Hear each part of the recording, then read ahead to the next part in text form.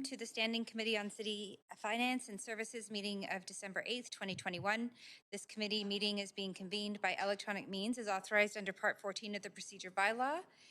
As such, committee members may participate in person or by electronic means. If a committee member loses connection during the voting process, staff will get you back online quickly while we suspend the voting process. The staff contact information has been circulated to you. Video of committee members speaking, presentations, and vote results will be projected on the live stream when available. Committee members are reminded that in accordance with Section 14.13 of the Procedure Bylaw, members must enable their video to confirm quorum. We acknowledge that we are on the unceded homelands of the Musqueam, Squamish, and Tsleil-Waututh people. We thank them for having cared for this land and look forward to working with them in partnership as we continue to build this great city together. I also want to take a moment to recognize the immense contributions of the City of Vancouver staff who work hard every day to help make our city an incredible place to live, work, and play. Clerk, may we have the roll call, please? Councillor Bly in the chair. Mayor Stewart's absent. Civic business from 9:30 to 11:30. Councillor Carr is on a leave of absence for civic business until 2 p.m. Councillor DiGenova. Present. Councillor Fry. Present. Councillor Swanson. Here. Councillor Hardwick. Present. Councillor Wiebe. Councillor Boyle. Present. Councillor Dominato is absent from 9:30 to 1 p.m. today. Councillor Kirby-Yung. Not here. You have quorum, Chair Bly. Thank you very much. So I would like to go over the plan for the day. The public is strongly encouraged to listen to the proceedings via the city's website or YouTube link and to follow along on Twitter at VanCityClerk for updates on the progress of the meeting. Video council members speaking, presentations, amendments, and vote results will be projected to viewers when available. Any comments on agenda items can be sent to council using the web form on the city's website. The link to that form will be tweeted out on at VanCityClerk. Today we have 7 staff reports, 2 staff reports referred from the council meeting yesterday. We will recess for lunch at noon and will reconvene in committee at 2 p.m. after in the in-camera meeting. We will meet in camera from 1 to 2 p.m. today. Should the business not be completed prior to 5 p.m., we will recess for dinner at 5 and reconvene at 6 p.m. Should the business not be completed today, the backup date will be Wednesday, December 15th from 3 to 10 p.m. And finally, I would like to remind committee members that if amendments are brought forward, they must be submitted to the clerk in final written form before the committee member introduces them. And please ensure the clerk has received your amendment by using the council meeting amendments DL. As chair for this meeting, I'm suggesting for reports that have no speakers and no presentations that we adopt the recommendations collectively in a single motion. We have items 3, 5, and 6 on the consent agenda for consideration. Does any member wish to hold any of these items for debate or questions to staff? Councillor DiGenova, I see you're on the queue. I will call on you. Number 6, I'd like to hold for questions of staff, extension to Drinkers Lounge alcohol consumption pilot, please. Okay, great. Thank you very much. That is noted. Seeing no other councillors on the queue, does any member wish to declare a conflict of interest on the consent items, which are item 3 and item 5?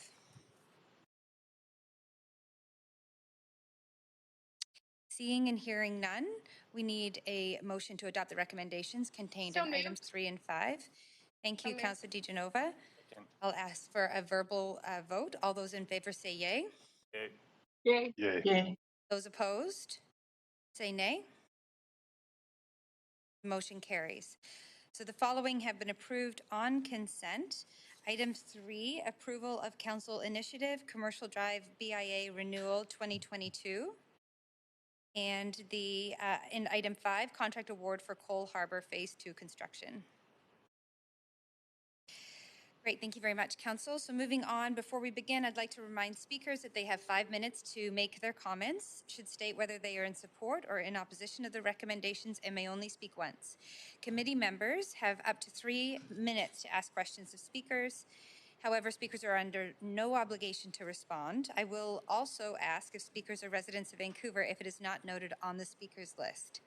Following the last speaker on the speakers list for each item, we will go back through the speakers list to call on those who were not present when their name was originally called and provide them the opportunity to speak. Our first item is the Spaces to Thrive Phase 1 Vancouver Social Infrastructure Strategy Policy Framework. And we have Sandra Singh, General Manager of Arts, Culture and Community Services, along with staff from the social policy team here to provide a presentation and respond to questions. Good morning, Mayor and Council. We're very pleased to be with you today to present a proposed long-range social infrastructure plan, Spaces to Thrive. If approved by Council, this would be the city's first ever social infrastructure plan. And as noted, I'm Sandra Singh, General Manager of Arts, Culture and Community Services. Over the past decades, the city has supported many highly impactful community spaces and programs in recognition of the strong role community spaces play to foster well-being, safety, belonging, and connection.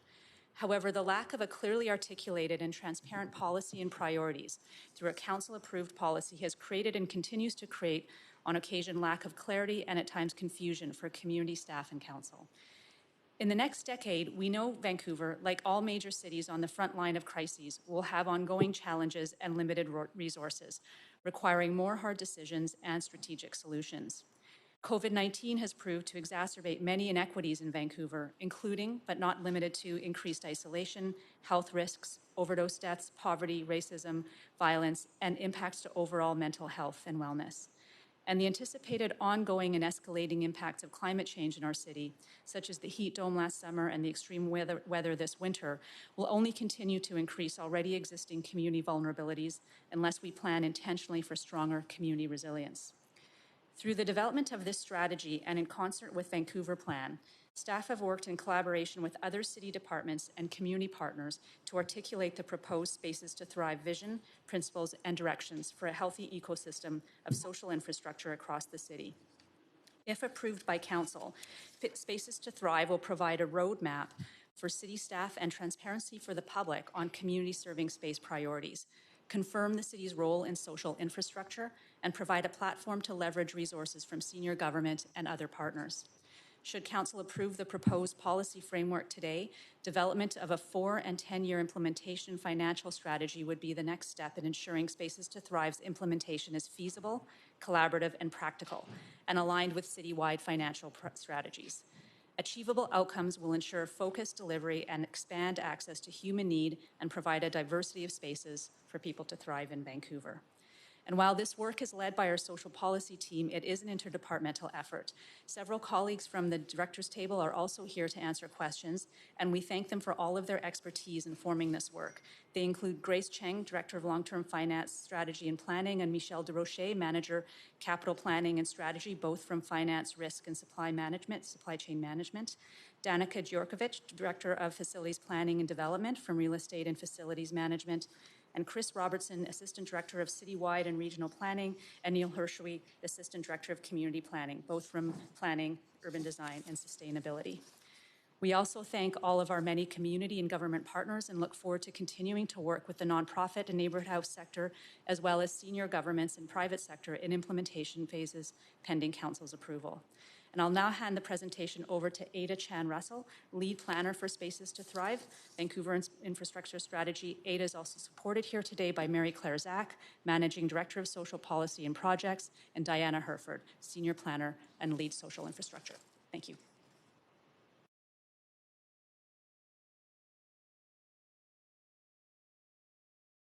Hi, good morning. My name is Ada Chan Russell, and I will provide an overview of the proposed Spaces to Thrive strategy.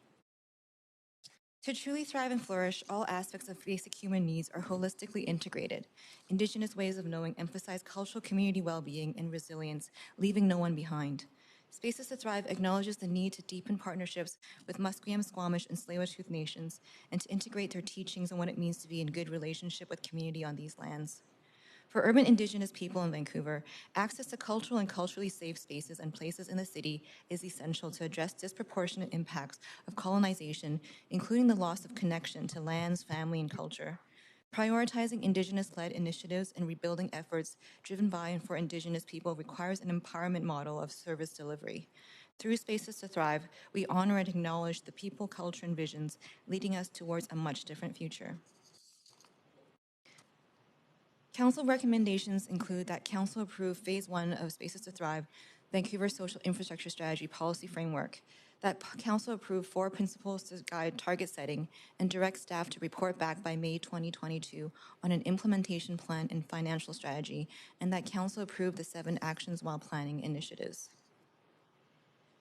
As an overview, we will talk about background and context, engagement and trends, proposed policy framework, approach to target setting and implementation.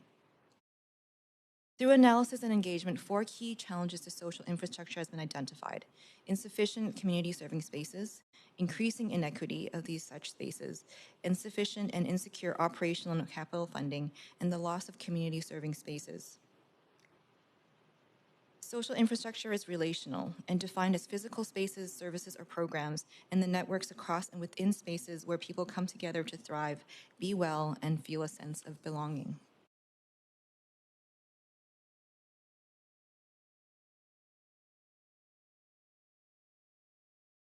A healthy city requires a healthy social infrastructure ecosystem, a range of spaces, programs, and services from publicly owned and operated or privately owned and operated, and these all meet community needs and support connectedness and belonging.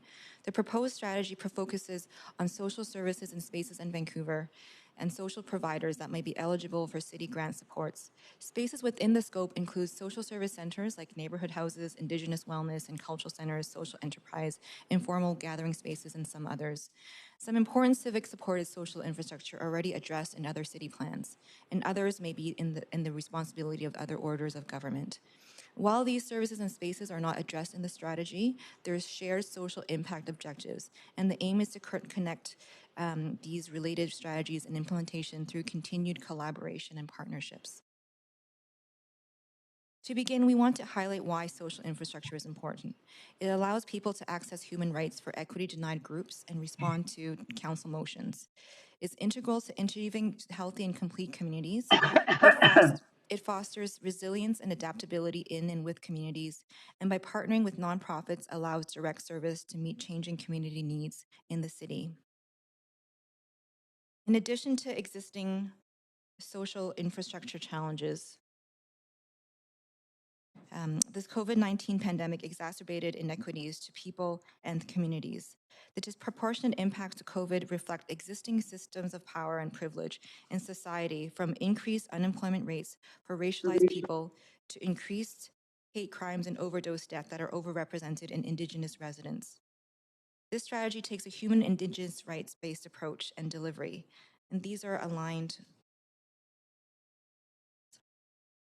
with policies and frameworks across multiple levels of jurisdictions.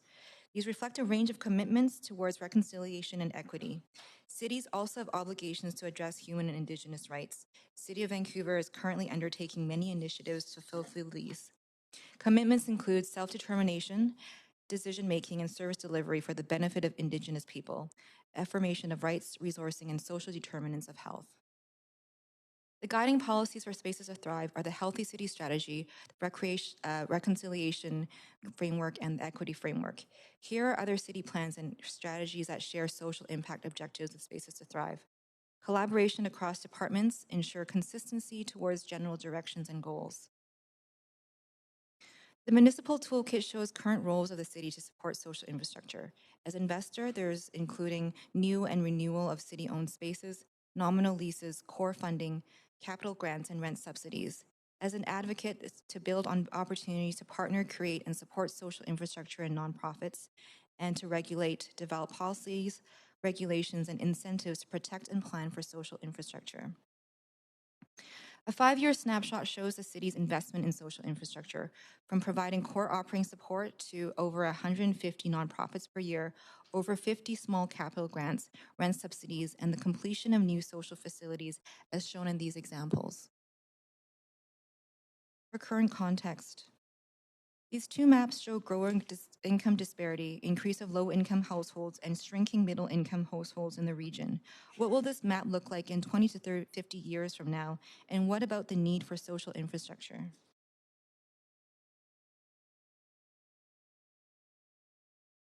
As part of the development of Spaces to Thrive, staff engage external stakeholders, including social nonprofit organizations, equity serving groups, community serving spaces, city advisory committees, community center associations, and the Urban Development Institute. A range of ways to participate were offered, from in-person to virtual platforms during COVID at both listening and share back sessions. Key themes from the engagement processes include city process and policy restrictions, capacity challenges, financial sustainability and funding challenges, reconciliation, equity, and balancing of priorities, and diverse space needs. The social sector has space challenges. 90% of social nonprofits feel their current space does not fully meet their needs, and the top challenge was a lack of affordable space. Growth challenges will further increase demands, with an estimated 150,000 additional Vancouver residents anticipated over the next 20 to 30 years. The pandemic compounded inequities in Vancouver and increased pressures on the social sector, with an increased demand for programs, job losses in the sector, and significant drop in revenue streams. Another space challenge is the risk of displacement and loss. An analysis showed that risk of displacement is increased with tenants in privately owned properties located in high development areas, which make up 36% of total social nonprofits, or 43% of those with a fixed address. Many high-risk areas have network or clusters of social nonprofit tenants that rely on proximity of partners to deliver key programs to residents.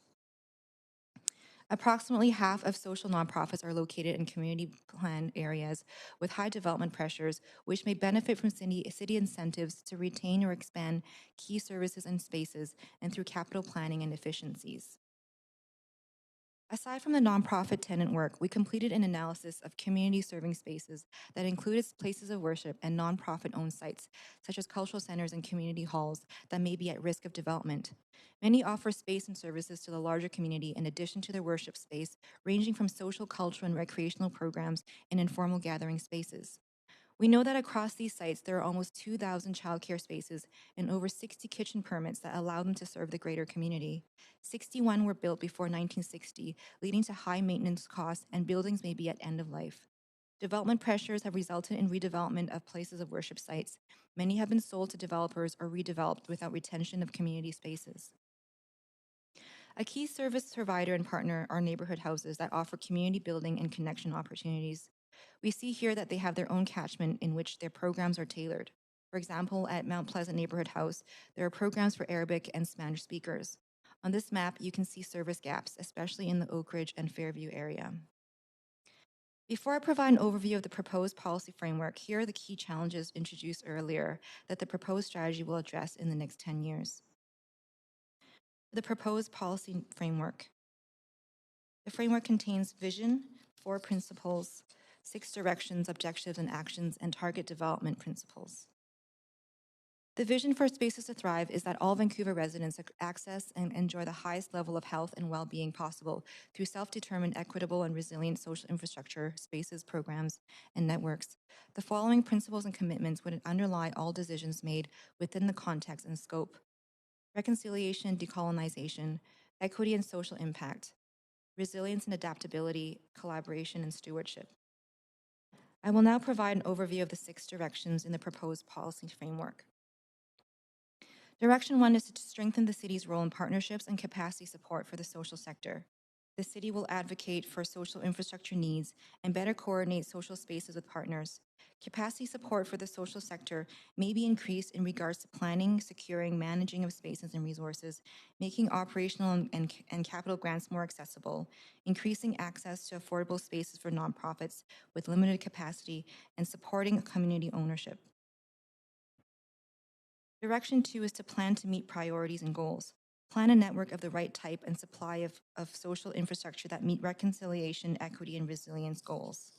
The city will identify the value of investing in social infrastructure and improve its data and metrics on social service provision in this community. We will establish and implement social infrastructure renewal and growth targets to meet current and future needs.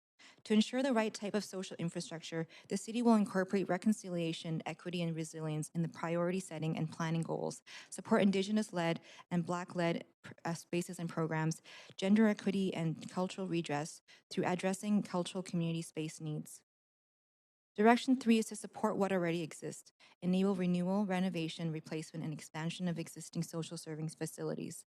The city will work with partners to access and determine social facility renewal needs that meet current and future social service needs, focusing on equity priorities. We will develop policy incentives and requirements to promote retention, replacement, and expansion of social infrastructure and support nonprofit applicants to renovate and maintain social serving spaces. Direction 4 is to plan for the future, enable new social infrastructure to meet growth and equity priority needs. The city will plan for new and expansion of city-owned social facilities where needed, considering population growth, shifts in demand, and existing facility capacity. We will develop policy incentives and requirements to promote creation of new social infrastructure and support nonprofit applicants to develop new social serving spaces. Direction 5 is to innovate for optimization, support transformation, adaptation, and optimization of social infrastructure. The city will improve efficiency and effectiveness of private and nonprofit-owned space use and service delivery.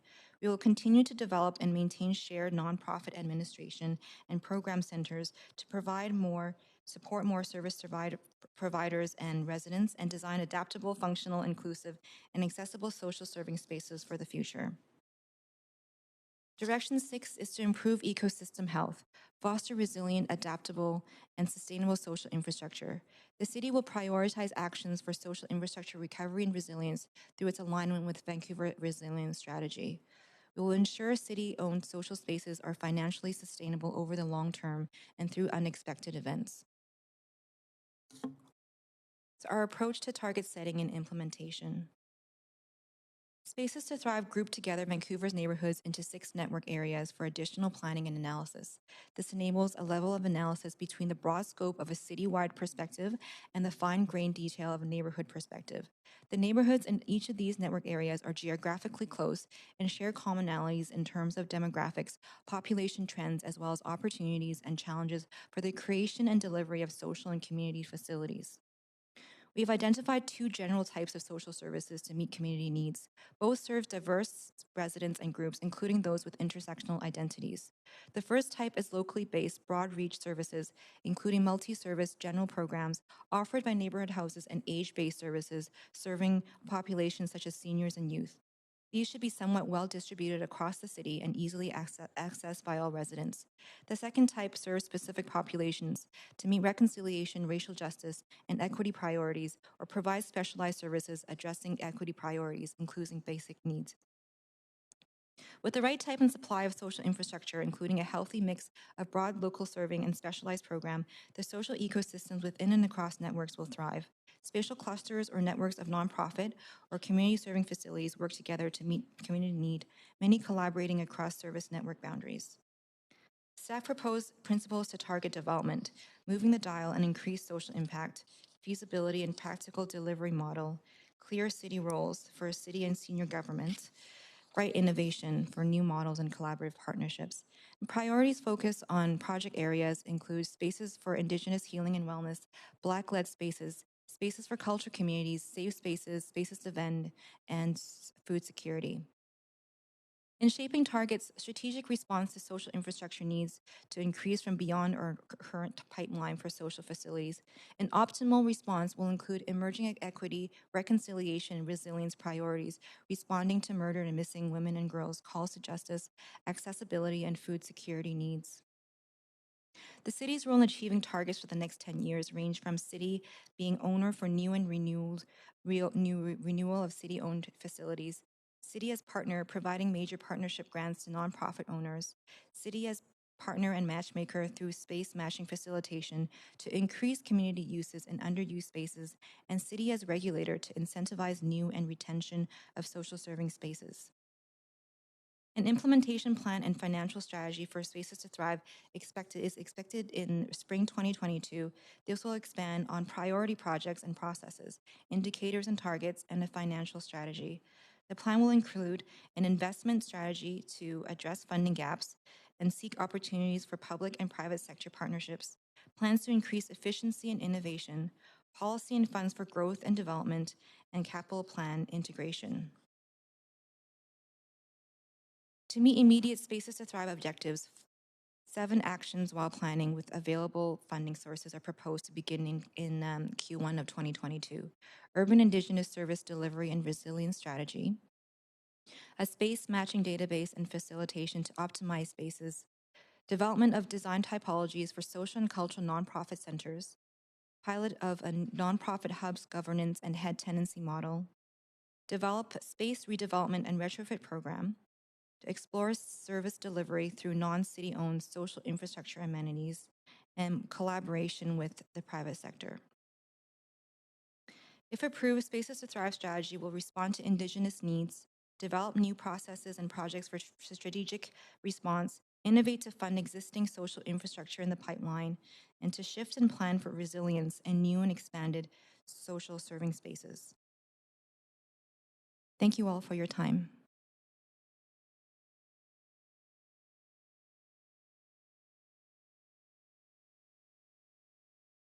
Thank you very much to staff. We do have an opportunity here to be asking questions, so I'll just check with councillors if there's any questions for staff on this report. Can I just, Councillor DiGenova, can I suggest, I see that we have a number of speakers. Would it be possible to suspend the rules to ask questions of staff after we hear from speakers? Well, I appreciate that, Councillor DiGenova. It doesn't appear that we have any questions of staff, so we would go to speakers regardless. So I'll just follow that process if it's okay with you. Sure, So, but can we move for a round of speakers or a round of questions to staff afterward if we want to? No, the questions to staff are now, and then you can ask questions of staff through points of information. Okay, or we could, is it possible? I suppose this is a point of procedure. Is it possible, Chair, to ask to suspend the rules after? You can move a motion to suspend the rules right now if you'd like to, and then that can be a decision of council. All right, I'll wait. I'll hold off. Okay, thanks so much. Thank you very much. Appreciate that. Okay, so we do have speakers to this item, and I will just check with our clerks. Our first speaker is on the line. The speaker is Cinnamon Bayani and is a committee member for the Urban Indigenous Peoples Advisory Committee.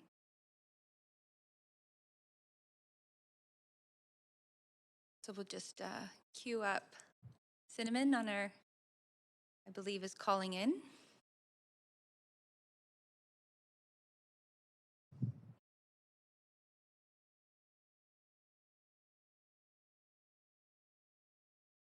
Hello? Oh, there you, yes, we can hear you. Is Yes, this, okay. yes, So, okay, can I wonderful. go You have ahead? 5 minutes to speak to council. Please go ahead. Thank you. Okay. Hello, my name is Cinnamon Bayani. I am a representative speaking today on behalf of the Urban Indigenous Peoples Advisory Committee, also referred to as the UIPAC. I would first like to thank Council for the opportunity to speak today, and I would like to acknowledge that this meeting is being held on the traditional, ancestral, and unceded territories of the Musqueam, Squamish, and Tsleil-Waututh Nations. At our recent meeting held on December 6, 2021, we reviewed the infrastructure report called Spaces to Thrive. This document gives voice to issues that the Indigenous community has been seeking for a long time.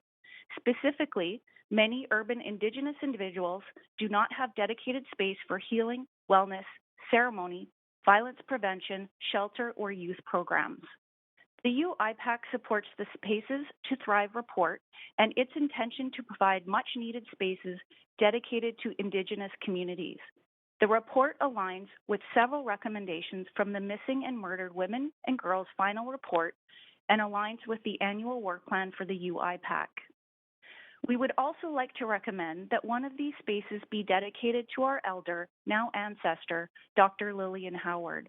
Lillian was a co-chair of the Urban Indigenous Peoples Advisory Committee, and she passed away on October 30th this year. As reported by the Union of British Columbia Indian Chiefs, and I quote, Lillian Howard of the New Chenal Nation was a dedicated warrior who cherished and protected the lives of Indigenous people in the province and elsewhere in Canada. Dr. Lillian Howard was a fighter. She was a residential school survivor. Lillian is remembered for supporting Indigenous women and girls as she was a tireless advocate for their safety as well as Indigenous rights and culture. It would be very fitting to dedicate one of the Spaces to Thrive in honor of Dr. Lillian Howard. I'll end with saying, on behalf of the UIPAC, we encourage Council to support the Spaces to Thrive report. Thank you for your time and consideration. Thank you very much, Cinnamon, for coming to speak to Council. There are no questions, but we appreciate you being here today. Next up, we have, from the public speakers list, we have speaker number 1, Elizabeth Lougheed Green. Hello. Hi there, we can hear you. You're Great. welcome to start your comments. You have 5 minutes to speak to Council. Awesome. Thanks. Good morning, Mayor and Council. My name's Liz Lougheed Green, and I'm the CEO of the Association of Neighbourhood Houses of BC. And the association is the umbrella organisation for 8 neighbourhood houses and a camp, and 7 of those neighbourhood houses operate in the city of Vancouver. I'm a resident of Vancouver, residing on the traditional, ancestral and unceded lands of the Coast Salish people, and today I'm speaking in support of the city's Spaces to Thrive framework. You can change the slide. Actually, I'm not sure if the slide is up. Maybe I'll just go ahead. We do have your slides up, and we've changed the Oh, slide. perfect. Mm-hmm. Awesome. Thank you. So a lot of you will have read in the report about neighbourhood houses and maybe experienced them in your own lives and communities. But basically, they're a unique form of social infrastructure that uses a place-based, multi-service, grassroots approach to community building. And what that means is that they have deep engagement processes that allow communities or encourage communities to co-create the vision that they have of their own community, and through that to serve the needs of those that live there. In general, they are intended to make communities healthy places to live, work, and play for residents of any age from all walks of life. You can change the slide. They're also, interestingly, really woven into the fabric of Vancouver. Our organization, as an example, began in the late 1800s with what is now known as Kitsilano Neighbourhood House. There are 11 neighbourhood houses in the city of Vancouver that deliver over 400 programs to more than 150,000 service users, and they have an enormous network of volunteers, thousands actually, across the houses, and deliver about 15,000 volunteer hours in each of the houses annually. Many languages spoken, very, very diverse communities make up the staff components. You can change the slide. Because of who we are as neighbourhood houses, there are enormous benefits for the city of Vancouver and those living there. They tend to be very aligned to city priorities like childcare and affordable housing and poverty reduction and food. And in fact, the association itself delivers about 1,000 childcare spaces currently in the city of Vancouver, with that growing over time to meet the needs that are identified by those living in the communities we serve. We also, and this is really relevant considering the times that we're operating within, act as safe spaces in times of crisis for community members. So cooling and warming centres and clean air shelters as protection from fire, flood, freezing temperatures and smoke. And we are playing a more and more purposeful role in that as our communities and our situations unfold. We can change the slide. And again, sorry. To aging infrastructure. One of the things that, as I've said, we neighborhood houses have been around for a very long time, with the, with them developing really starting in about the late 1930s. And so one of the big issues that they're facing currently is aging infrastructure, but it's not the only issue. In just the general need for capital maintenance and repair can be very, very difficult for all types of not-for-profits, and neighborhood houses are no different. Over recent years, particularly with COVID-19 challenges, natural disasters, and the push towards more equitable communities, neighborhood houses are also seeing the need for programming and service growth, and those have grown exponentially, while at the same time contending with that aging and challenging or complex infrastructure. You can change the slide. Social infrastructure needs are fairly significant across neighborhood houses, and to give an example of that, our organization recently commissioned an engineering report on the sites that we own, and I understand the city's done the same. Collectively, across the 11 sites that we own, those reports highlighted the need for almost $19 million in capital maintenance repairs alone to the buildings over the next 10 years. Elizabeth, we have come to the end of your 5 minutes, so I just wonder if you could just wrap up with one really statement. Quickly? Yeah, okay. Can we move to the next slide? And just to say that the City of Vancouver has played a really critical role for us as a partner that we can rely on to be with us alongside, so that we know that we can operate resiliently in perpetuity. And we are very supportive of the City Spaces to Thrive framework, and committed to working alongside them. That's great. Thank you so much. Very much appreciate you coming in and your presentation. There are no questions, but we appreciate you coming in to speak to council. Thanks. Thank you. Next, we have Jeanette Jones. Hello. Hi there. My name is Jeanette Jones, and I live in Vancouver. I want to thank staff for this important analysis of Vancouver's social infrastructure. They have identified key challenges and set out some important policy directions that may help Vancouver neighborhoods to become more livable. My concern is how this new policy framework relates to existing community plans. I use my own neighborhood of Norquay in East Vancouver as an example. The 1.5 square kilometer of the Norquay Village Neighborhood Center includes more than 1,900 properties, roughly within a 10-minute walk of Kingsway between Gladstone Street and Killarney Street. The 2010 Norquay Plan provided for mostly mid-rise and a few high-rise buildings along Kingsway. If you have driven this stretch of Kingsway recently, you will have noticed that the streetscape is changing rapidly. The Norquay Plan also provided for the 2013 rezoning of the rest of Norquay, almost all of which was previously zoned RS1, to low-density housing forms, and permitted duplexes to be built outright. By the end of 2020, 36% of the population increase anticipated by the plan had moved in. One of the objectives of the Norquay Plan is stated as support the development of new spaces for community gatherings and new public amenities. These new spaces were considered necessary not only to support the projected population increase, but also because Norquay in 2010 had no existing community gathering space whatsoever. No community center, no neighborhood house, no library. It still doesn't.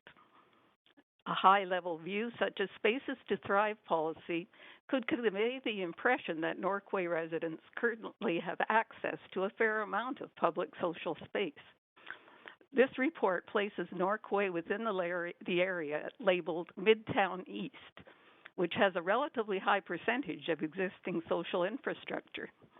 The map on the screen, taken from the Norquay Public Benefits Strategy, shows 8 separate facilities within a 20 to 30-minute walk, but none of that infrastructure is within the boundaries of Norquay. The list of 285 organizations that were consulted during the engagement work for the Spaces to Thrive policy includes only one organization located in Norquay, Army, Navy, and Air Force Unit 100. The Norquay Public Benefit Strategy states, while services are accessible from Norquay, there is no facility within the neighborhood center itself. Some services should be available within the community at a central location to help provide a focus for social interaction and to create a neighborhood identity. The strategy specifies 15,000 square feet of new indoor public space to be delivered as part of the redevelopment of the 2400 motel site.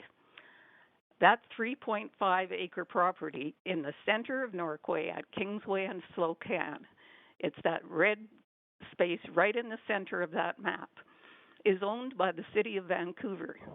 11 years after the Norquay Plan was approved, residents still have no indication that the City of Vancouver is even starting to plan for the redevelopment of this site. We still need to go outside the boundaries of Norquay to meet our social needs. Our community cannot thrive or be a complete neighborhood until the promised social space is built at 2400 Kingsway. Will this new policy respect that promise or push it even further down the priority list? Thank you. Thank you very much, Jeanette. You do have questions from Councillor Kirby-Young. Go ahead, Councillor Kirby-Young. Thanks, Chair. And good morning, Jeanette. Thanks for speaking to Council. You're expressing something that we're hearing more and more, which is sort of the disconnect between the development that's happening in communities and the pace of delivery of those community amenities to support that growth. We're hearing it, for example, from people in the River District. And I'm wondering sort of if you have comments as to how the impact of the communities, and I think you've been describing of not having those spaces and how the city could expedite it. And for example, I might say that sometimes it seems quicker when we require the developers to deliver the spaces than when the city is trying to compile funds and do it ourselves. I wonder if you have any sort of general thoughts and perspective about that. Well, I'm not really privy to the conversations that go in within the walls of City Hall, but it does seem to me that when the city already owns the site, and the development of this site would fulfill not only community space requirements, but the plan also provided for 100 units of social housing on that site. So it fulfills a lot of the priorities of the city. And I know that it would take a lot of cooperation and coordination between departments to actually make that happen. And I think some of that is going on, but how one can actually make it go faster, I honestly don't know. Do you think that, I mean, obviously people want the amenities and they serve a huge role, they want them more quickly. Do you think that communication is part of it? Do you think there's an expectation when there's a plan that an amenity is included in that it's going to come shortly? Would it make a difference if the city communicated really clearly that it'll take a number of years and you may not see that in the first number of years in the neighborhood? That would probably help.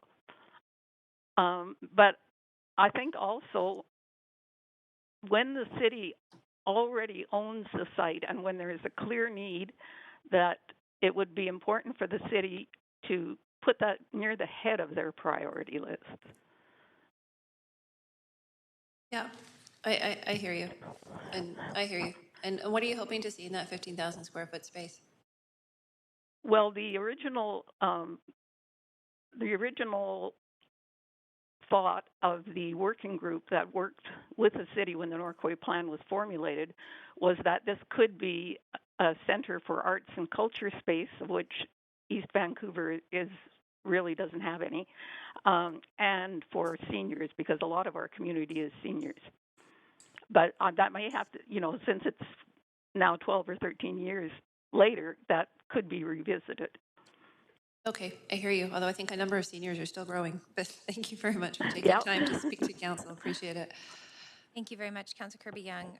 Councillor DiGenova. Thanks so much, Jeanette. I really appreciate your perspective, and I'm interested to ask staff some questions after, which I'll do through points of information. because that's what I'll have available to me. But my question to you is, I mean, we heard from staff briefly yesterday. I'd asked about this report in the budget, and I understood that this was um, possibly the phase one of this was also about creating space for different groups. So it goes beyond arts and culture. We'd be looking at a number of different groups that have equity issues and diverse needs, Vancouver, including sex workers who need space and drop-in space. So, I mean, if we're talking about this 15,000 square feet, and you've said on the wish list of your working group that that's seniors and arts and culture, but we really don't know where it's going to. Are you still supportive of that, or would you like some more clarity around that if you've been working so hard on this? Well, what we'd like would be for the city to perhaps consult, because there are a lot of new residents in the area as well that weren't here in 2010. So perhaps more consultation with residents of the area and with some of the services, which, I mean, I think this has already been done in the report that's before you today, which services are needed in Vancouver. And certainly I think we would all be open to some more specialized services within that 15,000 square feet. But we also need some general services. You need general services as well. And do you feel that you've been heard? Have you been told in any way, your group, that this is space that you could, enter an RFP process for? Well, we don't really, that working group dissolved basically when the Norquay plan was approved in 2010. So we don't actually have a group at the moment. We have heard a lot of individual city staff saying, yes, we really need this facility, but we haven't heard anybody say, this is how you can get it. Okay. And would that be something you'd like to know? Would that, I mean, can I say, are you in support of this, or are you in support of this with the conditions that the community has input on that? Yeah, I would say that's true. Okay. Thanks so much. Sorry, I have limited time, but I'll leave it there, and I will ask those questions of staff. Thanks, Jeanette. Okay, thank you. And thank you very much. Jeanette, you do have one more councillor on the queue for questions. Councillor Swanson. Hi, Jeanette. Hi. I'm just wondering if we could get that site developed for some community facilities, would you be cool with putting housing on top of it? Well, I think that was the plan. The plan is for, it's a big site, it's 3.5 square feet. Sorry, 3.5 acres. So the plan is for housing, 500 units of housing, which includes 100 units of social housing to go on top of it. Okay. Thank you. That's good. Great, thank you very much, Councillor Swanson. That's all your questions, Jeanette, but we do appreciate you calling in to speak to council. Thank you. Thank you. Next, we have speaker 3, Claudia Jorberg, on the phone. Are you there, Claudia? Yes, I am. Great. You have 5 minutes. Please go ahead. Okay. Thank you very much. Thanks for letting me speak. My name is Claudia Schoberg, and I am the chair of the Community Board for Cedar Cottage Neighborhood House in East Van. And I'd like to report that Cedar Cottage Neighborhood House is in full support of the vision, guiding principles, commitment, and policy directions as outlined in the Spaces to Thrive report. So personally, I live and work in East Van, and I've been an entrepreneur in the city for 35 years. I founded and own Pedalheads Bike, Sport, and Trail programs, which has 8 locations in Vancouver and over 200 across North America. But I'm also a dedicated community volunteer, and I truly believe in Cedar Cottage Neighborhood House. It's hard to put into words, but it is really a welcoming place where judgment stops at the door. I just don't know. I don't know how to say how you can get people of all walks of life there, shoulder to shoulder, feeling completely comfortable and completely at ease with one another. And I know that some of you are aware of us and have been to the House either through our All Candidates meeting or at some other events. We would have loved to have you at some of our other special events that we have, the Carnival, the Powwow, other things that we do throughout the year. But of course, the last couple of years have made that impossible. And since 2012, Cedar Cottage has worked actively with the City of Vancouver to work on a replacement for our aging building.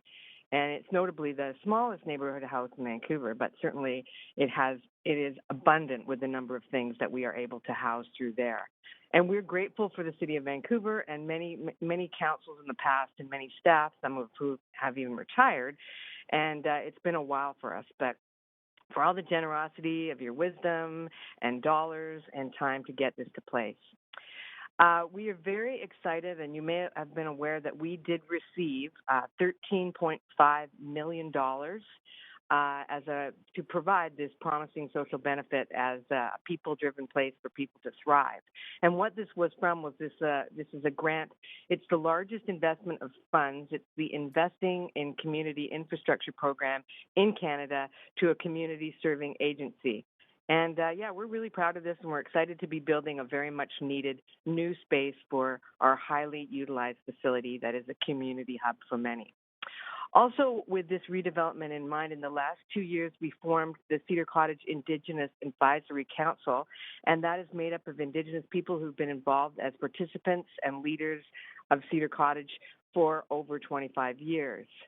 This is a place that urban Indigenous people have found home away from home, a place to belong and connect through generations of families. We have invited the host nations for a blessing, and we have shared our plans. We're working closely with them as we work on the development of the new building. But today I'm here with some urgency because, of course, I understand that this is a policy directive and does not speak directly to financial support, and I don't want to be presumptuous about this, but in terms of this grant, there is a timeline that make it our responsibility to have it built by 2026. And it's our hope that within the policy directions, there is an opportunity to work with the City of Vancouver to get this done with finances, development processes, and staff supports. We are ready and we earnestly hopeful that with the support of the social infrastructure policy, we can get Cedar Cottage Neighborhood House built quickly and to meet the requirements of the grant. We need Cedar Cottage Neighborhood House to be built now. We just want to make sure that we are on your radar. And so just to sum up, we are completely supportive of the Spaces to Thrive, and we look forward to continuing to work with you to get our facility built. Thank you very much. You do have questions, Claudia. Councillor DiGenova. Hi, Claudia. Thanks so much. You speak with a lot of passion, and I really appreciate your advocacy for Cedar Cottage Neighborhood House, and I definitely see the value in neighborhood houses. I mean, we're hearing from some speakers that would like to see a place for seniors.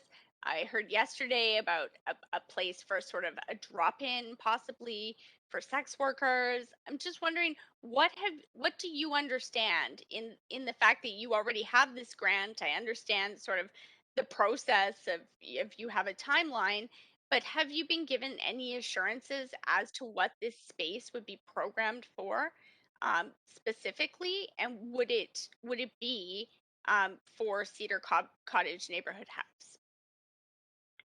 Yeah, so what I'm talking about is a redevelopment of Cedar Cottage Neighborhood House. It'd be almost 3 times the size of what we have right now. And we have been working with the city specifically in the childcare realm because that's what we're going to be providing, a lot of childcare there. We already do, as far as daycare, but also out of school cares. We provide those in satellite locations, but also at the house. And we also provide preschool programs as well. But we also have lots of other programs, and Indigenous programs, family nights, lots of senior programs. We have adult daycare, and we do youth programs. I mean, it is quite extensive what we offer, and it is based on community need primarily. But I think there's no end of what we could offer at the space. And we've been working with the city all along to make sure that what we're offering is in alignment with what is needed in the city as well. Okay, and I don't mean to put you on the spot, but because I can't go back and ask you questions after I ask our staff questions, Does that Yeah. include, some of the other things we've heard about? Like, I mean, I know we have a shortage of childcare in the city, and certainly I know staff are coming back with a report on that soon. But seniors, we've heard, would like this space for a senior center. Certainly, you've said that this would triple sort of the size of your facility. And then I heard yesterday also that there would be the possibility of having some space for people who have equity issues and are marginalized groups of people, such as sex workers who needed a safe space to be. So I'm just wondering, does that fit within your mandate, or is that something Cedar Cottage Neighborhood House Absolutely. is going to provide? Okay. Absolutely. And we have already worked with all those kind of initiatives, and we definitely provide those services now. It would just be a way to be more robust about what we're able to offer. So the childcare, absolutely, the adult day programs, the senior center, and all the other support programs that go along with that, the garden, the community crafts and building things. We have a community kitchen where we Claudia, I make don't mean meals to cut together. you off, but we're just over the 3 Yeah. minutes here, so Sorry. we're going to have Thank to you end it so there. much, Okay. Yeah. Claudia. Okay, great. Okay, Thank thanks, you. Melissa. That's the end of your questions. We do appreciate hearing from you today. Okay, thank you. Up next, we have Michelle Lackey. Just you can hear me, I'm guessing. Yes, we can hear you. Please go ahead. Thank you. Thank you. Hi, I'm Michelle Lackey. I'm the Director of Exchange Inner City, a community economic development organization in the downtown east side, where we work collectively with you, with staff, with social purpose organizations, social enterprises, nonprofits, to really strengthen the conditions for a thriving, equitable, inclusive economy in the downtown east side for all people. Overall, I want to say that we support the Spaces to Thrive social infrastructure, what the framework that's put out here, and commend staff for putting this together. I just want to highlight a few things that I think are really important, and things that we'll definitely be following closely. One is I appreciate the recognition of space needs for nonprofits, and this is a really integral part to social infrastructure, and especially noting that the rent costs continue to increase, making it much less accessible for nonprofits and community serving organizations to be in their space and to be able to provide the operations that they do, but also, the actual physical space. And so I really strongly encourage this as an opportunity to take more of city-owned spaces, properties, and to move them towards, you're already talking about social purpose real estate, and we have CIRIS, the Community Impact Real Estate Society, that can manage those properties. And by providing some spaces at market rate, which they manage, and some below market rate, and even lower than that, it enables actually the nonprofits to thrive and to focus on what they do best. It's a great use of funds, and I strongly encourage more of that to happen. Secondly, I want to touch on, under Direction 6, the fostering resilient and adaptable infrastructure, and there's talk about preparation for emergency situations and the networks for distribution, et cetera, in those emergency situations. This is key. We saw this during COVID, and we saw, especially, I'm sure everywhere, but especially in the downtown east side, how organizations work together to respond to the emergency, which is still going on, and multiple emergencies. And I would encourage, as this moves forward, I would strongly encourage to develop with community what those systems are, because we shouldn't be running around trying to figure out who can do what, and we can do it much more effectively, and we can be partners in this. The third thing I wanted to focus on was under direction 2 about the right type and supply of social infrastructure. And one of the things that's under that is exploring ways to quantify and qualify the community and economic impacts of social nonprofits, which we know is quite large, and the ripple effect is quite large as well. So one, I really support that. 2, Exchange Intercity is looking into some of that in specifically related to low barrier employment and impacts of that and everything. So there's partners out there to work with. But also, I just want to highlight that as we quantify and qualify, which I think is incredibly important, we do it in a way that is positive to strengthen and not punitive. Because sometimes, especially if it comes from a government entity, it can be seen as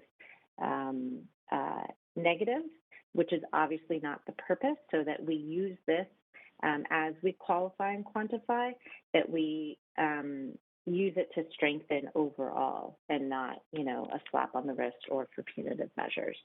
And the final thing was under developing and strengthening partnerships within the city or advocating for social infrastructure needs.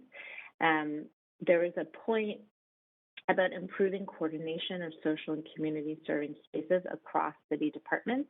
And I just want to underline that to say that I think that there is a place here to really lead and use this as a means almost to lead the coordination across departments, which I know is incredibly difficult.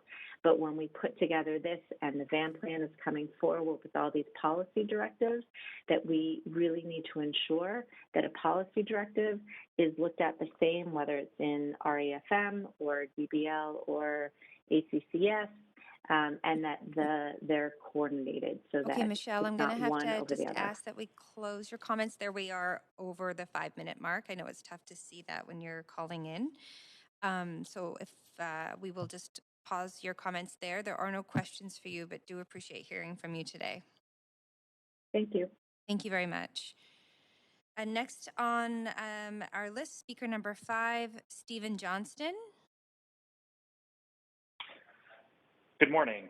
Can you hear me? Yes, good morning, Stephen. We can hear you. And you can go ahead. You have 5 minutes to speak to council.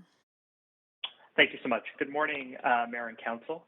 My name is Stephen Johnston. I'm the Executive Director of the Community Impact Real Estate Society, and I'm here to speak in support of the Spaces to Thrive strategy and policy framework. Briefly, Community Impact Real Estate is a social enterprise dedicated to curating a portfolio of affordable commercial real estate to ensure that nonprofits, social enterprises, and other affordable goods and service providers can remain in the communities they serve. Given our depth of knowledge in social purpose real estate, Community Impact Real Estate is keenly aware of the challenges faced by community in accessing affordable space. Much like the housing market, there is an affordability crisis in commercial real estate. Rising lease rates and operating costs are driving nonprofits and other community-serving organizations out of the neighborhoods they serve. The growing lack of services and affordable goods available to residents increases inequity and alienation. Creating a more just and equitable future for Vancouver means looking beyond affordable housing to include social purpose real estate. This inclusive approach ensures we build a whole and complete neighborhoods that meet the needs of all residents. The Spaces to Thrive framework makes important first strides towards realizing a better future for our city. Community Impact Real Estate is encouraged to see that staff have included 5 actions to advance this strategy while further work is done. In particular, action number 2, a space matching database and accompanying facilitation, and action number 4, the creation of a nonprofit hub, will make an immediate difference in increasing the amount of affordable and accessible social purpose space. We encourage staff to continue working with community partners to advance these actions. The Spaces to Thrive strategy and policy framework is a much-needed step in the right direction when it comes to increasing access to affordable space. Community Impact Real Estate would encourage the city to look beyond this framework to consider other tangible ways to support community. For example, the province, through BC Housing, has contributed commercial retail units to the Community Impact Real Estate portfolio in an effort to increase the amount of affordable space available to community-serving organizations. In closing, I'd like to challenge the city to follow the province's lead and look at its own real estate holdings to determine what can be made available to community through the Community Impact Real Estate portfolio. Thank you for your time. Thank you very much, Stephen. We do appreciate hearing from you. You do not have any questions, but thank you for calling in today. And then finally on our list, we have Nathan Edelson. Thank you, Councillor Bly. I'd like to acknowledge that we're on the unceded lands of the Coast Salish people, far too many of whom are living in poverty and in need of an array of social services provided in creative and respectful ways. And I'd also like to thank the previous speakers because they've noted some very important facilities that are needed. I'm speaking as an individual, but this is based on my experience as a former city planner and my work with several community-based organizations. And I'm speaking in support of the Thrive strategy, and we'll focus on, first, the need to provide appropriate services in every neighborhood. Second, the current and potential role of neighborhood houses, which you've heard a bit about, in helping local residents of different incomes and cultural backgrounds to address current and emerging community needs. The third, the increasingly urgent need to expand opportunities for residents to age in their communities. And finally, recognizing the regional basis of many of the social issues facing the city. So, appropriate services in every neighborhood. When I was a senior planner for the Downtown East Side, I was forced to learn a great deal about the need to decriminalize the use and even the sale of small amounts of illegal drugs. It was hard to imagine that several decades later, the three levels of government would now be supporting harm reduction to the extent that not only is there a supervised injection site, but also a user-operated facilities, let alone that at least one court, in effect, is attempting to decriminalize the sale of even dangerous drugs such as fentanyl. I mention this because years ago we initiated the street market as a harm reduction measure to help local residents secure some income as well as affordable goods. The Thrive report notes the importance of public markets in different neighborhoods. It's my understanding that the police have recently found a considerable amount of stolen property in the Downtown East Side market, and there have been some calls for its closures. I think closing that market would be a misstep. The market is not the cause of theft.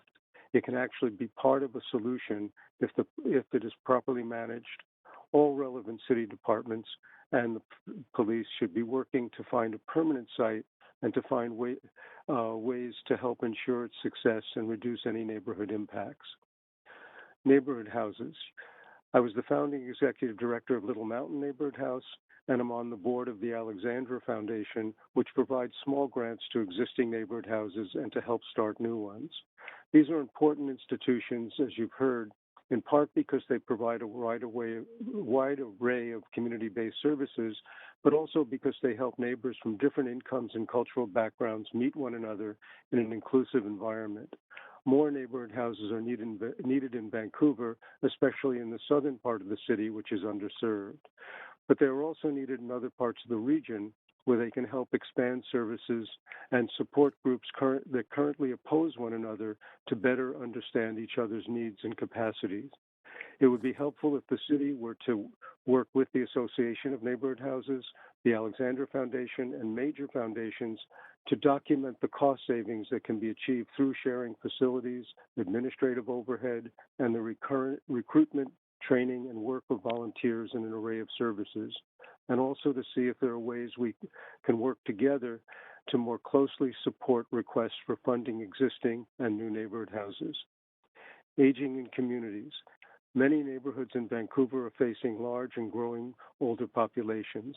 There's an increasing number of empty bedrooms as seniors prefer to age near friends, families, and familiar services. As you know, the False Creek South Neighborhood Association has proposed a campus of care that would provide a considerable amount of new seniors-appropriate housing and health services, as well as supportive housing for people with disabilities and those who have experienced homelessness. It would be very helpful for this community and others if this initiative could be expedited on city-owned lands near the Olympic Village Station. Regional issues. Vancouver is a leader in providing many needed services for local residents, especially those experiencing homelessness and addiction to illegal drugs. These challenging issues are not being addressed as well in all parts of the region. In some instances, residents move to Vancouver where there are more health and housing services, even though they would prefer to remain in their own communities.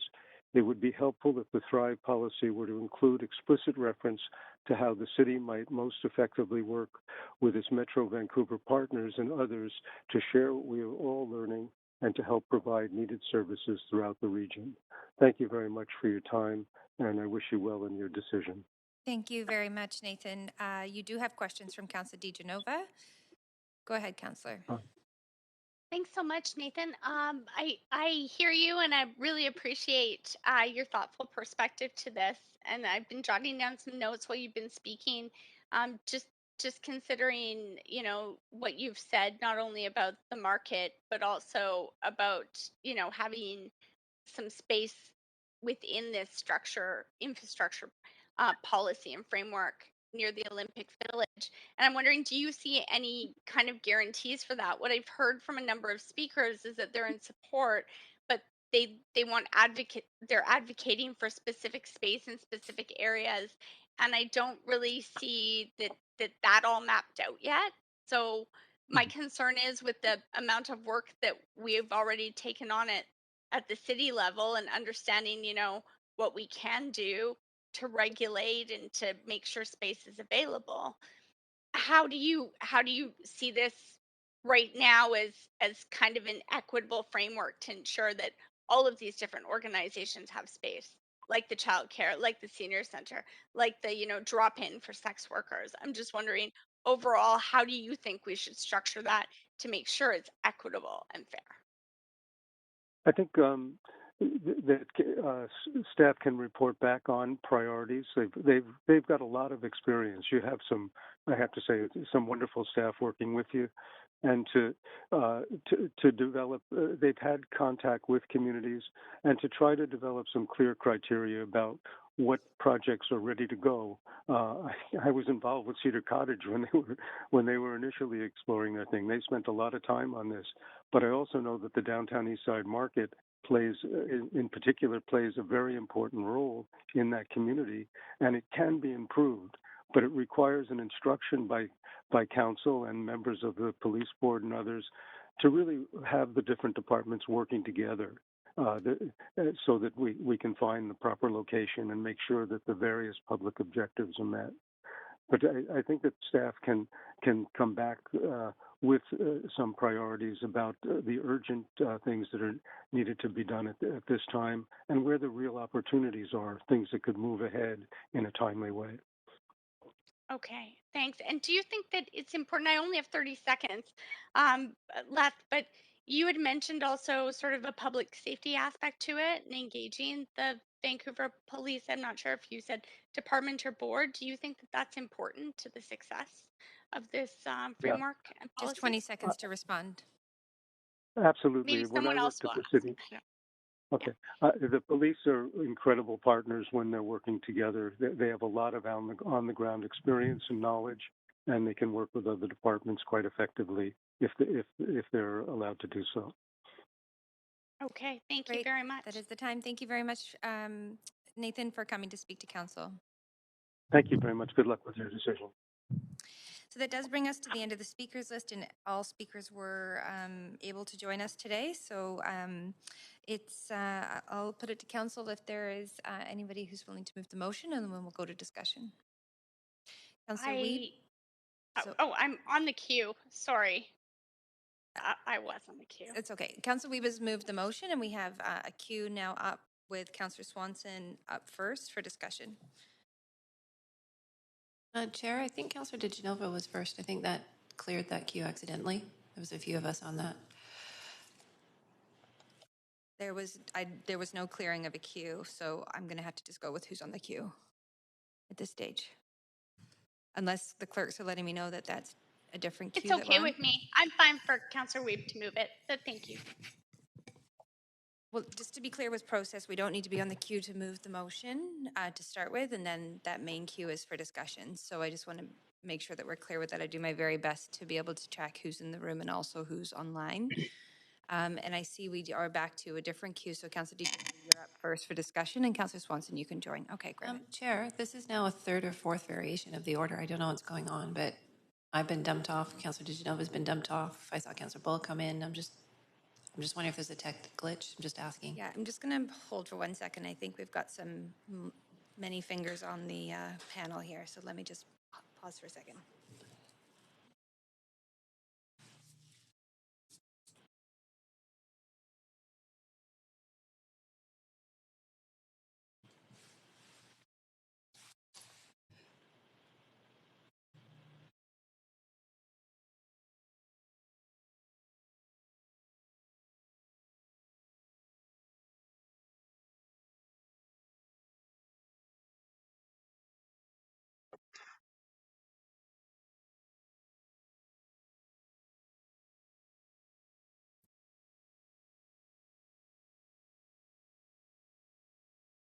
So just to be clear, we just need to give a moment for us. When speakers are complete, we're on a question queue and everybody puts their name on the question queue. Then we move to a main queue, and then there's different names on the main queue. So that's what's happened. So we're just going to make sure that we're on the correct queue, which I believe is in front of you right now, and then we'll come back. So understanding the circumstance of switching between the queues, this is the correct queue that we're looking at right now. So I'm going to move to Councillor DiGenova. You have up to 5 minutes. Okay. I'm first of all going to ask if we could suspend the procedure. I'd like to move a motion to suspend the procedure bylaw to ask questions of staff so that we could possibly have a question period instead of just our debate time, please. So we have a motion on the floor to suspend the rules and have a round of questions of staff, and then we'll come back to discussion. So we don't need a seconder. I'll just ask for a vote. All those in favor say yay. Yay. Yay. Yay. Any opposed? Hearing none opposed, that motion carries. And so we'll have 5 minutes of questions to staff. So I'm going to go over to a question queue. And you can put yourself on the question queue for questions of staff. Okay, so we've got Councillor Swanson. Yeah, I'm just wondering if there is anything in our upcoming, or if there's a plan to put something in our upcoming capital budget to develop the site in Norquay at the 2400 motel.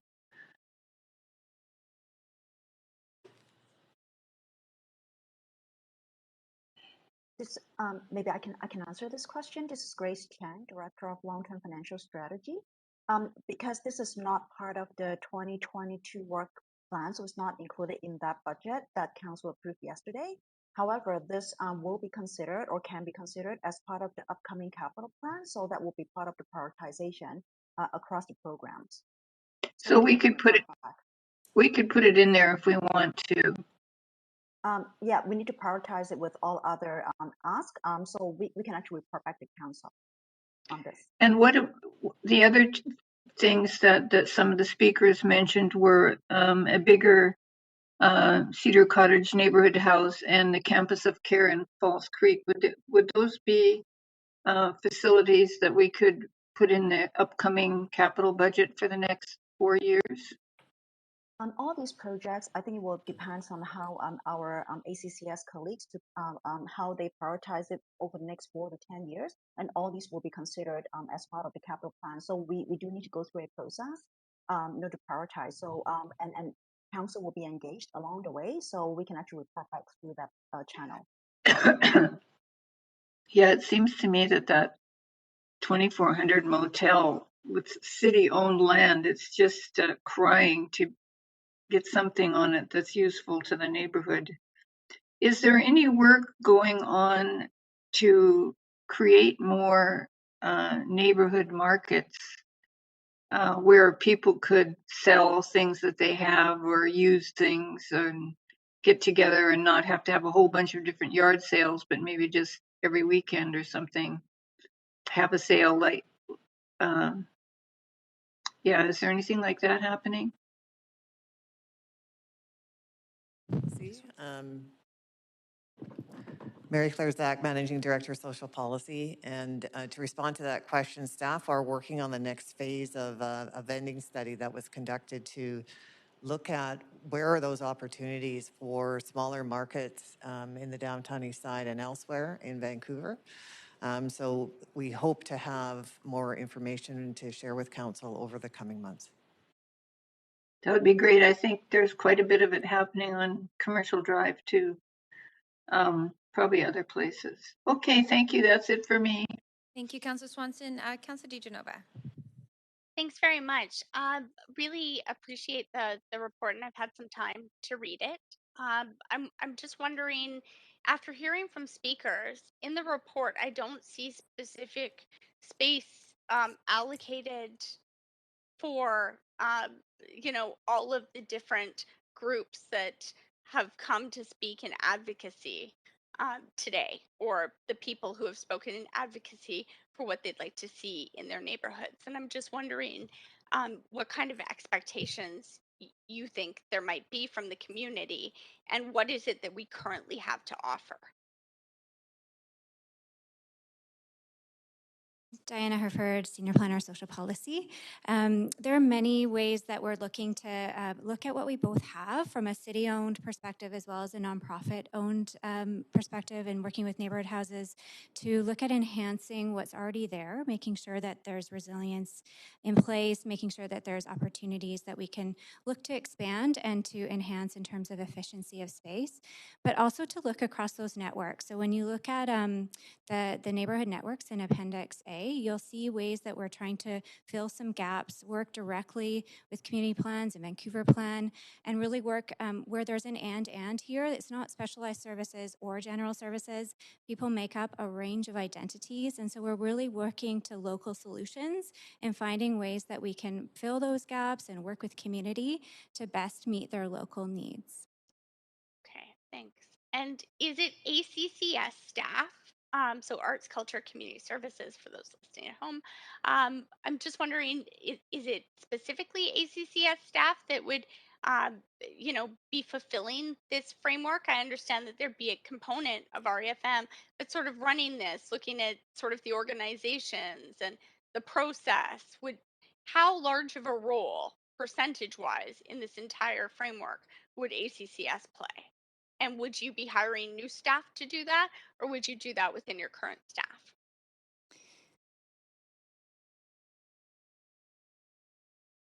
Councillor DiGenova, Sandra Singh, General Manager here. ACCS is the lead department within the city that works on social and cultural infrastructure.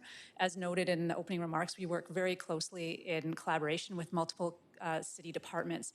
And so there are components of this that are city delivery, which might be in partnership with REFM. There are parts that are regulatory that would be in partnership with planning and development services. But ACCS is the lead, and we do have a social infrastructure team as part of our ongoing operations that does this work. We do not see ourselves at this point requesting additional staff in relation to implementing this policy. Okay, so you'd be able to do this within the resources you currently have. In terms of leading and administering this this strategy and policy, yes. When we have a large-scale capital project, we usually across departments look at what staffing resources might be needed to deliver that. But in terms of this policy and the delivery of it, we should be resourced. Okay, thanks. And just another question that came from, I actually have two. We'll see if I can fit them both in.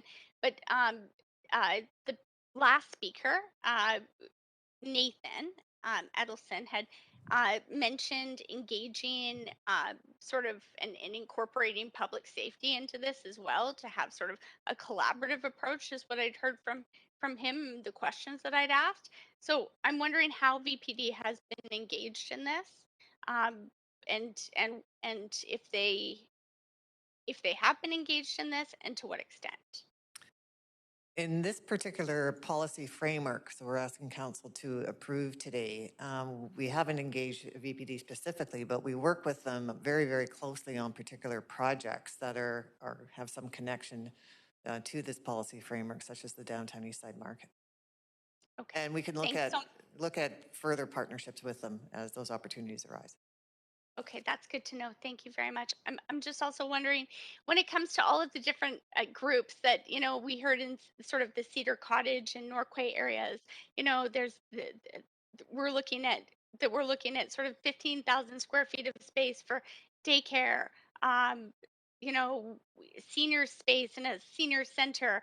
I know that Sandra had mentioned yesterday in response to my question, sort of Councillor a DiGenova, drop I'm in just going to space draw for your attention to your time. Oh, They're not sorry. going to have enough time to I answer. was just wondering, will all of these different uses be able to use this 15,000 square feet space? Maybe Councillor Kirby-Young will touch on it, maybe not, but I'll send that in later. Thank you. That's going to depend on our efforts to, engage with communities in the area to determine what those needs are and to do, a functional plan for the space. So that's to be determined. That's great. Thank you very much. And Sorry, I can't see my timer, Chair. My apologies. Yes, please. Yeah, that's great. We just want to give staff the chance to respond out of respect for staff. So, Councillor Kirby-Young.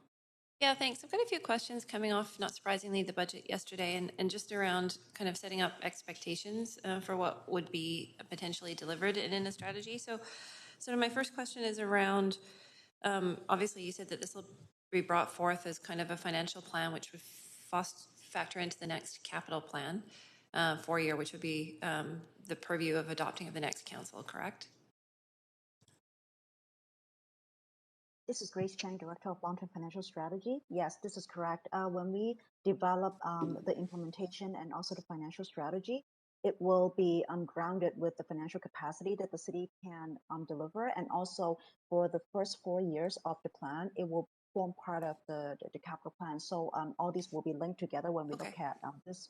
Great, thank you, Grace. And then maybe a follow-up question, as Sandra's saying, and that's really around philosophically, sort of within the capital plan. Do you see this as being incremental asks or alternatives? So I think about things like our core infrastructure renewal, community centers, libraries, ice rinks, some awaited facilities like senior center at Sunset, some of those other gaps in addition to these really important spaces like neighborhood houses. So do you see this being incremental projects that would put pressure on those projects, or that's the first question?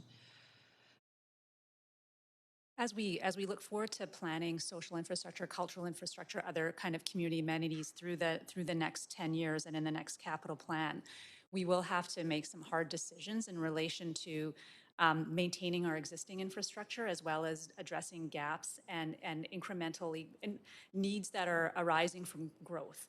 And so that will be part of the contemplation over the next few months as staff prepare to bring a capital plan to council. Okay, and then follow up on that, do you think there's an opportunity to leverage some of those spaces, such as community centers that are either being renewed or new, to incorporate some of these spaces and sort of work smart with space and money, if you will? Yes, absolutely. Co-location and is high on our priority list of opportunities to look.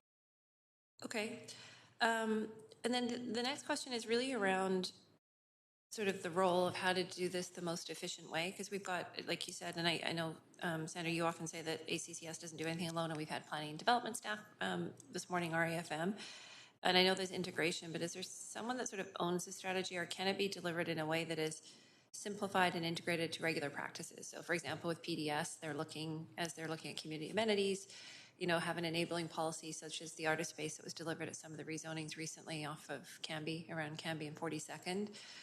Is there a way that it can be integrated, that we're not creating a whole additional level of new work, but we are integrating into some of our existing work as part of our objectives? I'll say something quickly and then I'll ask Diana to comment. But when council looks at a policy like this and sets the framework, this provides us the platform to start to build those types of lenses into other areas of work, so that it becomes part of that ongoing deliberations and operations. Diana, did you want to? Diana Hervard, Senior Planner, Social Policy. Just to add to that, some of the things that we're looking at is exactly that, and integrating into VAHA projects where there's social infrastructure and housing, looking at how VanPlan has a strong community infrastructure ecosystem that can really provide some deep resilience and equity across the city, ways to integrate from Resilient Vancouver and have really resilient neighborhood plans, and social infrastructure plays a part of that. All of it's integrated, and all of it's very much connected to a citywide strategy.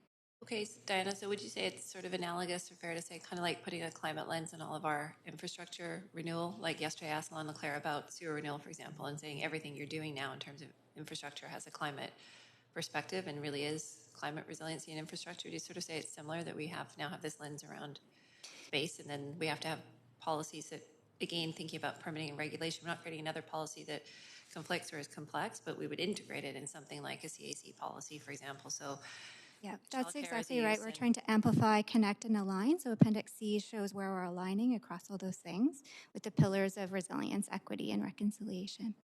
Okay, but like, for example, when we're looking at space and we're saying, okay, cities identified spaces, we need spaces for make space for arts and culture, we need them for childcare, we need them for underserved sort of equity-seeking groups, and we could align that.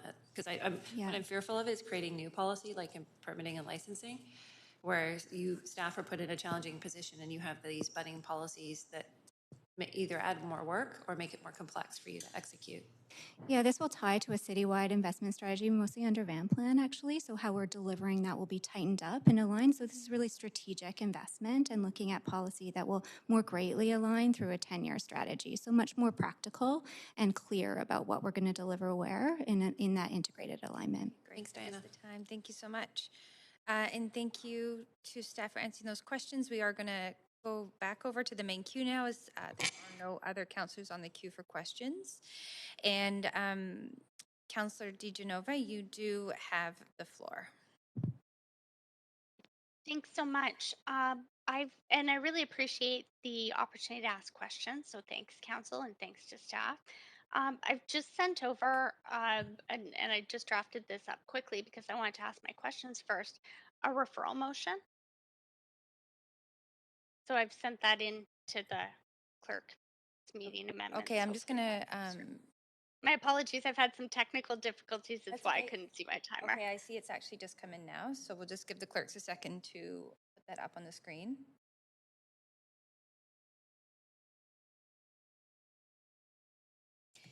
You're welcome to introduce it if you want, as your time is on. Thanks. I really do appreciate. Oh, actually, I will move us to an amendment queue. Sorry, thanks, Councilor DiGenova. Yeah, if you can put yourself on the queue there. Okay, perfect. Go ahead. Thanks. I really appreciate the work that staff has put into this. As you know, my work with nonprofits inspired me. It's one of the reasons I was inspired to run for city council. But I also see and hear a lot of hope from different organizations and groups of people, and that's what we heard from some of the speakers today that want 15,000 square feet of space to be a number of different things. And during my time on park board and the experience that I went through, and that it was even possibly before I was in elementary school that the Killarney seniors had tried to start moving forward with their senior center, understanding the need for social infrastructure, but also the need for support from several levels of government to kind of come together and take some ownership of this. And that's why I really appreciated, the addition to the budget and was able to support it yesterday, the letter that Councillor Fry had asked for an amendment to ask for some extra support in these areas. And I do see the city playing a role in this through sort of a social purpose real estate, through what we can do. But I've also heard, from organizations that have a working group that, is dedicating their time to seniors and want to see that there. And I'm not sure that 15,000 square feet of space that, will be able to sort of accommodate all of those needs. So what the referral really calls for is there's three parts, and I'm not going to read it all out. You can read it, but the first part is approaching senior levels of government to ask for some more funding. If that's housing above, if that's funding to program these spaces, I think that that's really important that we have the ask in before we've kind of headed down the road with this. Also, we did hear from a speaker that thought that there should be some engagement with the community sort of before an RFP process, and I don't see the RFP process really outlined here. I don't expect to, but I'd like to see it, especially considering the hopes of many different nonprofits and organizations. And then, lastly, I think that it's also important that we look at a framework to ensure equitable distribution and access so that there is a place for organizations that are, serving marginalized people. And, one of the examples that was shared, by um, Sandra Singh yesterday was, sex workers who need a place to be safe, um, and need um, that type of support, and community and a place to come together.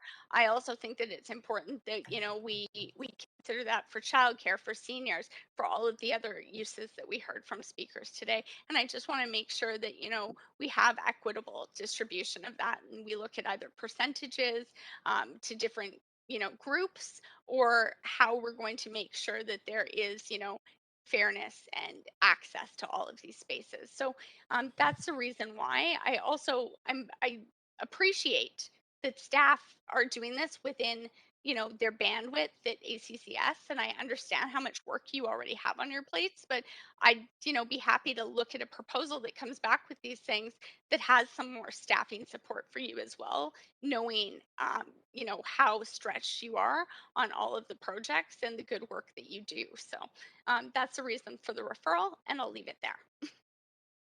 Thank you very much, Councillor DeGenova. Councillor Hardwick. Yeah, I'll support the referral. I think the timing, particularly coming on the heels of yesterday's budget deliberation and the recent report that we received back from, through the city manager, but from the general manager of finance on downloaded services that have been traditionally delivered by senior governments. In the chart at the end, we see a lot of the kinds of things that we've been talking about here today covered, and I'd really like to see this examined more closely, because we've heard a lot about the thriving social sector here, and my concerns remain that this is expanding beyond our existing scope by definition, and I think it should be carefully re-examined before moving forward. Thanks. Great. Councillor Boyle. Thanks, Chair. I am hoping to ask as points of information a couple questions to staff related to this referral. Yes, you can pose your point of information. Okay, great, thanks. My first is just to clarify with staff that approaching senior levels of government with funding requests it is already part of their plan within the recommendations in the report. This is Sandra Singh, General Manager. Yes, Councillor, it is. This is a high-level policy framework, and on a project-by-project basis, which is when we would approach senior government, and that having this framework to set priorities that then enables us to have those discussions when projects come up that are prioritized is important. Thank you. Okay, great. My second question, and I thought I heard this in the staff presentation and also in the comments we heard from another number of community organizations, but hoping you can just clarify if consultation with communities was already part of developing this high-level framework, and if those conversations would continue after this, if this framework was approved by council. Yes, briefly, there was community engagement through this framework. This does not also replace the community engagement that happens through local planning and area planning, for example. And there would be community engagement moving forward as well as we implement. That's part of the commitment. And then just a third question, because again, I thought I heard this in the presentation and read it in the report, but wanting to clarify that there's been and will continue to be an equity lens in terms of where we most need spaces, who most needs the services, et cetera, in where resources are dedicated for places to thrive. Mm-hmm. Yes, absolutely. So applying that equity lens across the infrastructure ecosystem is part of what's outlined in the proposed high-level policy framework. And then just to clarify for council, as we move to allocate spaces, allocate operators, we typically do that through an open RFP process so that community organizations within a certain service scope do have opportunities to apply. So those. Okay, great. I'll just go ahead, Councillor Boyle. I'll just speak to the referral then to say, I actually heard all of these points addressed really clearly, saw them in the report. I absolutely agree with their importance, but I don't think the right approach is to refer it back for this work. It's clearly been part of getting to this point in a high-level framework, and it will clearly be part of the next steps. And I think we'll have a lot more success in each of these points if we approve the framework and direct staff to continue that work. I think there's been an incredible amount of work at the staff level with the community in getting to this point, and I would like to support that moving forward, so I won't be supporting the referral. Thank you very much. Councillor Wiebe. Yeah, I also agree that most of these are currently being done.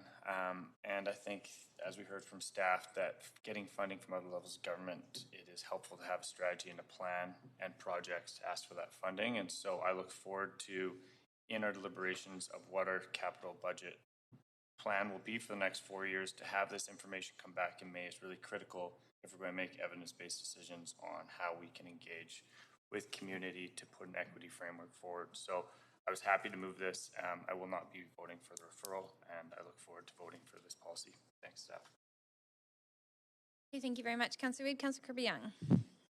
Yeah, thanks, Chair. I appreciate the comments and sort of the points that have been raised by Councillor DiGenova, and I'm sure Council probably has a sense from my questions that the concerns that I'm hugely supportive of social infrastructure, and I'm supportive of it in a number of different ways. And taking a broad lens on that. For example, this council supported extension of the lease for Fraser Academy, and that provided a real social benefit and amenity from my perspective within the city, being the only sort of dyslexic serving school and kind of learning institution of its type within the boundaries of the city of Vancouver. So I often think that we need to have a broader lens about how we look at use of social purpose and space. I'm also obviously a huge proponent of renewing our existing community serving infrastructure like community centers and libraries and others in which that we have fallen far behind in that pace. A couple of examples. Marpole Community Center, built in 1949, the oldest in the city.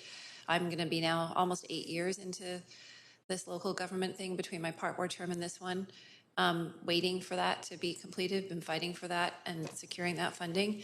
Really, really important. So we have some real pressures on infrastructure, and I think I signaled by my questions and following on the budget discussion yesterday, I'm not looking for another layer of added complexity in regulations or bureaucracy, but I am looking for smart integration into existing policies that can define a strong array of community serving spaces that support sort of general social cohesion and wellness in the city.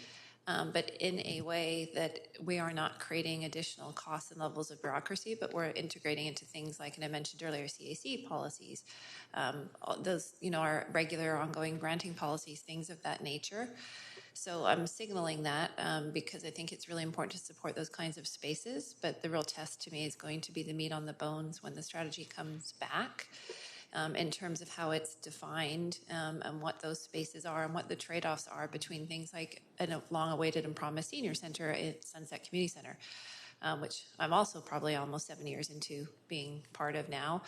And so I'm very, we heard from Jeanette Jones in terms of overdue amenities we hear in the River District, right? So I think that Council is going to have to take a really broad look at that, but I do see some terminology in this report, like improving coordination amongst areas. I see things like supporting the community's own spaces, existing spaces, and renewing those. And I also see things like integrating into some development. So I'm going to support it with sort of the caveats that I'm going to be looking for that type of lens in terms of working smart and balanced investment in infrastructure.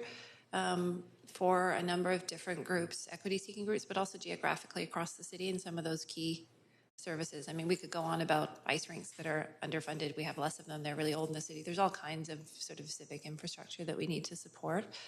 So I appreciate where Councillor DiGenova is coming from. You do need the strategy before the ask to senior levels of government. I think we should ask senior levels of government vociferously, consistently for investment in housing.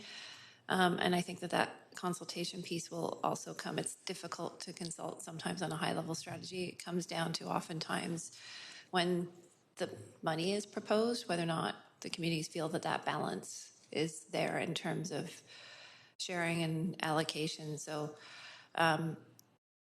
yeah, I would sort of suggest that that's kind of where we need to go with it. But it's going to have to be really well framed and give consideration to those other things that I've spoken about for me to support the implementation of the how. But I support the principles at this point. Thanks. Thank you. Councillor Boyle, you do have just under 2 minutes. Yes, thanks. I know I already spoke, but it looks like this may pass and then there wouldn't be another chance to speak. So I just want to reiterate, we heard very clearly that approaching senior levels of government for funding is part of the plan, and that we will have more success in doing that with a framework than just broad open-ended asks. We've seen that. We heard very clearly from the Urban Indigenous Peoples Advisory Committee, from neighborhood houses, from a number of our key social infrastructure partners across the city, that they support this, that this is important. I just want to be so clear that I think sending this back and delaying this work does not achieve any of the tangible outcomes that our communities need and are asking for. Delaying this work with direction to ask staff to do work they've already done and are already doing sends no clear signal, and in fact will make it take longer to get to where we are hearing so clearly from our communities that they need us to go. So I would be very disappointed to see this this important and exciting work get stalled out with no clear direction or value. I'll leave it there. Thanks. Okay. Councillor DiGenova, you have just over a minute. I just really wanted to speak to this to say that it's not my intention to stall this out or to stall this work. My intention, and I want to address this because it was just said by Councillor Boyle that this work has already been done. And we heard from some of the speakers that they would value further engagement and that there were a lot of considerations as to what they wanted this to be that we don't necessarily see in the framework. So I don't want to disappoint anyone either. As someone who has written hundreds of grant applications myself and has not only had to piece together that funding and deadlines and timelines and pro formas, I understand. But I also understand that sometimes spending that time to try and partner, and I appreciate the terms used in this report about partnership, to partner on the earlier end of this and enter into a framework together can help us in the long run. And that's why I really wanted to see us move forward in a way that is collaborative. And I just think that with this extra information coming back, possibly even with expanded staff for this, you know, it may be able to move faster on the other side, considering some of the projects I've seen and that Councillor Kirby-Yung also noted in her comments. And I'll leave it there. Sorry, I'm still having a bit of a delay with my Creston panel. Chair. Okay, great. Thank you very much. Councillor Fry. Yeah, I certainly appreciate that Councillor DiGenova's intention is not to delay this work. Of course, the road to ruin is paved with good intentions, and I feel that this will delay this work. Before I comment on why I won't support this amendment, though, I'm wondering, Chair, if you can rule if this is even in order under Section 8.7F, where this may be considered frivolous, as much of this direction is already in the report. Okay, I'll just stop your timer, Councillor Fry, and I'll take a look at that.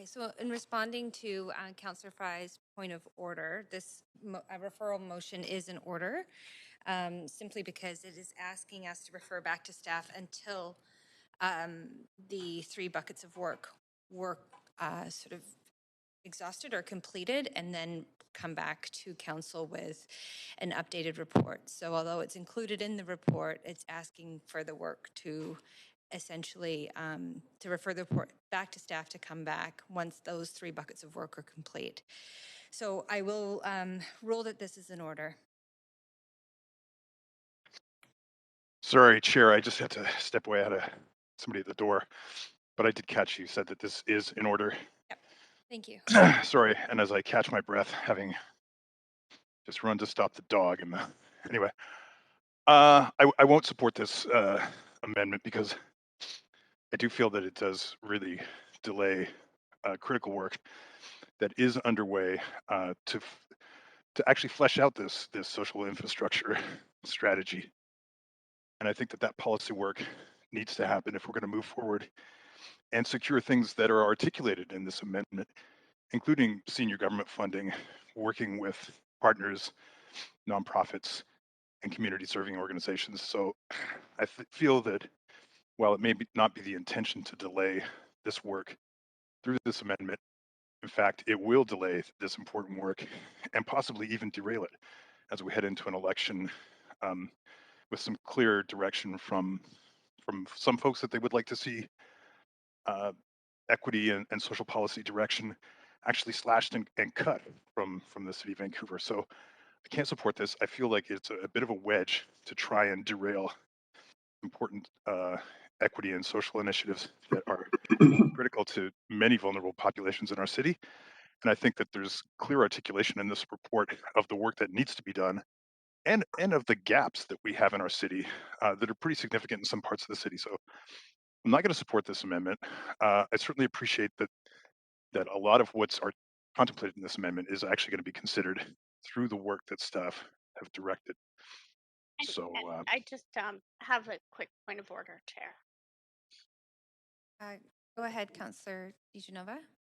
Thanks so much. And it's under 6.1, and the exact section number is C, to question the motives of the council member.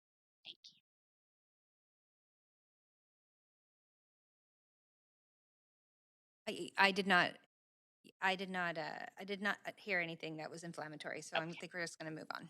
Thank you. okay.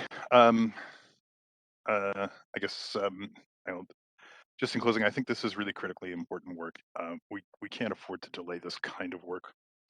And I think it would be an injustice to so many people in our city who rely on us to make these sort of equity-based decisions and contemplating a city for everyone with complete communities and space for everybody. So I won't be supporting this, and I will support the staff recommendations as originally proposed. Thanks. Okay, thank you, Councillor Fry. Councillor Weeb.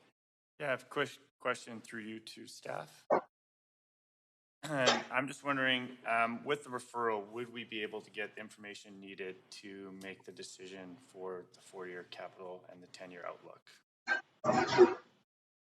The policy directions recommended in this high-level framework are provisionally what we are looking at to inform the discussions around the 10-year and the 4-year capital planning process. So it is helpful for us to have that direction from council soon. Okay, thank you very much.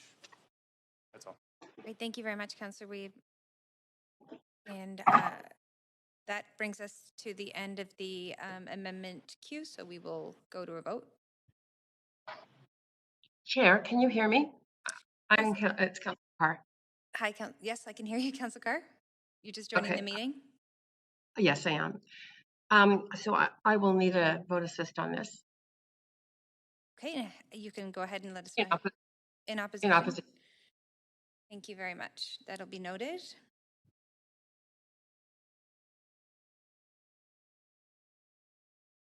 And I'll just ask the clerks to update Councillor Carr's vote there. So that motion does fail with Councillors Carr, Fry, Swanson, Weeb, Boyle, Kirby-Young, and myself in opposition. So we will go back to the main queue. And Councillor DiGenova, you still have the floor. I'll hold my comments for now. Okay, Councillor Boyle.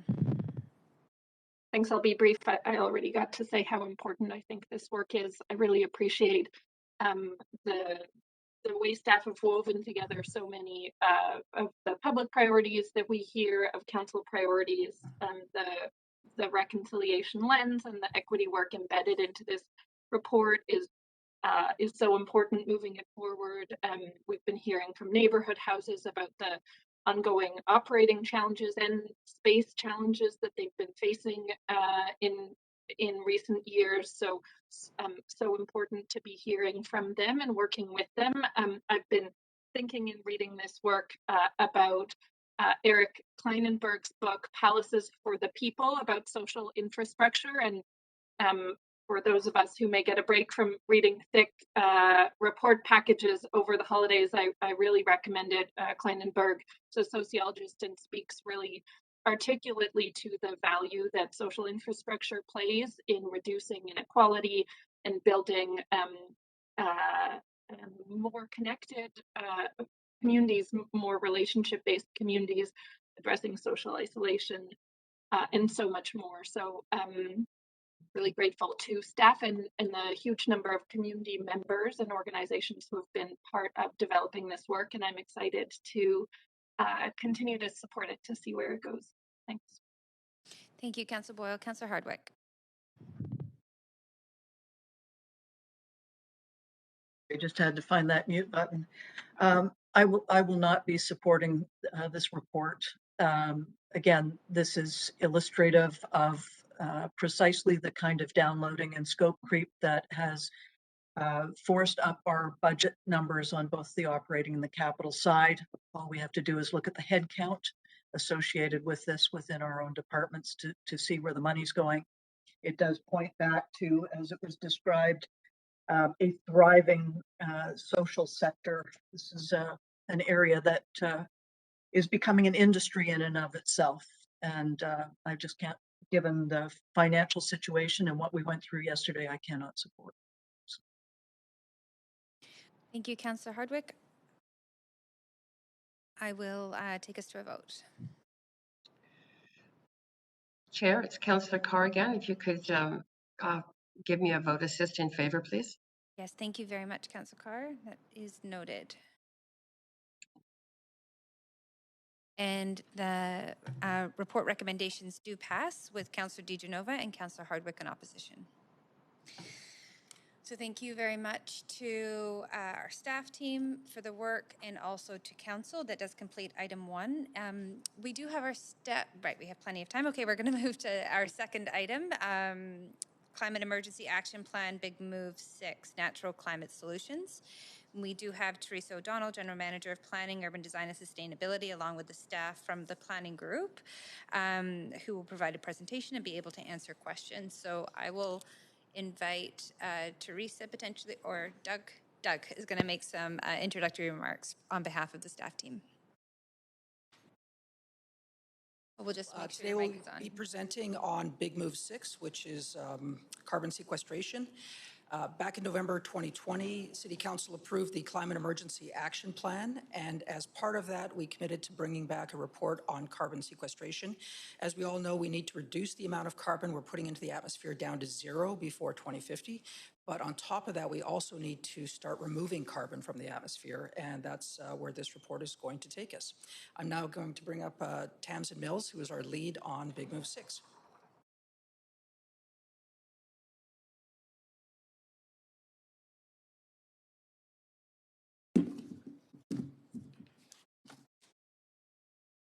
Good morning, Chair and Council. On your agenda today for consideration is Big Move 6, as Doug introduced, part of the Climate Emergency Action Plan. It includes 1 interim target for carbon sequestration within the city, as well as 5 quick start actions, including a series of pilot projects. And concurrent to implementation of these quick start actions, further work on Big Move 6 will be integrated with the work in the Vancouver Plan, which is underway now on a comprehensive ecological network. This ecological network is a holistic approach that will integrate objectives for biodiversity, climate resilience, flood management, Indigenous stewardship, and many more objectives. And through this work, ecological networks and natural assets will be identified for acquisition, conservation, and restoration. As Doug mentioned, in 2020, Council approved that staff report back in fall 2021 with sequestration targets, pilot projects, and partnerships. First Nations have been stewarding and protecting natural systems for millennia through deep relationships with lands and waters and guided by their ancestral stewardship laws. By collaborating with First Nations, historical harms caused by lack of consultation with Indigenous peoples around conservation and land use policy can be avoided. Natural climate solutions are actions that address climate impacts, sequester carbon, and enhance biodiversity. On the left in this slide, in terms of climate mitigation, natural climate solutions can remove carbon from the atmosphere. In terms of adaptation, they can help us manage urban heat island, reduce flood risk, and increase biodiversity. Some research done by SFU in 2014 found that a 1% increase in our urban forest canopy could reduce surface temperature by 6 degrees.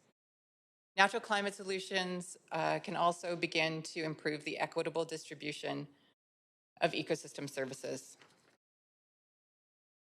All Intergovernmental Panel on Climate Change pathways successful at limiting global warming to 1.5 degrees include negative emissions or removing carbon from the atmosphere. Technological means of doing this are not proven at scale, but removing carbon into living systems is proven and has multiple co-benefits for communities and ecosystems.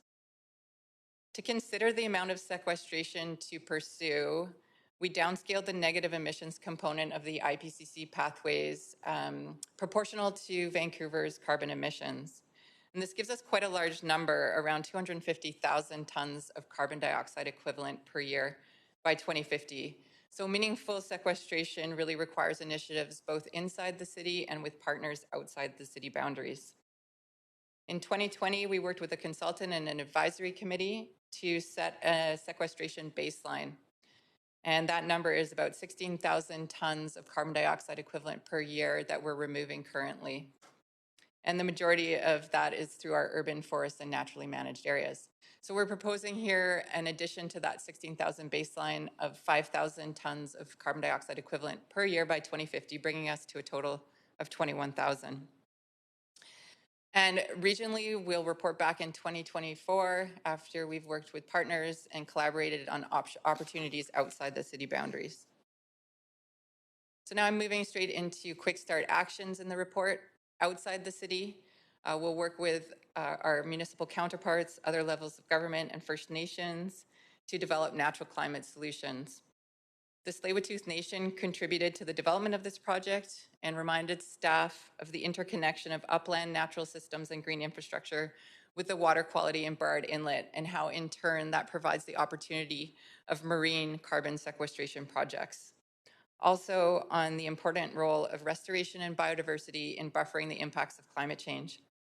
Staff hope to continue work with the Tsleil-Waututh Nation as well as the other host nations on implementation to ensure that actions are executed thoughtfully and with regard to Indigenous knowledge. Inside the city on private land, we want to retain our natural climate solutions baseline and enhance it.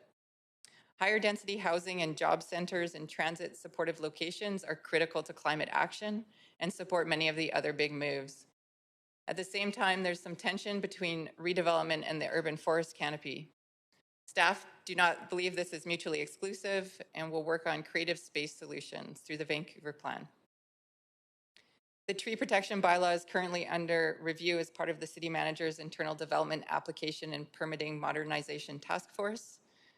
Staff will incorporate climate action into this review, and the first update will be to council in spring 2022. Vancouver Economic Commission will work with its partners to explore how to advance and expand business sector practice on natural climate solutions. Moving on to our quick start actions inside the city on public land. As mentioned, a lot of the the Big Move 6 policies will be incorporated in the ecological network developed through the Vancouver Plan. Right now, 30% of the city is in roads and 14% in parks, and the Vancouver Plan will look at opportunities to transform underutilized asphalt as part of this ecological network. We want to support implementation of an updated urban forest strategy. In December 2020, the Park Board approved a new target for canopy cover of 30%, increasing from our current 23%. And meeting this target will require a range of actions, including increased space and capital for tree planting on public rights-of-way and city-owned land, improved watering programs, climate-resilient tree species, and expanding staff resources. Want to continue and amplify the Naturally Managed Areas program. Those are our forests, wetlands, meadows, and streams. We need to better manage what we have and look at the opportunity to rededicate civic lands to natural areas. We're going to work on planting trees in the equity initiative zones identified in Van Play, the Parks Master Plan, as well as looking at cooling schoolyards in coordination with the Vancouver School Board and initiating blue-green networks, which is one of the first steps in the Vancouver Plan ecological network.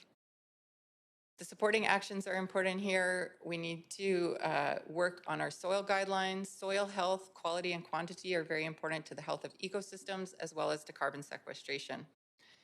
And many of our neighboring municipalities and Metro Vancouver are working on moving natural assets into asset management. Inside the city, we also are presenting some pilot projects. These pilot projects many of them are approved already through existing plans, like the Hastings Park Master Plan and the Still Creek Rehabilitation and Enhancement Study. The projects emphasize riparian health, green infrastructure, and rainwater integration into parks, and many are located in neighborhoods historically underserved by natural assets and natural areas. So just give you a few examples. Tatlowen Volunteer Park, that's the restoration and daylighting of several historical streams in these two parks, which will take place in 2022. Lost Lagoon, historically these were mud flats before the construction of the causeway, and they were a food source for the Squamish peoples that lived on the shoreline. And Park Board is working on restoration here, including the feasibility of reconnecting to the ocean. Still Creek at Cornett Road, this is an opportunity to improve the riparian area as well as provide some stormwater management, and that will be underway in 2024. Staff will also integrate Big Move 6 into the climate emergency access processes, such as the financial framework, monitoring and reporting, and staffing and governance. So thank you very much, and we will now take your questions. Thank you very much, Tasman. I don't see okay, I do see Councillor Wiebe, and we also have a few callers on the line that we'd like to get through, hopefully before lunch. So we'll go ahead, Councillor Wiebe, with your questions. Okay, and also I'm just going to pause. We actually are at risk of not having quorum. So if you are there without your video on, I do ask that you put your video on. We're going to have to just pause the meeting right now because we're actually only seeing 5 councillors. Okay, Councillor Hardwick, thank you. Yes, if you are there, if you can keep your video on, that would be great. Councillor Wiebe, you want to pause your questions and go to speakers? Sure. Okay, great. Thank you very much. So we are going to go to our speakers list. We've got 3 speakers. First speaker is Commissioner John Irwin from the Vancouver Park Board. John, are you there?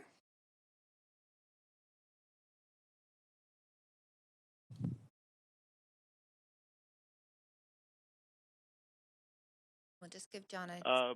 there we go. Yes, John, we can hear you. Hi. You can go ahead. Oh, now you can hear me? Okay, thank you. Thank you, Chair. Yes, I hope you're doing well this morning after such a long budget process. Just wanted to call in to speak strongly in favor of this report and the quick moves involved in it. You may not know this, but we're already planning to plant large trees or largest trees on Hastings Street, probably in tree wells by Q2. You heard about the work in Tatlow Park and Volunteer Park. Hopefully we can move ahead with that. And I think we can also hopefully figure out ways to carve out some more wetland stormwater treatment areas. There's a couple of them in the city, one just off Lost Lagoon to treat the causeway runoff, and one in Southeast Falls Creek, which treats part of the stormwater runoff there. So that's one way to kind of add some of these wetland areas in that can absorb a fair amount of carbon and provide many other, ecological services, as staff has reported out in their excellent report on this. And it's my understanding that federal funds might be available, so that could help, to speed this up, because I think especially in the heat zone areas where people suffered so much during the heat wave, we really need to get on top of this. Other thoughts that come to mind is I can't find it, but Dan Rogers is on the Islands Trust for Gambier Island, and he said something about some land we have there that might be useful for a tree farm or something, and we probably also want to secure more tree farms. My understanding, according to Howard Norman back in 2018, who was our manager at that time, our operations manager, basically we let go a tree farm in Surrey, so we probably want to secure more of those somehow, and that could be part of the plan. And so, and then just on the broader notion of, dealing with the heat issue, white roofs are being done in Arizona, in Phoenix, kind of like ground central for heat mitigation, and they're also using, heat pumps, electric heat pumps, and trying to get as much green space as possible in the urban fabric. So yeah, really in support of this. Hope you can move ahead with it, and thanks for your time this morning. Thank you very much, John. You do have questions? Councillor Wiebe. Yeah, thanks, John, for coming in today. I have 3 questions. The first is, Park Board's also doing work under Rainwater Park integration, which is under Appendix B, on Canyon Creek and Kinross. Do you think those should be included to this report, recognizing how Park Board's advanced both those projects? Yeah, I think that those projects could be added as well. And there's also an oddity in the sense that during the heavy, rain event that we had, apparently another creek just kind of popped up that we didn't even know was there. So I think they could be added. And I think I also forgot to mention, that the Lost Lagoon project, opening it to the ocean and making it more of a functioning wetland versus a, in some ways a colonial pond, would probably be a great project to try to move forward on as well. Yeah, that one's in here, and I know that one, Metro Vancouver is looking at that because we're replacing the line underneath so we can make Lost Lagoon lost again, which is exciting. My second one is, Park Board just advanced working on natural management. Do you think that's something that the City of Vancouver should utilize for our medians, roads, and city spaces to support the work that the Park Board's doing? Yes, definitely, because, aside from planting resilient trees, we heard from staff that the natural management retains the soil moisture much better. It also can be, a landscape that sequesters more carbon than perpetually cut grass. And of course, we could plant them quite nicely with, there's some indigenous flowering plants that were food sources at one time for the local MST peoples, the Coast Salish peoples, and we can plant those in around those areas too, so they could be attractive. I think the worry is that people think, when you change from turf, that it'll be unattractive, but I don't think that's the case. So has the Park Board pilot been successful, and have you introduced Indigenous plantings into the work you've done? Yeah, I think it's been successful, and we voted to extend it. And yes, they were doing some they cut ridges into the soil and then planted those indigenous flowering plants as well. So some people had the idea that we just let things grow, but there's been some management as well. Okay, thank you very much. Thanks. Thank you very much, Councillor Reid. And those are all your questions. John, thank you very much for calling in today. Yeah, thanks. Take care, everybody. Next, we have Holly Foxcroft.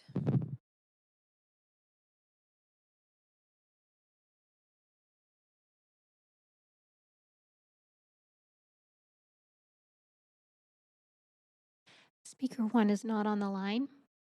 Thank you very much. Speaker number 2 is Julius Satoni. Yes, hi. Yes, it's Julius Chetini. Thank you very much, City Council, for letting me speak. My name is Julius Chetini. I'm trained as a biological scientist in ecology and microbiology and an educator, and I'm speaking very much in support of this particular motion regarding the Climate Emergency Action Plan, and especially with the Big Move 6. I very much support any kind of actions that we can take to mitigate the climate emergency, because right now it's becoming ever more clear from newer studies, peer-reviewed studies, mountains of them, hundreds of thousands of them, that we are far behind in our ability or in our plans to currently fight against climate change. And so anything we can do is going to help. I very much like some of the approaches that were prepared and presented today by staff regarding the natural climatic solutions, and the tree planting in particular is something that we're going to need to do. I agree that we need to increase our tree canopy area, and if we can go even beyond the 30% that is planned, would be really, really great. One of the things that could be considered along these lines is engaging members of the public, private residents in tree plantings. This may help to mitigate cost. So in other words, it would be reduced need for funding if we can increase people's participation, and also would help to mitigate climate anxiety, which is going to be an increasing problem among members of the public in general. So anything with which we can collaborate with people in general on their private land, or in enlisting volunteers to help on public spaces, would really probably be very helpful.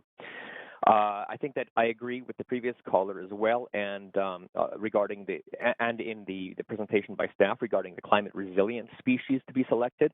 We'd like to it would be best to choose ones that are native to this area, for obvious reasons that they are most evolved for our current climatic regions here, but also because we want to maximize their success with respect to the soil environment. And the soil environment was also brought up by staff in the presentation. And in this regard, I think it's going to be especially important for us to keep in mind that a tree is not an adequate unit for sequestering carbon, in that we can't see this as being the only as being adequate if we provide a tree for sequestering carbon. We need to think of it in terms of the environment in which it is, and that trees, in a most complete sense ecologically, include not only the single organism, but how it interacts with other species around it that help to maximize the sequestration rate of carbon. For example, and especially the ectomycorrhizal fungi with which they are associated, that act as extended root systems for the tree. There's been a lot of talk about this lately, and it is something that's been discussed and studied by scientists for a number of decades now. In particular, I would suggest that we do our best to make sure that soils provided to the trees that are being planted also be amended with the most appropriate and the highest diversity possible of ectomycorrhizal fungal communities. This may be done by inoculation from forests that contain mature and healthy tree communities of the appropriate types, and also definitely research into which mycorrhizal species, these particular mutualistic fungi, are appropriate for which species of tree are planted in any given area. This will help these trees to much, much better survive and sequester carbon at a higher rate. This is going to be extremely important to consider. this also should apply to this increased biodiversity should apply to looking for understory species of smaller plants that would be best to add between the trees if possible. This will help to further stabilize soil, increase the nutrient availability to the trees, and cool the surface of the soil further. Another thing that may be considered further is to plant in some areas fruit trees, edible fruit trees, because this may help to also address inequity problems. So for those people who have a hard time to afford getting proper nutrients, it may be advisable to consider, in some communities especially, planting trees that have known high nutrition providing fruits and that would be able to be used by the community. Julius, In addition, Julius, that is yes. that is your 5 minutes. Do you just have sorry. a closing remark? Okay. Yes, absolutely. Just to consider that it may be useful also to consider those kinds of things, those technologies that may be able to sequester carbon from flue gases at the source. It would be much more effective if you can do that than those that try to draw down carbon from a general sort of atmosphere in which it's already dispersed. I know it's not being considered right now, but this is something I highly recommend. We'll leave it there. You do have questions from Councillor Wiebe. Councillor Wiebe, over to you. Yeah, I'm really interested in what you're talking about, the underbrush. Currently, we have a colonial way of planting our boulevards, and they're considered historical, and so people like to see our boulevards with beautiful grass with the trees every 20 feet. Is it something you think we need to do moving forward, is change the way we see our boulevards and have strong underbrushes and kind of rewild those elements that go along King Edward and Cambie and kind of throughout our city? Definitely, I would suggest this. And I know that you're right. We do like to consider, there's sort of an aesthetic of what's considered, kind of a nice thing to plant. But I think that ecologically, culturally and ecologically, it would be very valuable to increase the diversity of the spacing, for example, but especially the biodiversity of the underbrush. And not only would this help in the ways that I'd mentioned before, but also it increases the biodiversity of organisms such as pollinators, or interestingly enough, other organisms that may help in controlling pests. So, for example, parasitoid wasps and so on that may help to be able to reduce pest populations that might otherwise defoliate trees. These understory plants are going to be crucial for nutrients provision as well. So we're going to have to work less to maintain the trees that exist there. The leaves that are then decomposed in these areas would further help to return a lot of the nutrients into these sort of small microforested areas. And very much encourage that. Do you think we can get some of the benefits you're talking about from green roofs, or is it too small of an ecosystem to provide a lot of the benefits you've been discussing? I'm sorry, from what? From having green roofs. Green roof. Like a green roof policy? Yes, good point. Is there an ability to create right. some of the microorganisms and stuff you're talking about? Right, that's a good point. Actually, I didn't talk about that. I think that it would be great if we could do more of that. It's going to be limited to some extent to the kinds of roofs. So you'll need very large roofs for some of the kinds of ecosystems that are going to be especially useful, partly because of the effects of heat and how you'd need to be able to modulate the heat more effectively. And so you're talking about roofs that would best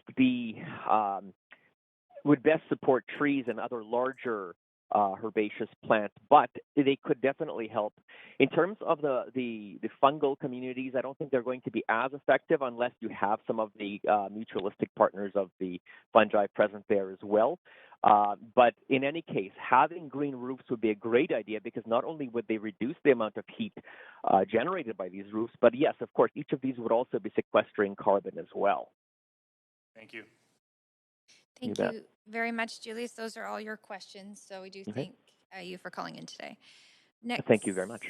You're welcome. So next we have, actually that is the end of the list, but I just want to check and make sure that we don't have caller number 1, Holly Foxcroft, on the line.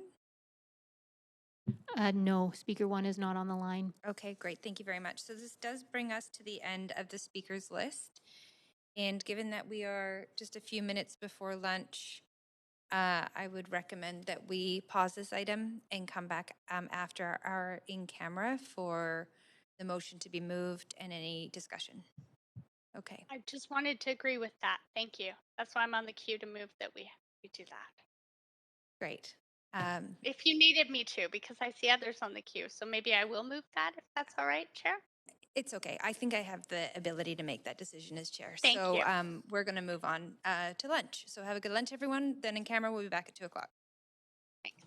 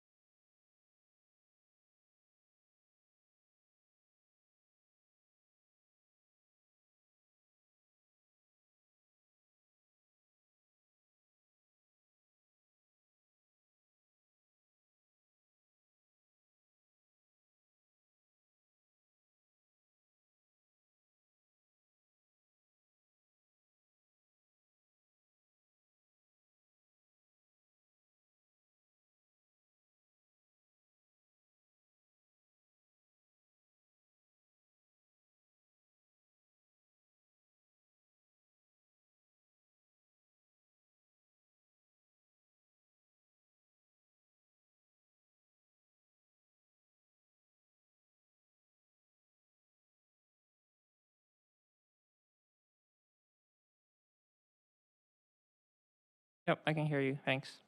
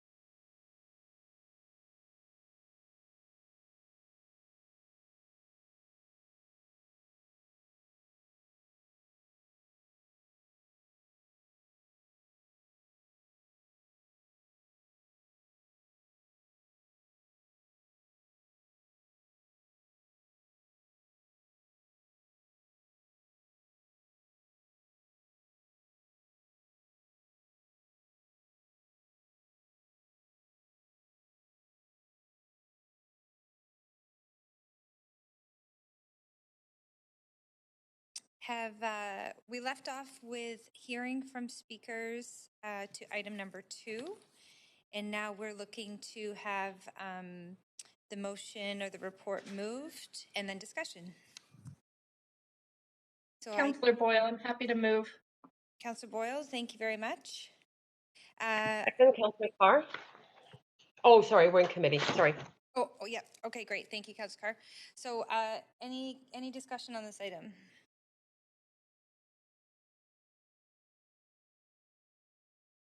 Councillor Weed. Yeah, I have a couple questions through to staff. I recognize that Boyle moved it. Can I act through a point of information? Questions through to staff? Yes, if you can ask them through a point of information, that would be great. Okay, my first question is recognizing the importance of natural climate systems. It shows in the chart that shows capital expenditures under 6.02, estimated current annual capital spend $0, and then over the next 5 years, only about $350,000, which I think is really critical for what we need here in the city of Vancouver. However, for stuff outside of the city, when we know that a lot of the co-benefits of having stuff in the city is really critical for air quality, water, biodiversity, is actually a larger amount. So can you talk about how we can better fund 6.02 under the public lands?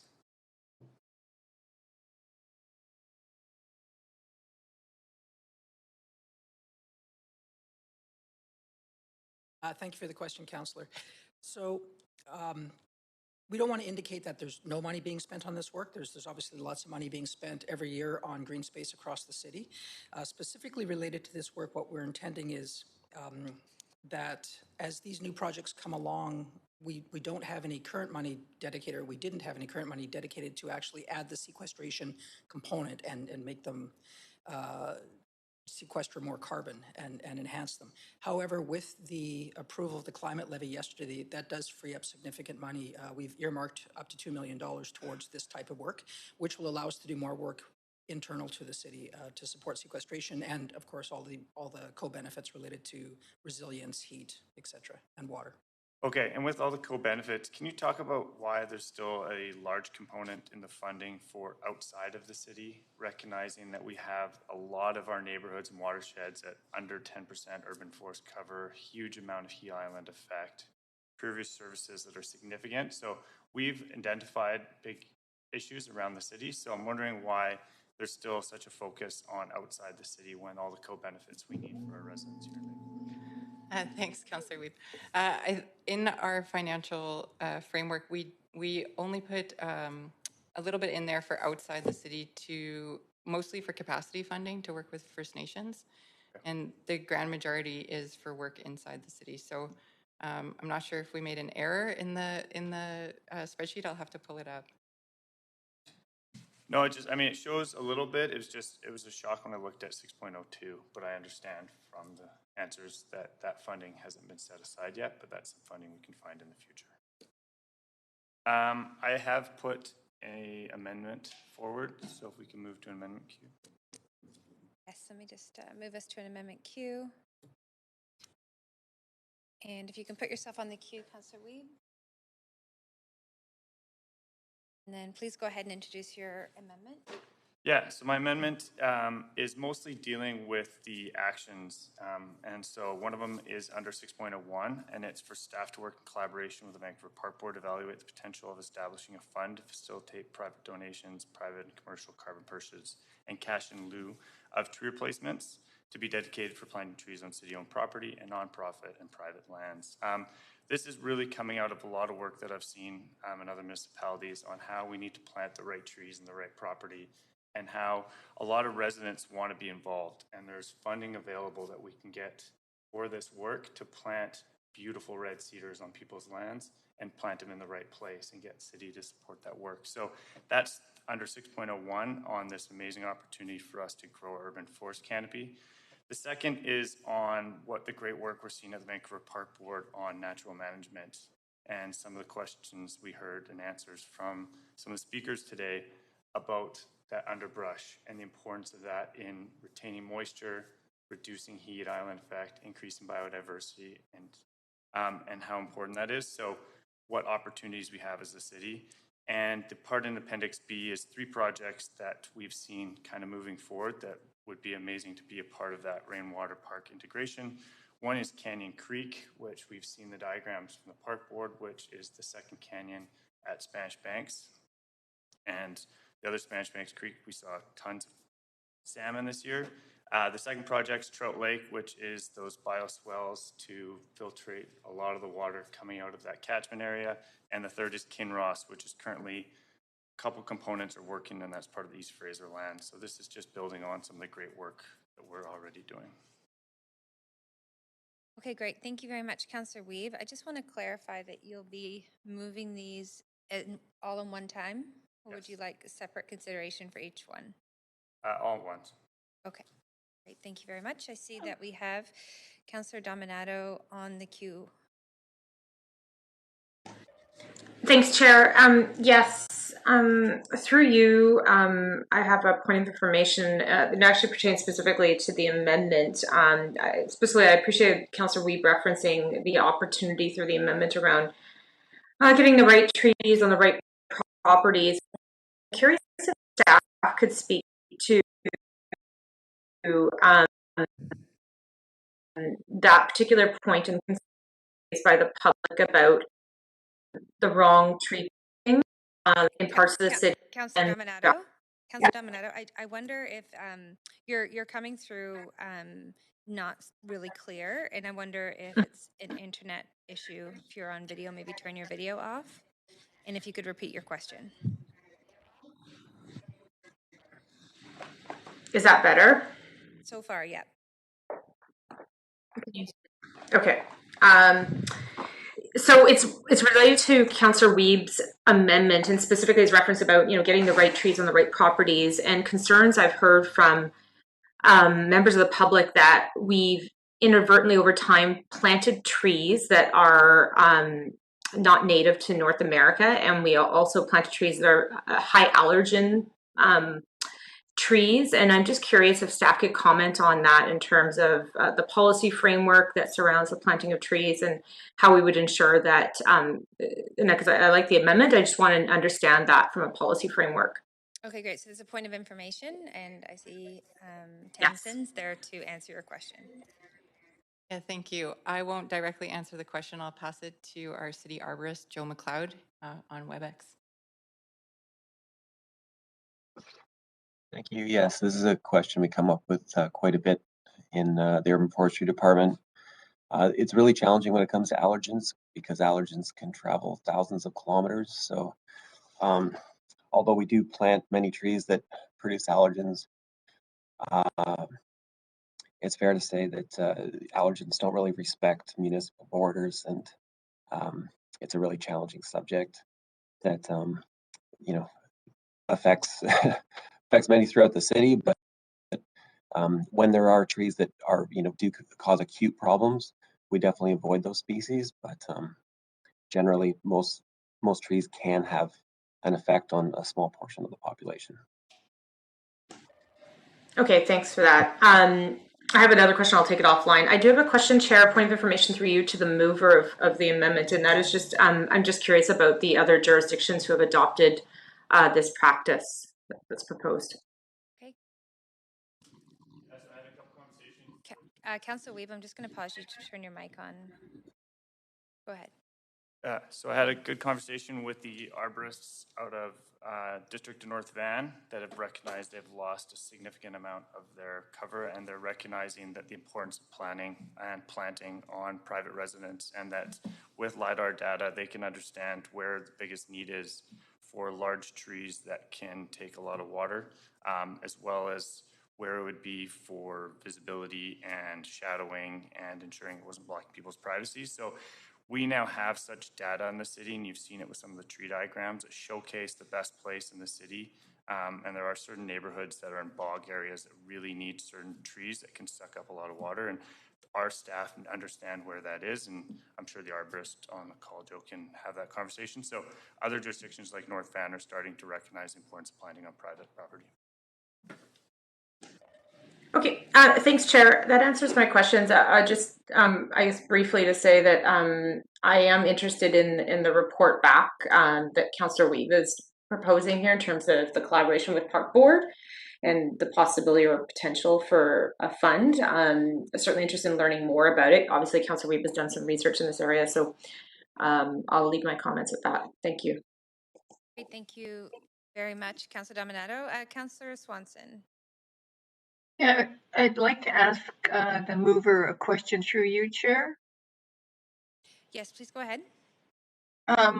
So for the second amendment to establish, for staff to establish a plan to transition all suitable medians to natural management, would that mean that you couldn't be planting carbon sequestering trees on medians? No. Because yeah, just the opposite. We've seen what Park Board's done on certain projects, and that is planting more trees with berries, underbrush, and things that hold the moisture and actually sequester more carbon than our traditional just straight grass. And there's been a lot of research that shows that, one, this sequesters more carbon, two, this reduces the heat island effect, increases biodiversity, and like our speakers said today, increases the fungi and the important bacteria and certain wasps and other things that can help with our rodent population. Well, I love fungi. So this wouldn't mean natural management doesn't mean that you just let nature manage it. It means that the Park Board, whoever would manage it in a different way. Yeah, if you look at the report, it actually has to be a very specialized team that understands how to manage it, mostly the outsides of it, make sure there's proper visual corridors to make sure there's pedestrian pathways through. So it actually takes a different type of skill set to manage this work, but it is cost neutral because we aren't mowing the grass as much as we would have traditionally. Okay, thanks. Thank you, Councillor Swanson. Councillor Kirby-Yung. Yeah, thanks. I have a question through you to the mover of the motion, if I could. Go ahead. Thanks. And Councillor Weeb, it's with respect to the first part of the amendment. And you and I were on the Park Board last time when there was a motion to establish a Vancouver Parks Foundation that was to have a broad scope, could be anything from bequests of land to general donations to be used for all kinds of park type purposes, and didn't specify but could include trees, et cetera. I'm wondering what your thoughts are, how you think it overlaps with that, the work that's being done in establishing the bylaws for a park foundation. And any duplication there? Yeah, I think they could work great in parallel.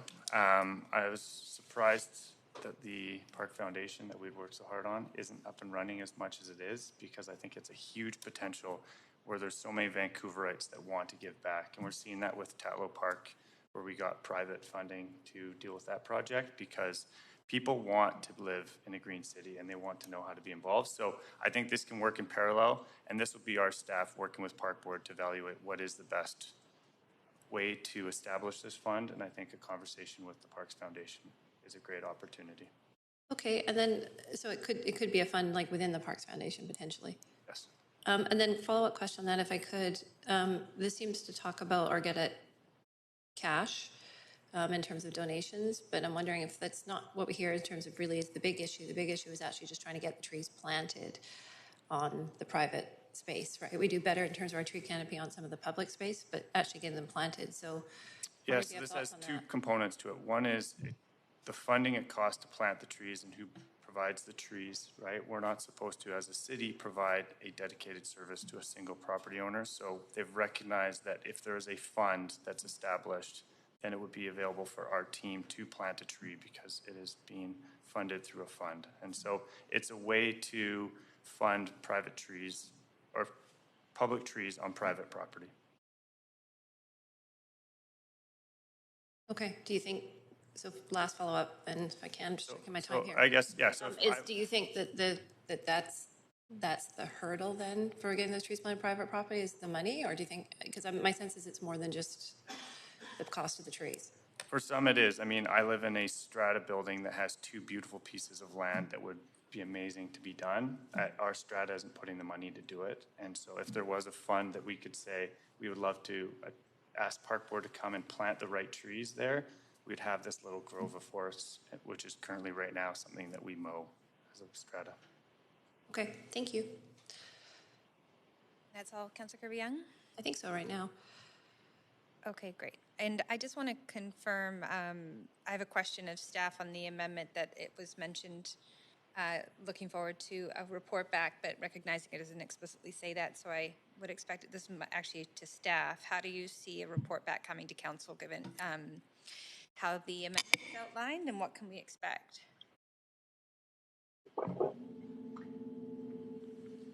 Yeah, specifically related to the potentially putting together a fund, we would have to report back to council anyways to develop something like that. So staff will take it away, we'll start developing it, and either it will be a recommendation that we bring to council, or it could just be a memo updating council, but there will be an intention to report back in one way or the other. And just a quick follow-up to that is there anything currently in place in practice, even outside of PDS, the Climate Emergency Action Plan, but just right across the city scope that could function something similar like this? We are looking at a sort of a carbon offsetting program for buildings, where, you know, if a certain building would met higher than our requirements, if you had another building you own in a portfolio, you could reduce it. But that we're just opening that file right now, so it's similar, but it's a totally different type of thing. So this would be new. The idea of charging people for removing trees or charging extra, like a penalty for that, that's not new. That's common across a lot of cities. Okay, great. Thank you very much. So those are your questions, although Councillor Kirby-Young, you're back on the queue. Okay, please go ahead. Yeah, I am. Sorry, I do have, I misspoke. I do have one follow-up question through you to staff, if I could. And it's on the second point of the amendment about transitioning all the suitable meetings to natural management. I know one of the things that we heard with the park board transitioning to this in park space is a lot of support for the concept, and then in some specific applications and areas that were used, there were larger green space, Queen Elizabeth Park, some of the areas on the banks of English Bay, that there was a concern around, particularly that they could be areas where you get needle buildup or other types of things, and then people are really nervous to let their pets roam around, et cetera. Now, I recognize we're talking about medians. Pets are probably not going to be running across the middle of the road, but it does sort of say other spaces. So I'm wondering if staff can provide any commentary on that, because that's one of the things we heard is how do you manage or mitigate, because you're going to have trash or refuse thrown in there, there's needles, drops, and then if you have a pet or a child that wanders in there, people were concerned.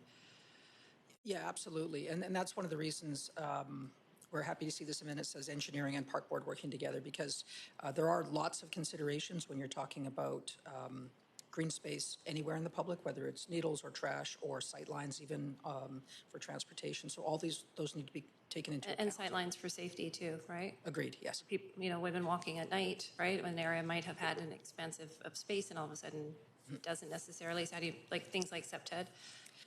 For CEPTED, but also for transportation, like traffic circles have planting, but only to a certain height, so you can actually see people walking on the other side. Okay. And then my final follow-up on this then is, so this is pretty directive. It says to establish a plan. It doesn't say come back to council with a recommendation on the plan or to consider or approve. Like this is just, is this how staff read this? This is just to do it? This isn't going to be that council's going to have any opportunity to weigh in further on? The way I see this here is we are already moving towards more naturalizing space. This gives us a stronger incentive or a stronger direction to do that and work closer with Park Board on that. And so I'm not sure a report back is absolutely necessary. I think we will continue to expand and do more and more of this work. There will be regular report backs on natural climate solutions writ large, on Climate Emergency Action Plan, where this type of information could be included. But I'm not sure I envision a standalone report on this particular thing, unless it needs something for council's direction. Okay. That does have us at the 5 minutes. Thank you. Councillor Dominato. Thanks, Chair. So I just one more question. I didn't want to leap to an assumption, but just to the mover of the amendment again, that is the intent was it be a self-sustaining fund, so it's not about the city putting in money into it, but it's really specifically geared at those soliciting the private donations and serving as you sort of suggested, like you had discussed at Park Board, a foundation. But is it about the city establishing that, or is it about creating a means, a facility for those solicited donations and private dollars? Yeah, it's creating an opportunity for us to take the funds in. So for obviously the bylaw, right, we just had the down by Lululemon, a whole bunch of large trees cut down, or down by the SkyTrain. And so in Cashaloot, because those trees had to be replaced, there could be an amount, and we're seeing different cities have different amounts. That money could go into the fund. So the goal is that we're not putting direct money in there, but we're looking at opportunities to get funds to move this forward. That's just at the 5 minutes there. Thank you. Thanks. So seeing no other councillors on the queue, I do see our city manager has. Thanks, Chair. Just a point of clarification as staff are reviewing the amendment. Want to make sure that council's got this context. So with respect to the additions to Appendix B, which are quick start projects, we just want to clarify both Trout Lake and Kinross Creek are certainly projects that could be possible in the longer term, but in the context of the report, the time horizon is 2025, and we do not believe that we'd be in a position to advance those projects given the particular complexity of each within that time horizon. So again, not projects that couldn't move forward, but just wanted to put them in the context of the time horizon we're talking about in this report. Thanks. Okay. Thank you very much, City Manager. Yeah, I follow up. So Councillor Wiebe, that's not a question to you, so you'd have to go back on the queue. City Manager is not allowed to ask a point of information. Yeah, so both those projects, there are very longer term projects, but Kinross Creek is being worked on right now. So there are abilities to do a component of the rainwater park integration, which is what's looked like it's happening right now as those parks are in construction. And Trout Lake, there has been multiple groups working on little elements of rainwater management in that park. And so we are seeing elements that could be done. The whole master plan still has to go through community consultation. And so these are elements of rain park integration and not the complete projects, because Trout Lake is a much larger project. Okay, well, I am, thank you very much, Councillor Wiebe. So in terms of procedurally, these amendments would need to be moved as an additional letter to the recommendations. So I just want to check with you if you'd like to have that happen and affirm that clearly for the clerk so we can put it in the right place in the report. Okay. I have it under the 3 sections. What do you want? Can I get advice from the clerk on how they would best like to proceed? If they can be added to the list of recommendations as recommendation F, that would clarify. Okay, can we have them added as recommendation F? So we'll have clerks work on that.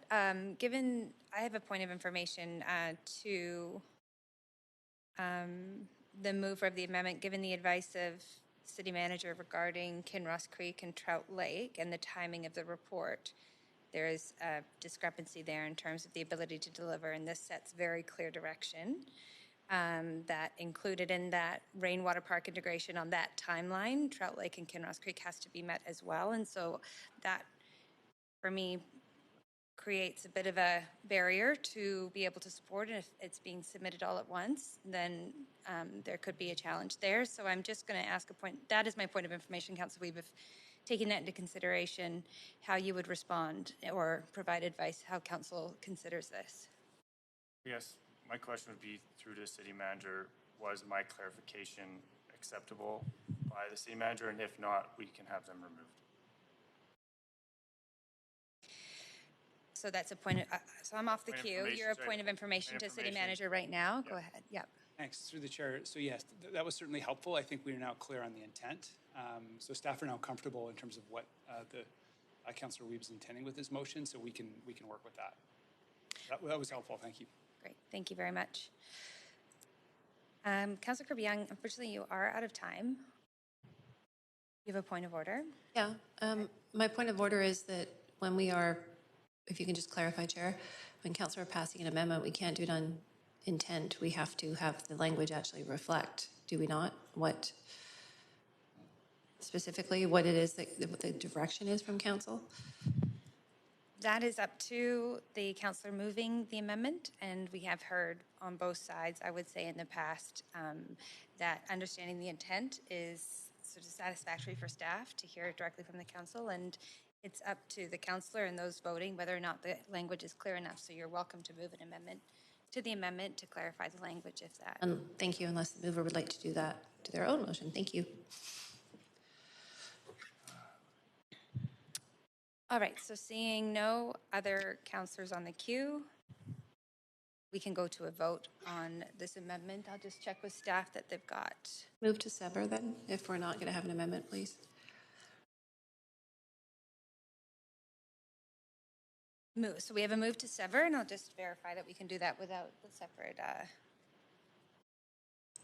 letters. Just 1 second.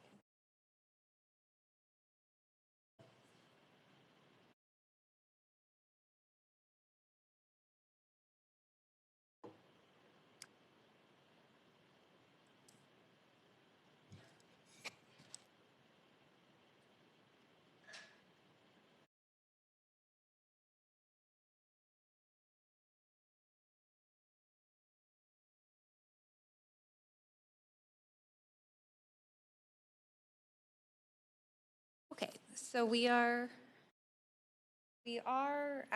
going to number each portion of the amendment as F1, F2, F3, so they can be severed and voted on separately. So we will go to the voting panel. And just giving the clerks a moment to add in the subsections of the amendment.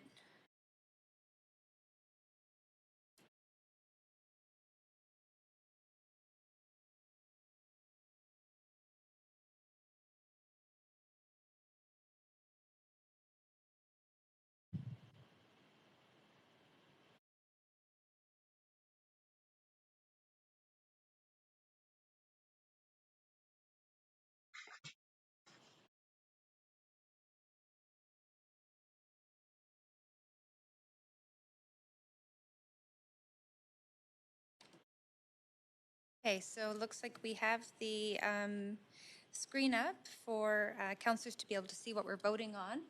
So we'll start with a vote on F1.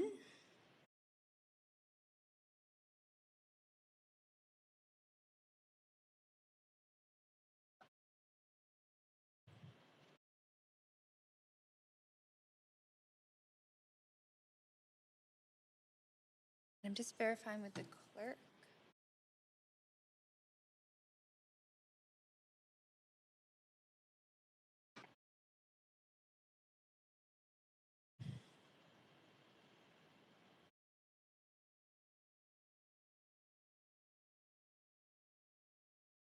And that motion passes with none in opposition. Next, we'll go to vote on F2.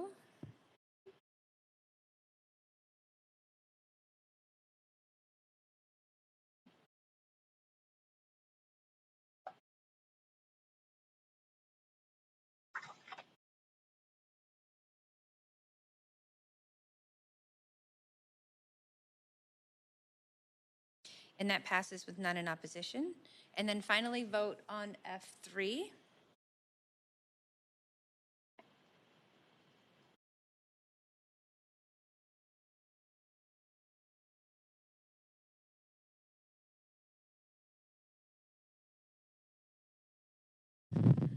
And that motion passes with Councillor Kirby-Yung in opposition. All right, Council, so that's going to take us back to the main queue where Councillor Weeb, you still have the floor. Yeah, I want to speak to how excited I am about these targets that we're looking at different ways to bring it to 21,000 tons of CO2 capture by 2050 in Vancouver alone. It's exciting to see what those projects could look like. It was exciting to hear that we might do some in our waterways too, what it could look like to kelp capture and all those other seaweed captures that we're hearing are working around the world. So that was super exciting. I really appreciate that we are moving to a tree canopy. I struggled when we were at Park Board and the number kind of jumped up because of the way we're recalculating it, but This is significant, mostly since we heard that a 1% increase can reduce street temperature by 6 degrees, and here we're going up 7. So that can make a significant difference to the heat island effect here in the city of Vancouver, which we saw 99 deaths last summer. So that is really critical. That's part of us becoming truly a green city. And the rest of the climate solutions are just fantastic. So really appreciate this report. Great way to end the year. And I'm glad it's been brought forward, and I will be supportive. Thank you, Councillor Wiebe. Councillor Dominato.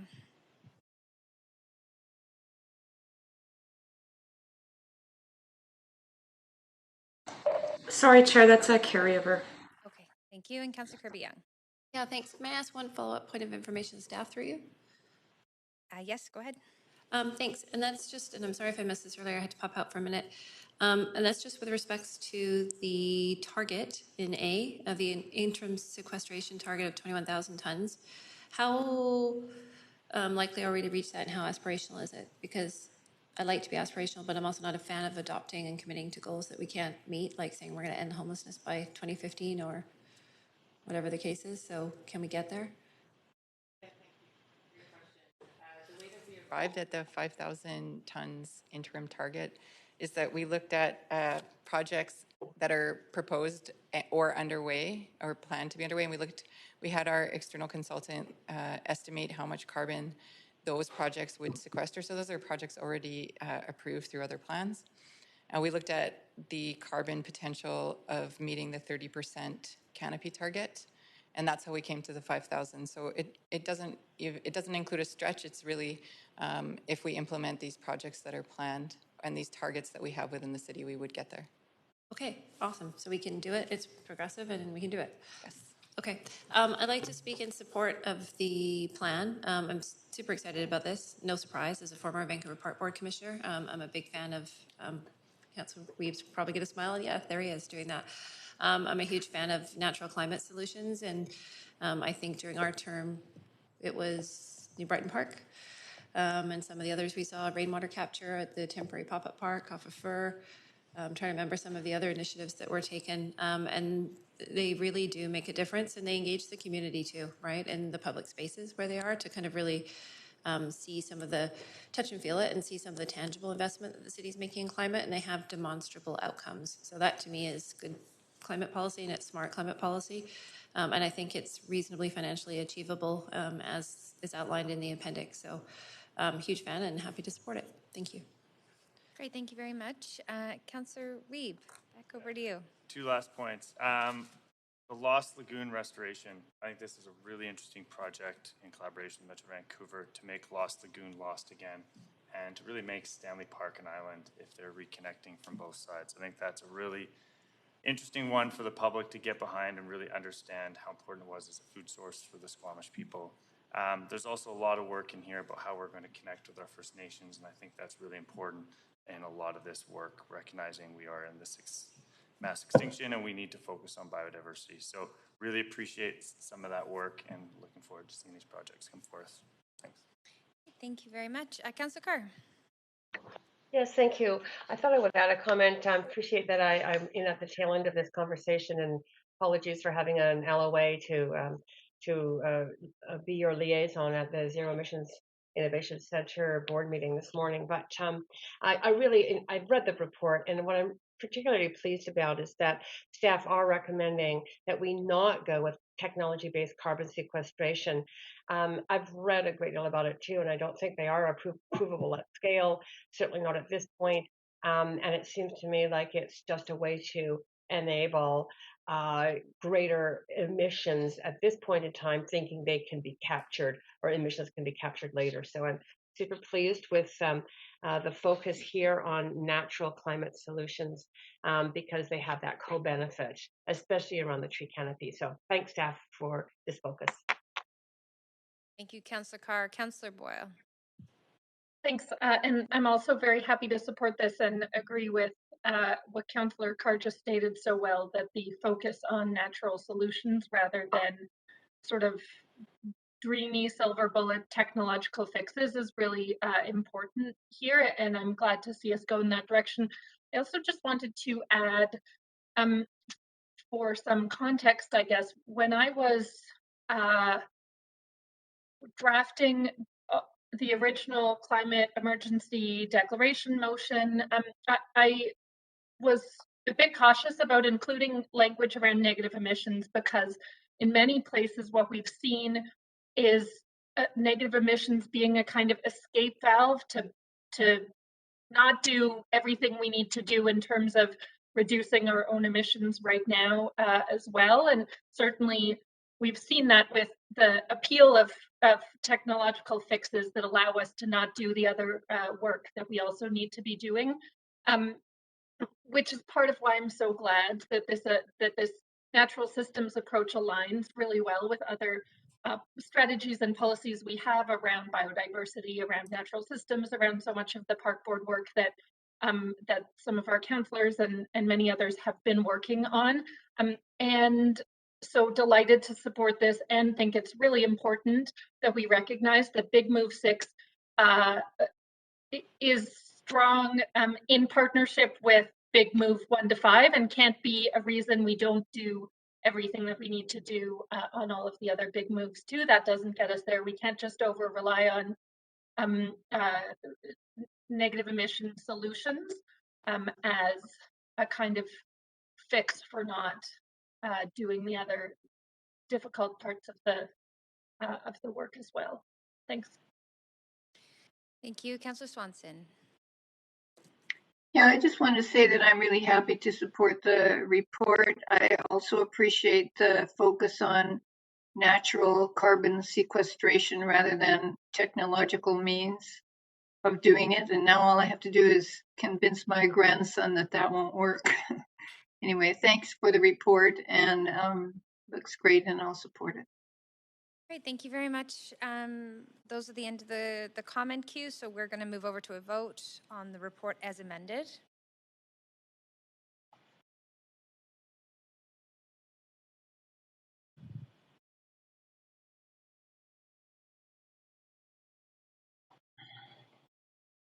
And the staff report and recommendations pass with unanimous support. So thank you very much to the staff team for being here this afternoon and to all councillors for the discussion. We're going to move on to our next item on the agenda, which is item 4. So our fourth item is the marine landing policy updates for Marpole Community Plan and Canby Corridor Plan areas. We have Neil. Neil, I always don't do your last name justice, so I'm going to let you say that to me back. When you join the call, our Assistant Director of Community Planning, along with staff from Planning, Urban Design and Sustainability, to provide a presentation and be available to answer questions. So Neil, over to you if you're there.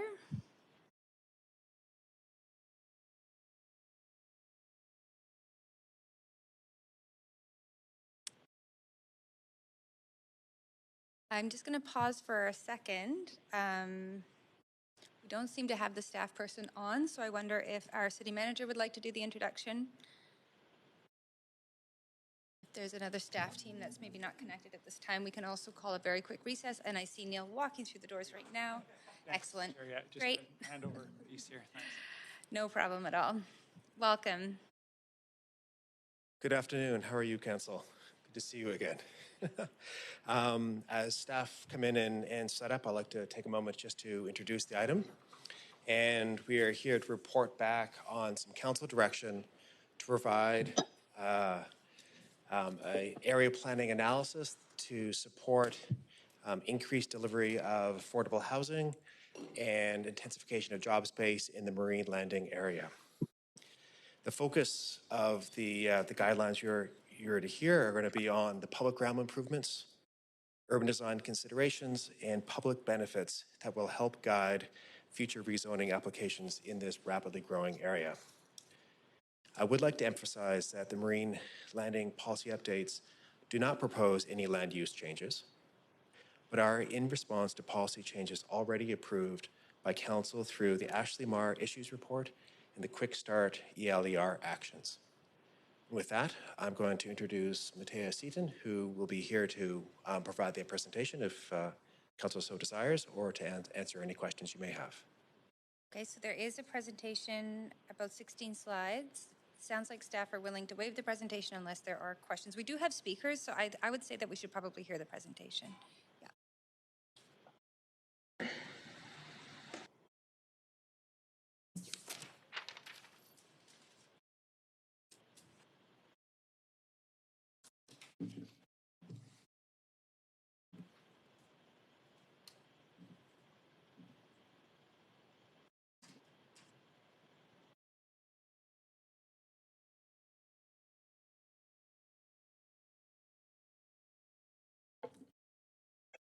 Hey, hello, Mayor and Council.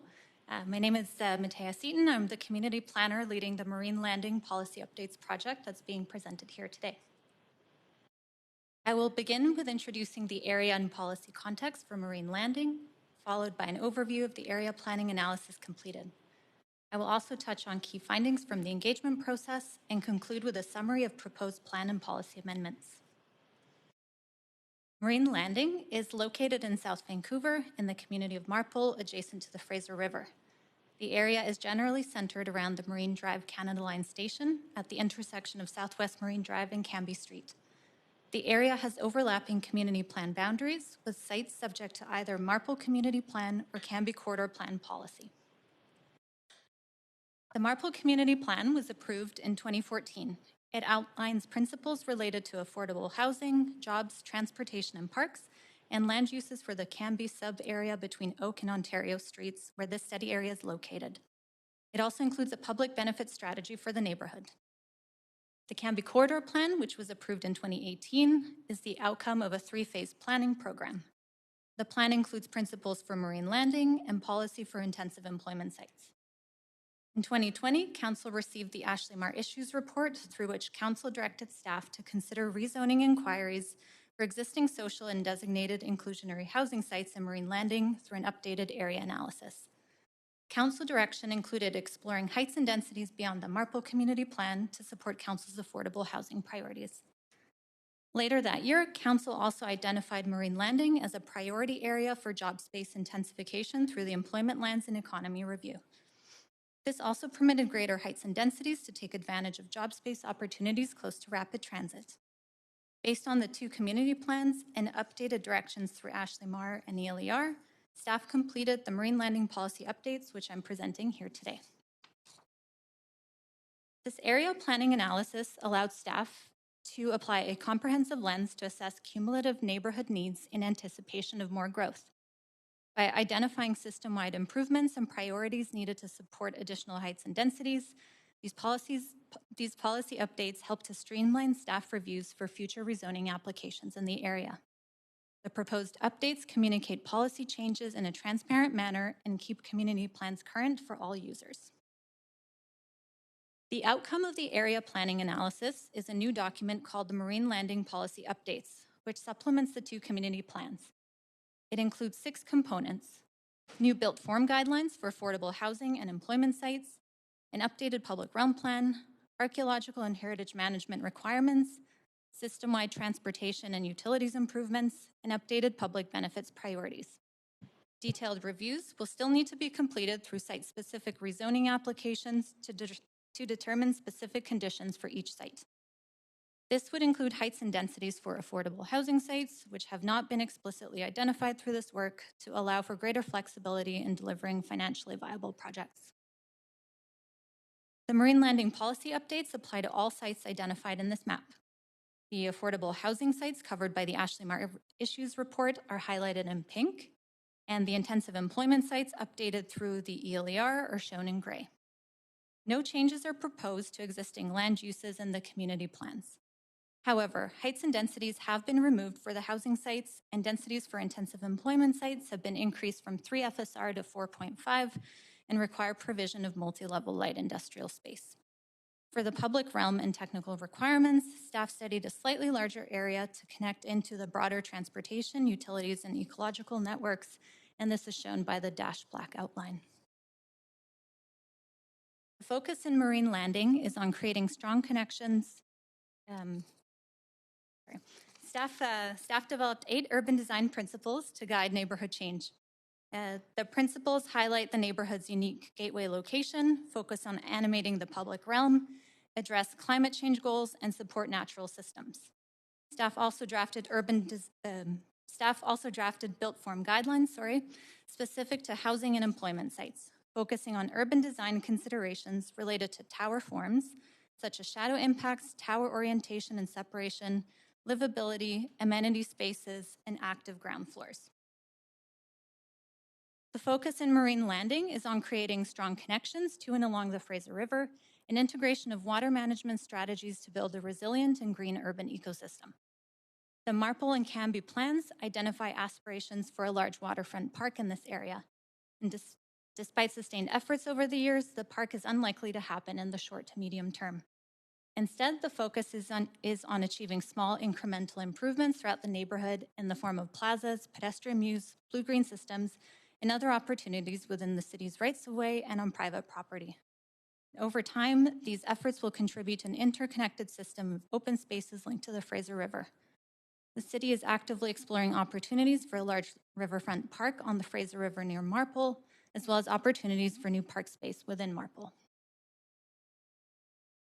New development creates demands on public amenities and infrastructure.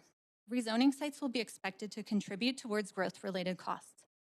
Key priorities for the neighborhood include affordable housing, parks and open space, childcare, and cultural spaces on industrial lands where feasible.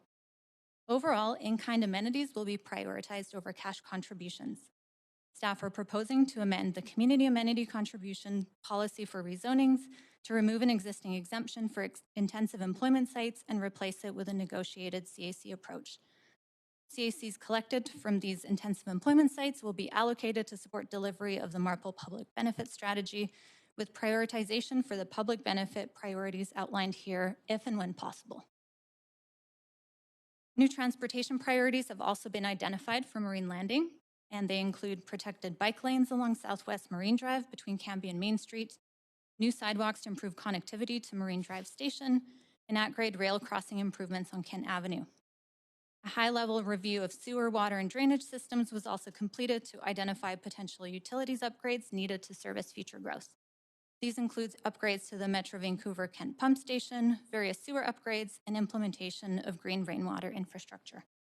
Most of these will be implemented through site-specific rezoning conditions, although some may require other funding sources, such as the use of UDCLs or CACs, and would be determined through future capital planning processes. Marine Landing is located near registered archaeological sites, namely the Musqueam City and Burial Ground of Cessna. This suggests that the area has the potential to contain unregistered archaeological sites that are protected under the Heritage Conservation Act. Developers are advised to complete an archaeological review prior to their rezoning submission to identify potential risks early on, which is a new requirement. Staff also included guidelines to support the Vancouver Heritage Program and to encourage developers to explore partnerships with Musqueam for arts and cultural spaces, which have strong synergies with industrial uses. For this area planning analysis, staff completed engagement in 2 phases. The first phase was in late 2020 to advise the community, property owners, and tenants of the approved council changes through the Ashley Mar Issues Report and the ELER work. The second stage occurred in September of this year, during which staff shared draft guidelines for public feedback. Opportunities for feedback were also available throughout the entirety of the project. In total, staff sent out over 10,000 postcards, 1,200 newsletters through a Marple mailing list. We launched a Shape Your City project page and shared information through the city's social media channels, including Twitter, Instagram, and Facebook. Approximately 60 public comments were received.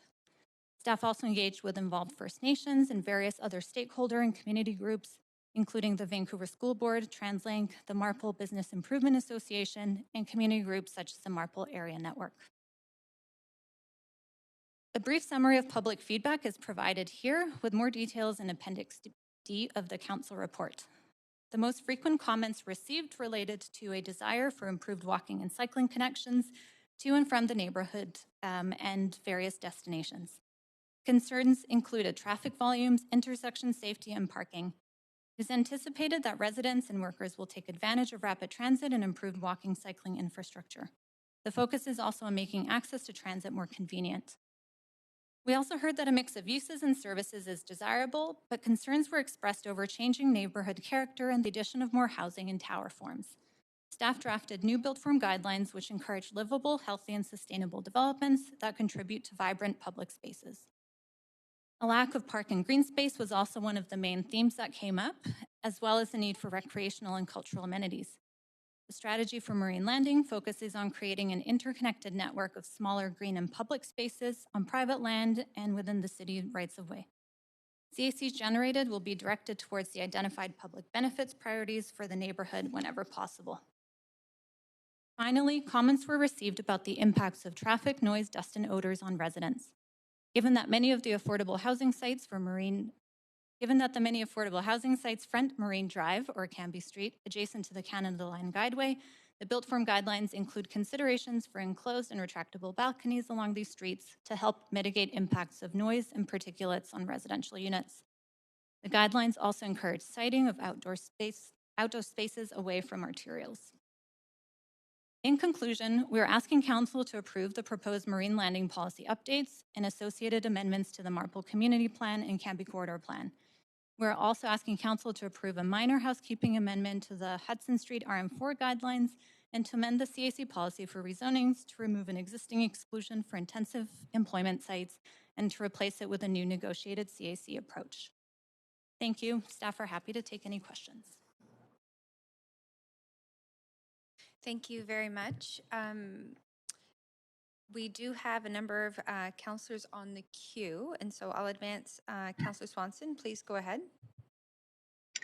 Okay, thanks. I have a lot of questions about housing. The first one is, you talk about the social housing sites. Are those sites that social housing already exists on? Yeah, so there are 9 sites in total. They're all the ones that were identified in the Ashley Mar Issues report. Half of them currently have some form of social housing or co-ops.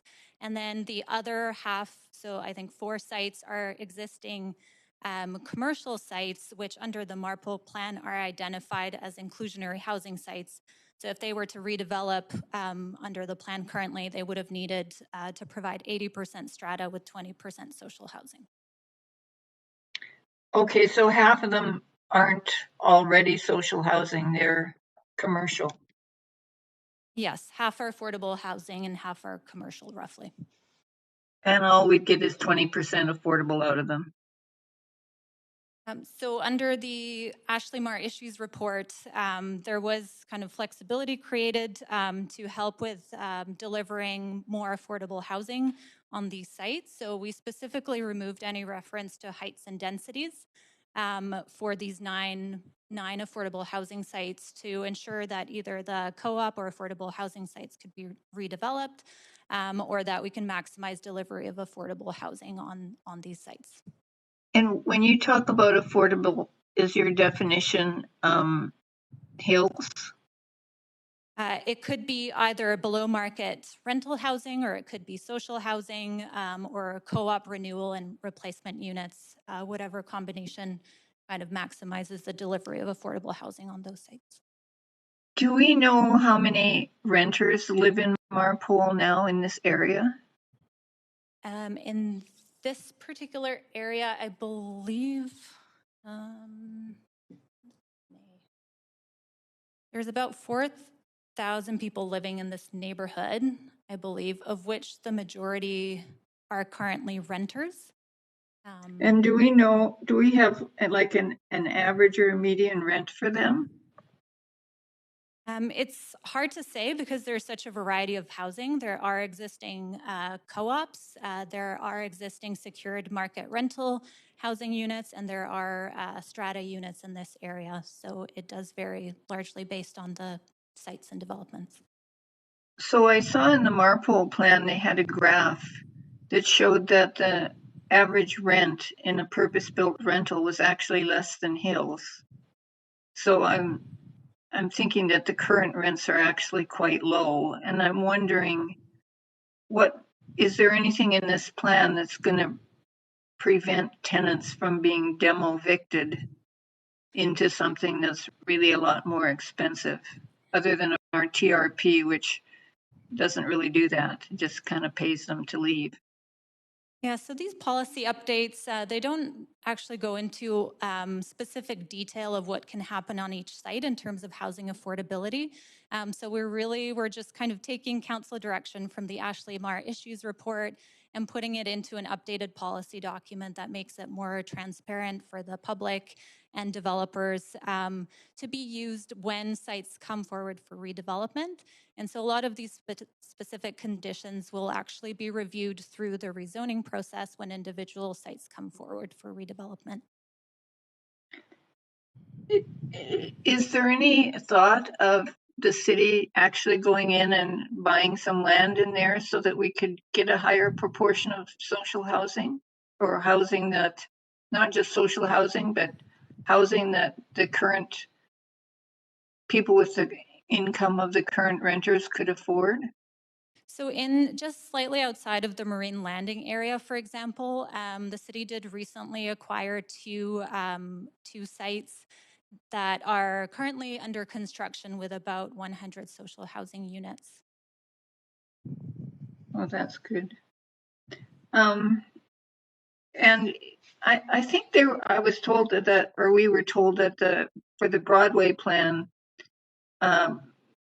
we're looking at actually providing tenants who are evicted with the right of first refusal, as well as compensation while the new building is being built, and right of first refusal at their old rent or a low rent. Is anything like that being considered here? And if it's not, could we add that in? So for these marine landing policy updates, we haven't added in any specific housing policies. So again, through the rezoning reviews for individual sites, when they come forward, they would be assessed according to existing city housing policies. And one of them would be the tenant relocation and protection policy. So conditions under that would be applied to the sites at the time, if applicable. Okay, we're right over the 5 minutes here, so I'm going to have to leave it there. Councillor Boyle. Thanks, and I appreciated those questions as well. I just have one remaining question for now, which is in regards to a piece of correspondence the council received from PCI about a development or an application they had in the works, and I'm just interested to get clarification from staff about whether whether council's approval of this report today would stop that from being considered, or whether it would still be considered and come to council sort of concurrent to these changes being made. Afternoon, Council. Yarda McNeil, Assistant Director of Planning for the Rezoning Center. As we understand it, PCI have submitted an application under our new policy inquiry process that takes a look at non-compliant applications. In this case, it's non-compliant with respect to residential use, which is not permitted in the existing zoning. So we don't have a rezoning application. We have an inquiry under our non-compliant process. Your decisions today will not fetter that process at all, and it's anticipated to conclude by February of next year.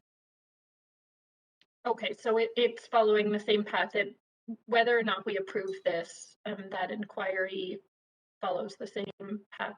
That's correct. Either way? Yeah. Okay. Councillor Swanson asked the rest of my questions. I'm happy to leave it there. Thanks so much. Thank you. Councillor Wiebe. Yeah, a few questions. One, we just had a report on carbon sequestration, and I recognize there's a huge peat deposit that is probably one of the best elements to sequester carbon. Is there a plan to ensure that we can utilize that peat deposit to have carbon sequestration, recognizing the city owns majority of that land? So under the marine landing policy updates, we did kind of identify 4 areas of concern for groundwater related risk. So we do have a section of that included in the report. Otherwise, and then applicants would need to be kind of responding as part of the rezoning application, responding to a groundwater management bulletin that we have in place, and also submit a hydrogeological study as part of that to identify what conditions might be applicable for their sites. Okay. on my next question, under 9.1, something that the community's talked a lot about is getting this density, but getting that large park. And I see that it talks about removing the reference to the park in multiple spots, and we're buying components. Have we acquired any land in the past couple of years that can deal with this, or are there elements that we can really show the public that we're going to deliver the amenities as they continue to see the growth, but they're not seeing that element? I do love the fact it talks about the Fraser River Trail and other elements. So can you talk a little bit more? Because it's difficult for me to approve removing that park when it's something for 7 years we've been advocating for. Yeah, no, that's a fair question and comment. So both the Marple Community Plan and the Cambie Corridor Plan did identify aspirations for a 10-acre riverfront park at the foot of Cambie Street, as close to the Fraser River as possible.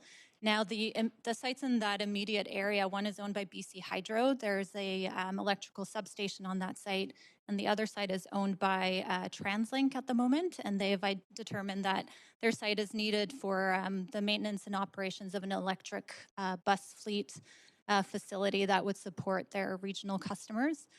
So we're definitely still looking at prioritizing the continuous Fraser River Trail, connected to broader walking and cycling connections in the neighborhood, which are also identified as key priorities in the Marple and Cambie community plans.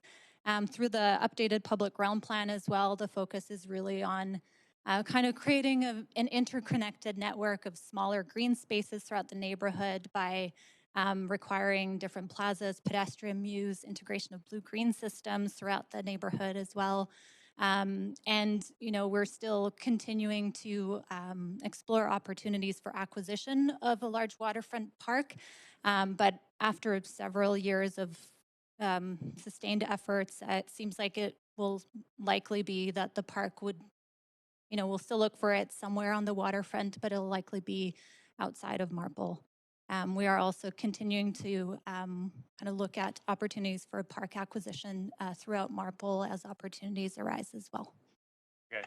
One of the other big proposals that was brought forward before was the Little Mountain to Big River Trail, and it looks like there's an opportunity, but it doesn't connect to the Fraser River fully in this. So it'd be nice in future renditions that we see conversations about where that large greenway would go, which I know there's elements on that are done through different plans, but I think the final plan for that's supposed to come back in 2022 from Park Board. So just ensure that we're aligning with the Little Mountain to Big River. Okay. Perfect. My next question is the combined sewer outflow. There is a diagram that showcases that we're going to do some of the utilities, but that outflow has close to 1 billion liters of combined sewer outflow and goes right through our transfer. So do we have an ability to capture some of the contaminants that will be coming out of that one, recognizing it goes through our transfer station? And do we have opportunities to use natural systems or UV to ensure that we're not putting such harmful chemicals into our water? Okay, so we do have Jimmy Zemmer here from engineering who can comment, but I'll also just note that the city is working on a master plan for the Manitoba yards currently as well. So that is something that might be included as part of those conversations, and I'll hand it over to Jimmy. Good afternoon, everybody. Jimmy Zamar, Director of Urban Watershed, Sewer and Drainage in Engineering. Thanks, Councillor Wiebe, for the question. The nice thing about this location from a overland flow perspective is that it drains water from upstream in the Manitoba watershed, and that watershed has been studied extensively in the past few years as part of our Cambie Corridor Integrated Water Management Plan, and includes a substantial element of green infrastructure planned for the next several years, including one of our largest concept studies being considered currently for the Alberta-Columbia alignment. This work will... Jimmy, I'm really sorry, but sounds like a big answer, and Councillor Wiebe does not have any time left. We're well over the 5 minutes, so perhaps it could be taken offline. Thank you very much. Thank you. Councillor Kirby-Yung.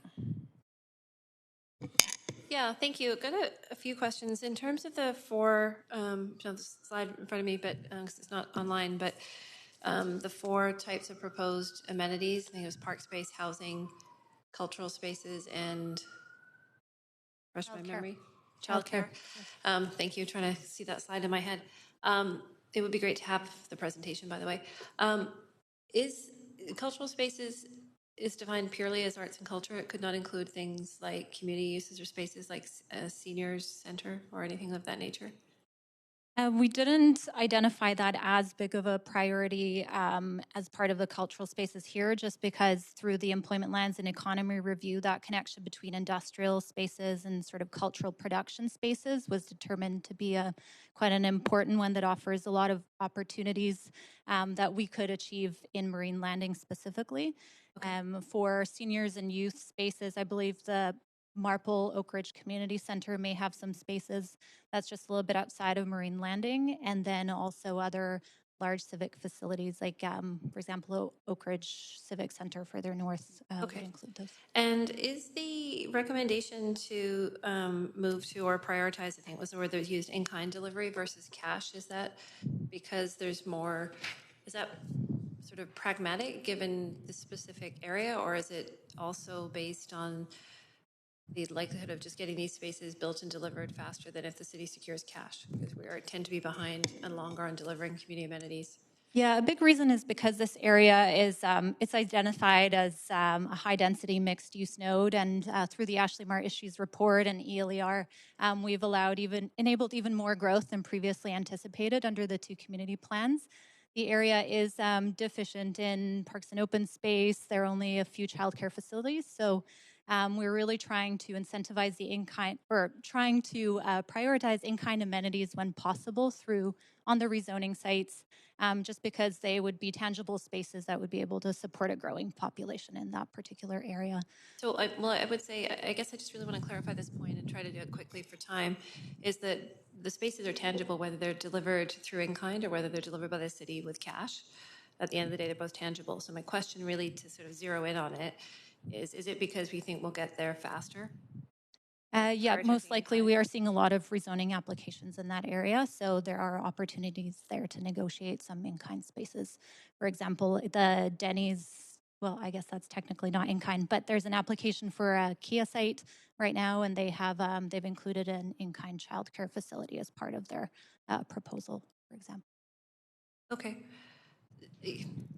I guess I'm still looking for a little bit more. Do we see this as maybe globally, I know this is specific to Ring Gateway, as a way to close the gap on some of our challenges that we've had in either having enough cash to deliver these spaces or to get them delivered faster? Like, is this a model that we think we might utilize in other areas? I'm trying to sort of ask that more global perspective, I guess, if I'm expressing that well. Chair and Council, Chris Robertson, Assistant Director, Citywide and Regional Planning. Yeah, the emphasis is always on in-kind versus cash for many of the reasons that you've said. Certainty around delivery and cost to the city, and minimizing that risk of cost over time. So I can say that in all areas, in-kind is preferred over cash. Okay, super. I'm going to leave it there so I can save some time. Thanks, Chair. Thanks very much, Councillor Kirby-Yung. Councillor Dominato.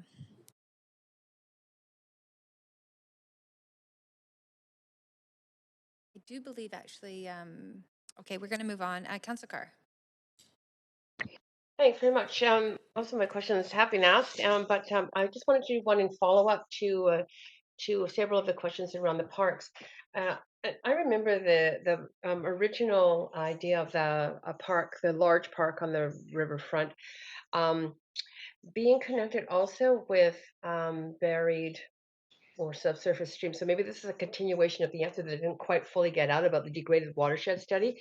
But there was a large group of local citizens who really wanted to see a resurfacing of those streams. They were salmon bearing by historic records.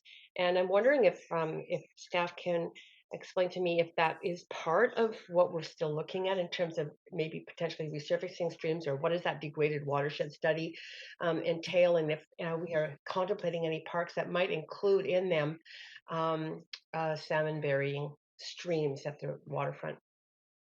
Yeah, so a lot of the old streams tended to follow where our major arterials are right now, and Metro Vancouver recently completed an overland flow study that it identified a lot of the kind of major flows coming from the north down to the Fraser River. So some of the streams are trying to be also, or I guess past streams, can be mimicked or replicated within the blue-green systems that we've identified along Ash Street and Yukon Street, for example, and Southwest Marine Drive. And then additionally, it is pretty significant to try and daylight streams. It takes a lot of land, but I think there are only a couple of old streams, and one of them being on the Manitoba Yards, for example.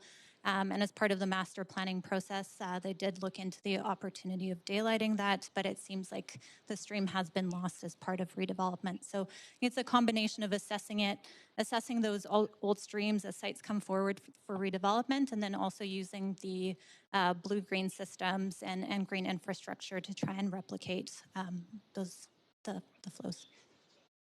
Thank you. That's good. I think I also saw Jimmy Zammer's screen face appear on the screen. If I don't know if he wanted to add something also about the degraded watershed study and whether or not we could pursue something around park protection there. Thanks, Councillor. The challenge is with the, as our colleague just mentioned, is with the extent of kind of the culverts being so far underground and so old. So the work in that area would be around surface treatment and capturing water upstream and treating it as it goes downhill, as well as probably some commemoration and placemaking. A challenge. Boy, it sure would be wonderful, though. Thank you very much, Councillor Carr. So that brings us to the end of our questions of staff. So we can now move over to our speakers. And I'm going to call on our first speaker, Claudia Leroy. Hi, can you hear me? Yes, we can hear you. You're free to start whenever you're ready. Okay, thank you so much. Sorry, I can hear a bit of an echo. I don't know whether I should use my computer instead. I'll just stop your time. So you're hearing an echo? Just on my phone, I can hear myself in the background in your offices or in council chambers. But my video is delayed past this, the live phone call, so I think I should probably stay where I am. Okay. Yeah. So thank you so much, councillors and staff, for this opportunity, and thank you for all of your hard work over the past few weeks and months on all the many issues facing our city. With reference to the Marine Landing Report, my name is Claudia Leroy. I'm the Executive Director of the Marpole Business Improvement Association. We are a BIA in the western area of Marpole, representing businesses on Granville Street. But we've been involved in the Marpole plan process between 2012 and 2014 and all manner of planning issues relating to Marpole since 2000. As staff has noted, there are increasing development pressures in the Marine Gateway and Landing area that this plan speaks to, and staff are well aware of some of the concerns we've expressed, and many members of council are as well through the years about some of the issues that are facing Marpole in and outside of this latest proposal. Staff's noted that the recent updated plans, including some of the ones that Matea Seaton mentioned, like the one about Ashley Marr and this one and the ELER ones, are supplemental to our existing Marpole plan approved by Council in 2014. And she just noted recently in her presentation today that it has, quote, enabled even more growth than in both community plans had intended, which is part of the concern and why I'm here today to speak to a little bit of that, particularly as was raised very, very well by Matea, that there are community concerns expressed about the commensurate responsibility to provide the amenities to the community that were outlined in the plan and which many people took at face value on paper that they would take place above and beyond the two very important pillars of affordable housing and childcare, but specifically relating to large green space provision, recreational spaces and opportunities. We're bringing in, projected more than 30,000 new residents into Marpole, and we've been park deficient and social service deficient for decades prior to, welcoming these new residents into our community. And the delay in the provision of a lot of the community amenities above and beyond some of the things that have already been mentioned has been more and more of a concern as we've moved through. We're in 2021 now, closing in, you know, almost on 10 years since we started the Marpole Plan process. And with all of the kind of updates and slight revisions to the existing Marpole Community Plan and the Canby Corridor Plan, there definitely is a feeling that we're taking more than we're getting, in the sense that we're absorbing more people, we're absorbing more density, we're absorbing more traffic and transportation congestion. We're getting another TransLink bus facility in Marpole, where we had hoped we would be getting a 10-acre park on the Fraser River. So there appears and there is an imbalance in how we're looking at growing our community into a livable place for residents and people who live, work, and shop in Marpole. And I'm here to express that we want to ensure that we kind of keep our eye on the prize in terms of the importance of providing those important spaces for the Marpole community to have recreation, to have green space for physical and mental well-being that is so critical, that we have learned particularly over this difficult period over the past 2 years. They remain extremely important to the community, both to our business members, our residents, and our customers. And I want to say that we're still here, we're pushing staff, and they have been excellent and open-minded about the challenges facing that. Though doing that, we know that it is not easy, but we just want to make sure that it is kept top of mind, because it is very much top of mind in the Marpole community. So thank you so much for your time today, and I'm done speaking. Thank you very much, Claudia. You do have questions from Councillor Kirby-Yung, so I'll advance Councillor Kirby-Yung right now. Go ahead. Thanks, Chair. Hi, Claudia. Hello. Hello. The question I wanted to ask you is really about the park, and I think that the big misstep was, just to frame this question, was around maybe prematurely communicating before there was an ability to secure the TransLink or other related sites there.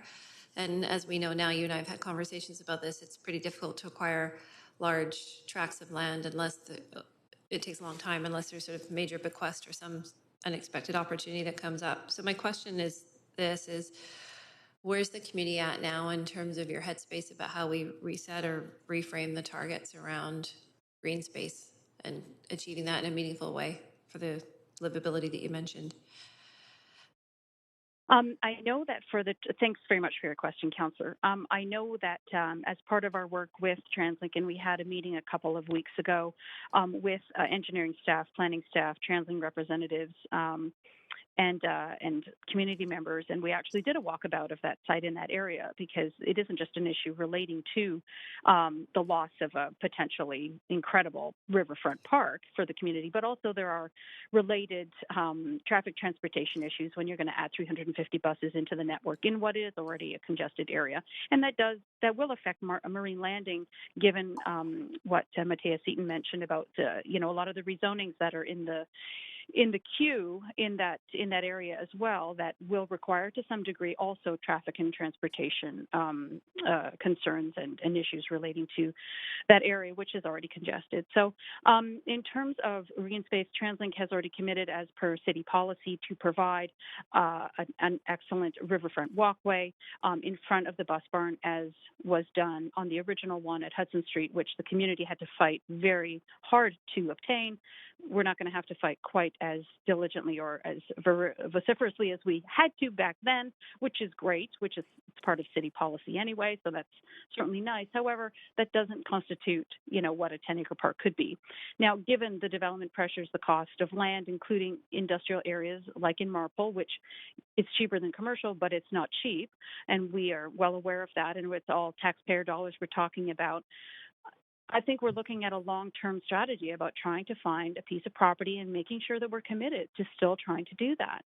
Having the string of pearls along the riverfront, as we've done on our other waterfronts in the city of Vancouver, like False Creek, like Burrard Inlet, is still critically important, and I think that we just want to make sure that Marpole isn't forgotten in that context, and that we're still hopefully going to be here to be able to remind staff and council of that importance. So, in the interim, looking for some of those pockets, working closely with staff on where and how those can come about, but still trying to maintain in the back of our mind the importance of providing something substantial in nature for the tens of thousands of additional people that Marpole is going to be absorbing. Thanks, Claudia. I hear you, but I think that's my time. But thank you for reinforming the importance of green space. Great, Thank you. Thank you. And those are your questions, Claudia. Thanks very much for calling in today. Next, we have Nathan Davidovich. Do you hear me? Yes, we can hear you, Nathan. Go ahead. You have 5 minutes. Oh, thank you. Thank you very much. Yeah. Well, I spoke to the former director of planning, Gil Kelly, about this whole area, and he was going to report to council what they do in other cities in the U.S., especially because he has the experience. But he left, and here we are. The same plans as were done by Vision's council, the same staff that just following the Vision directions instead of following new direction from the new council. And this is somewhat similar to South Falls Creek, where now the city is going to do a proper planning, community planning. The same thing has to be done here. And, in all these area plans, Canby Corridor and Grandview and West End and so forth, they all were done improperly. They are not backed by a bylaw like all the other cities in D.C. When they approve things, it goes by bylaw, which basically means any city council, the next one that's get elected in 2022, can just change it at their whim with very little, and that might happen in this case and some of the other cases. Depends who gets elected in the next election. This is just. I can talk about this, for an hour, but basically the city decided to establish a mini city of 20,000 people from Ninth Street to Boundary Road instead of establishing that mini city around the Canby and Marine SkyTrain station. And that was the decision of Vision and I presume the previous council before Vision, which was a wrong decision. And now the staff is just making things even worse because we're going to get very little affordable housing, and the whole plan is not it's not supported by any of my friends at UBC, SFU, or KPU. It's just a plan of staff, and there's no independent advice to tell you how bad is this plan and how things are going to get so bad. We're just missing an opportunity to have more housing around the Rapid Transit Station. The new Green Bus Garage will not have housing built above it, while they have housing in other places above garages and transit stations. I don't know about the bus loop right beside the station. That could also have housing above it. So we are missing so many opportunities that future generation will just look at it and say, well, something must have been wrong with that council in 2021 or 2022 that they follow the Vision ideas. And this is the main problem. It's not proper. This plan has to be sent back to independent review, and then you'll find out that not just this plan, but the Canby Corridor plan and other plans are not representing what the people really need, what the city needs, what the region needs. It's just bad plans, and I don't know what the city could do until the next election. Before so that's about my comments, I presume. Okay. Thank you very much, Nathan. You do have questions from Councillor Swanson?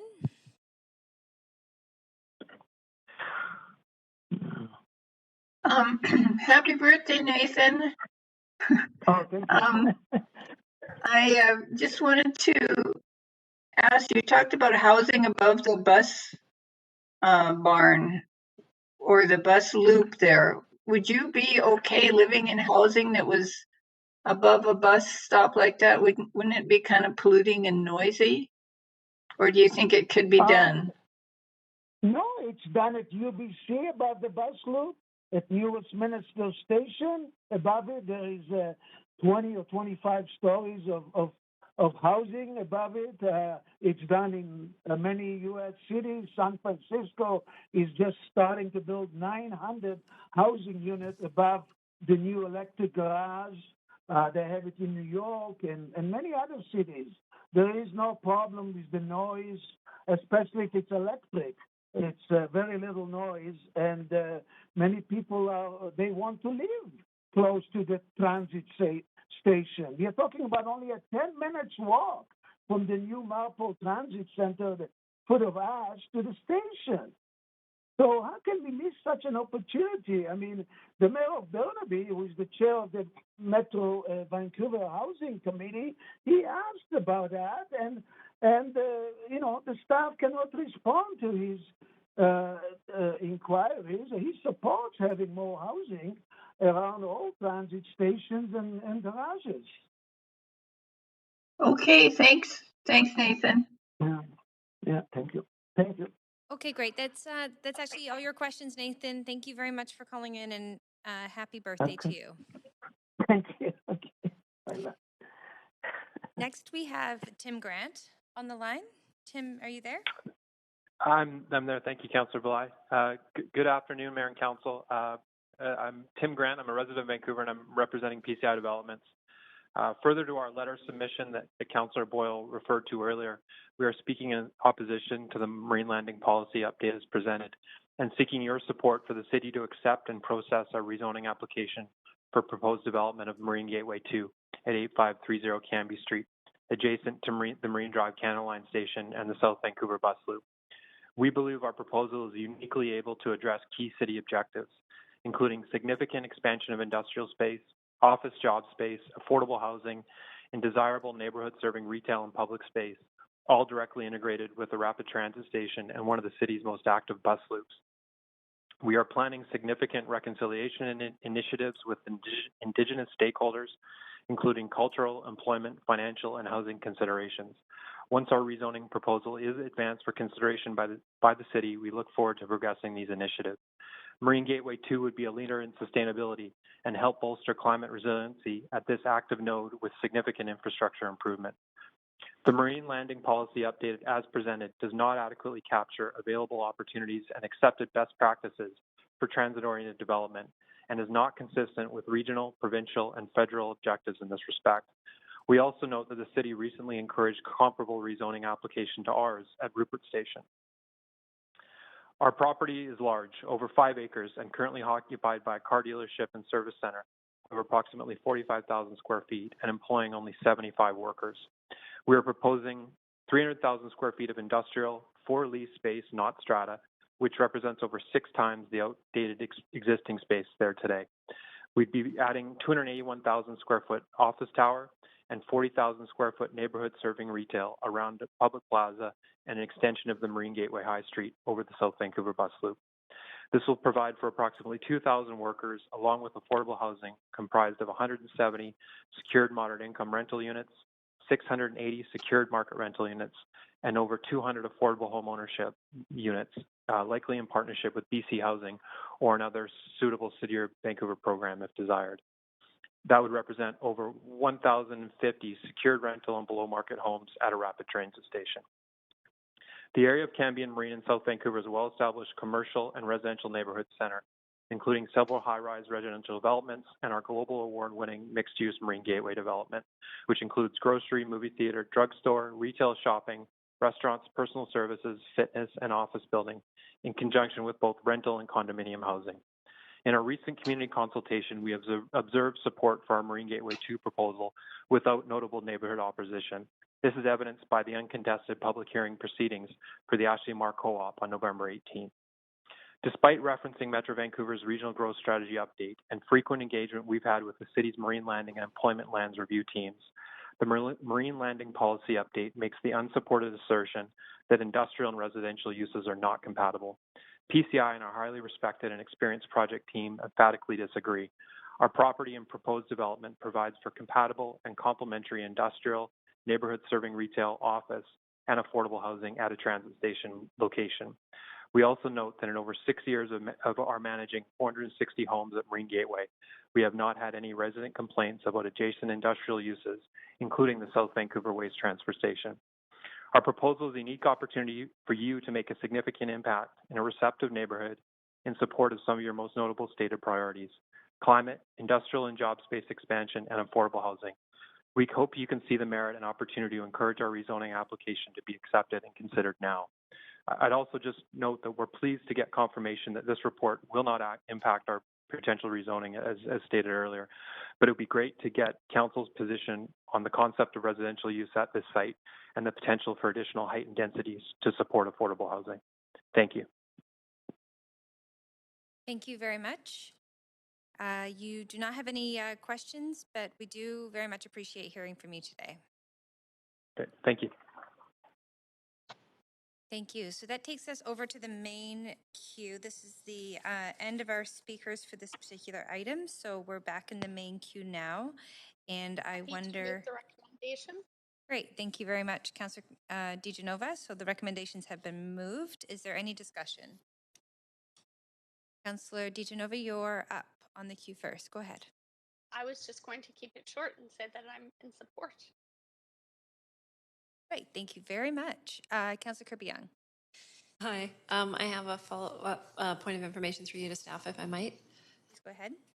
Yeah, thanks. Just responding to what we heard from the speaker with respect to the contemplated Marine Gateway 2 project and the statement that this makes the assumption that fundamentally that residential is not compatible with industrial. I wonder if staff can comment with respect to the Metro adopted and board endorsed industrial lands strategy that does enable sort of transit oriented residential and other uses within sort of circular areas and potential compatibility. Can you just stitch those policy pieces together for us, please, in terms of how those things sync? Sorry. Chris Robertson, Assistant Director, Citywide and Regional Planning. Yes, we have been working closely with the Metro on the Regional Growth Strategy update, and I think it's fair to say that there are compatibility issues with certain uses, and that some uses that have a lighter touch or a lighter implication on residential could work. We just haven't seen examples in this region with that, and we want to explore that. But I think, you know, overall, when we're mixing industrial, I think what we're saying is that you have to be careful. Okay, so put in another way, and I realize that we're considering this one report and any subsequent application will come separately and be considered on its merits. But my question is, by council to approve this report today, does staff feel they have the direction, or does it preclude, for example, a project like the Marine Gateway that might contemplate both uses from coming forward? Yeah, I can say no to that. It wouldn't preclude it. It would not preclude, no. And staff would still be open to those conversations? Yes. Okay, thank you. Thank you very much, Councillor Kirby-Yung. Councillor Swanson, we're in debate and decision. Okay. I just wanted to move an amendment, but I guess this is too soon for that. Oh, no, this is the right time. Go ahead. Okay. I can move you to an amendment queue, and then feel free to jump back on the queue and introduce your amendment.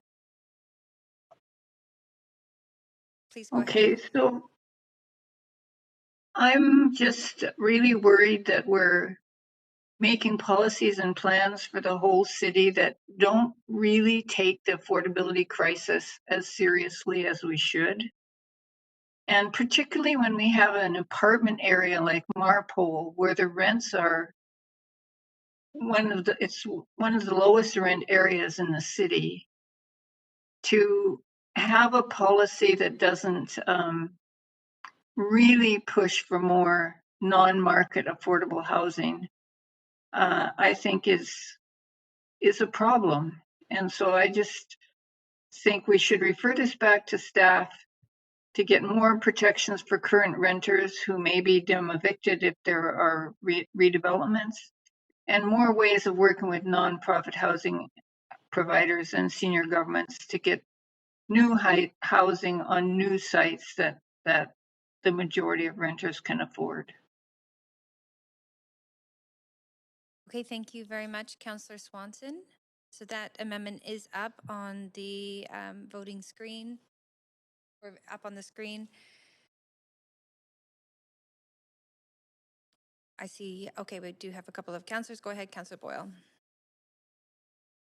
Thanks. I just wanted to say I've been pondering and wrestling with this since the amendment was circulated, because these are priorities I'd also like to see deepened in the plan, but I don't think that a report referral back is the way to do that. If this amendment was worded as a direction for further work, I would be happy to support it. I'm just wrestling with the delay of a referral back. I'll leave it there for now. Thanks. Okay, thanks very much, Councillor DiGenova. I won't be supporting this referral because I think that the irony in a referral is the fact that it will make housing less affordable. That this will bring much needed improvements to the process, improvements that I've heard many council members ask for, and that I've grappled with myself sometimes. And this is the time to do that, but this is a step in the right direction. So let's not slow ourselves down from moving forward in the right direction. And if we're truly worried about rents, then we need to think about how that might be impacted by the actions we take here at the city, such as increases to property tax when rents can't be raised above a certain amount, and the evictions that may come from that. So that's a concern of mine. I do appreciate the work that staff have done on this. I think that there's been a thoughtful approach, and it's my understanding that this won't be the last that we hear on these plans and the updates. I also really was excited to see the Ashley Mars issues report, which I think took us outside of, what we have seen traditionally, be what the plan has included for Marpole when it comes to housing. And I think that it would be great to have non-market housing, but also to integrate that non-market housing with a number of other amenities. And I also appreciate the thoughtful CAC process, which makes more sense. I've written several motions. I was looking at two of them today and put them forward at previous council. Councillor Carr will remember these motions on looking at flat rate CACs that would be, that like many other municipalities, you come ahead of time.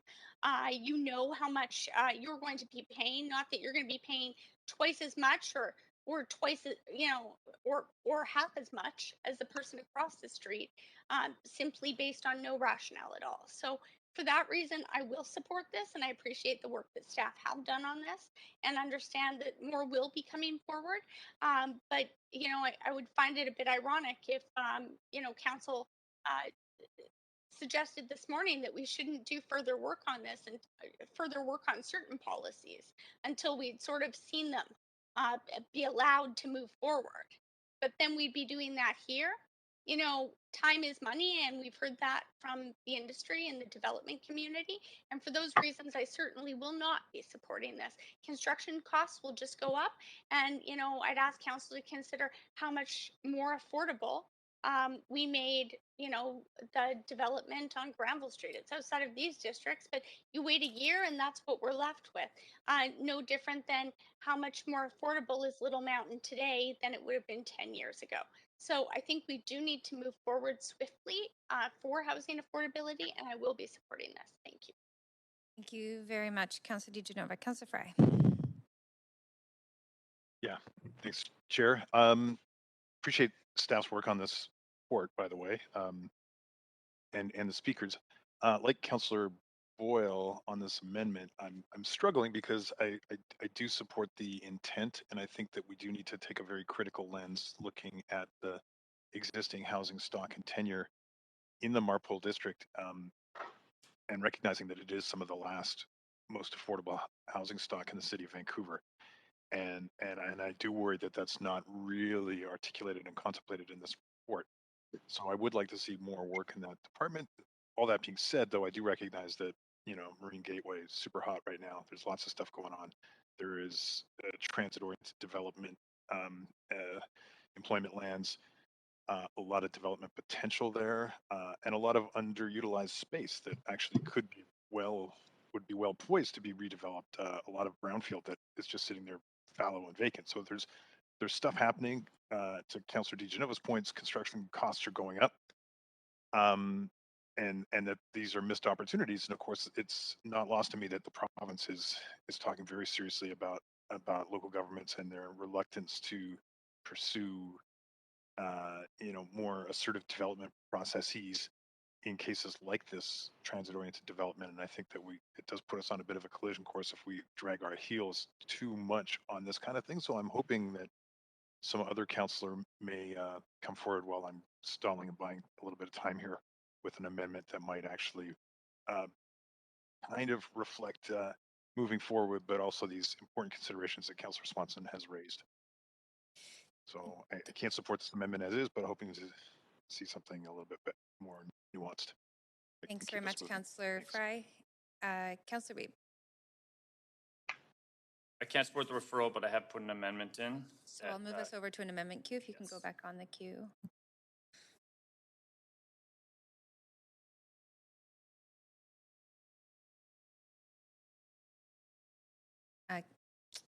Councillor Weeb, if you don't mind just popping yourself back on the queue, then I can advance you and you can introduce it.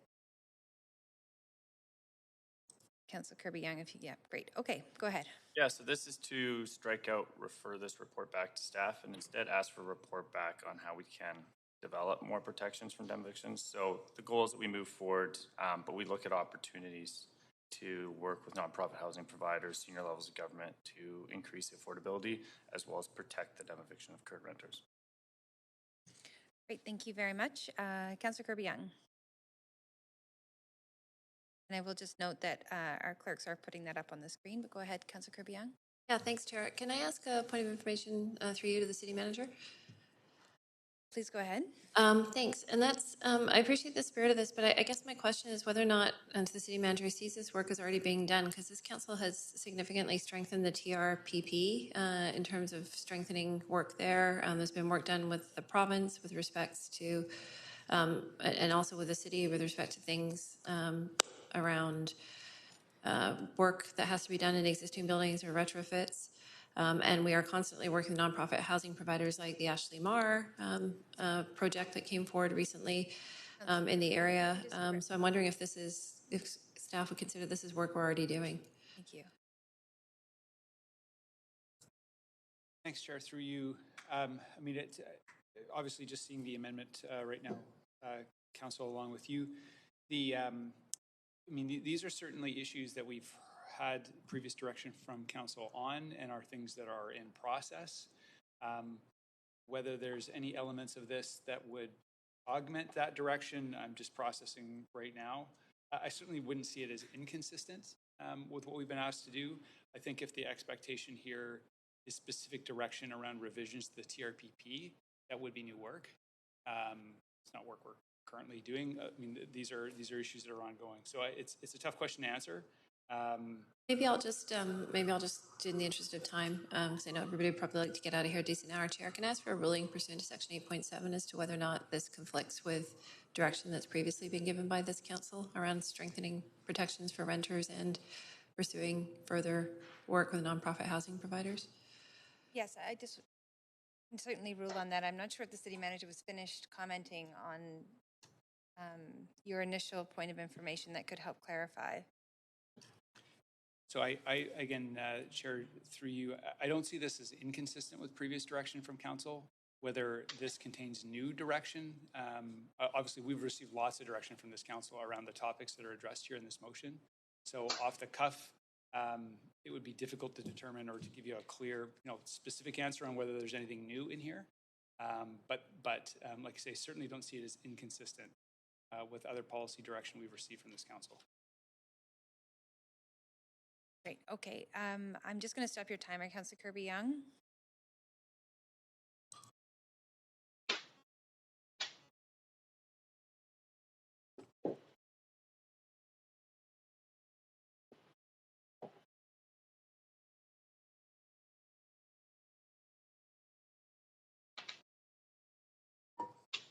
going to step out for just 1 minute.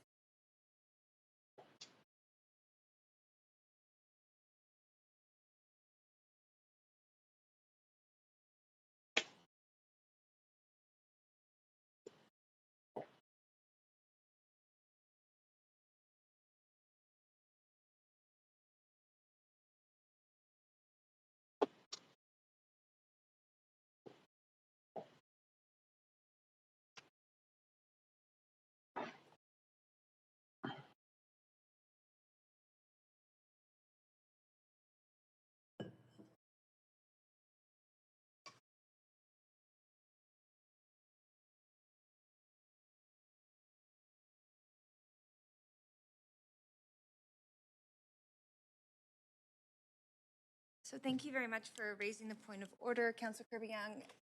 Given that there is no real specificity in this particular amendment to the MARPO plan or specifically to this report, I actually will rule that this motion is, or this motion is out of order, both in the original form and this form. We have given this direction many times to staff, and without any new direction would be deemed frivolous. So I will rule this out of order. So we will go back to I'll just refer to the clerks. That point of order was called on the amendment to the amendment, not the original amendment. So this actually takes us back to the original amendment.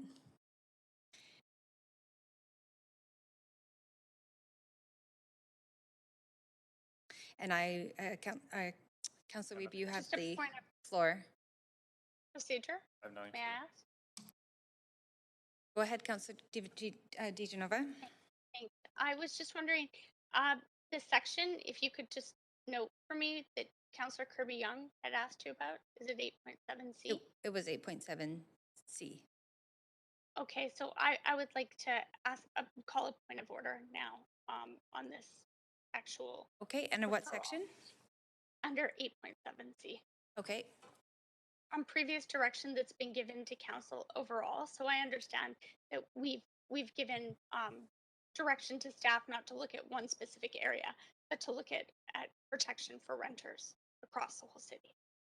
Okay, so under this, for the same reason that I ruled the amendment to the amendment out of order, I will also rule under 8.7C as frivolous that this amendment is also out of order. So that takes us back to the main queue.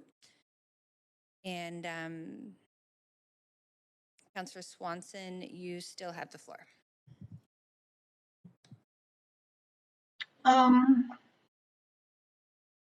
Yeah, I certainly don't think it's frivolous, but.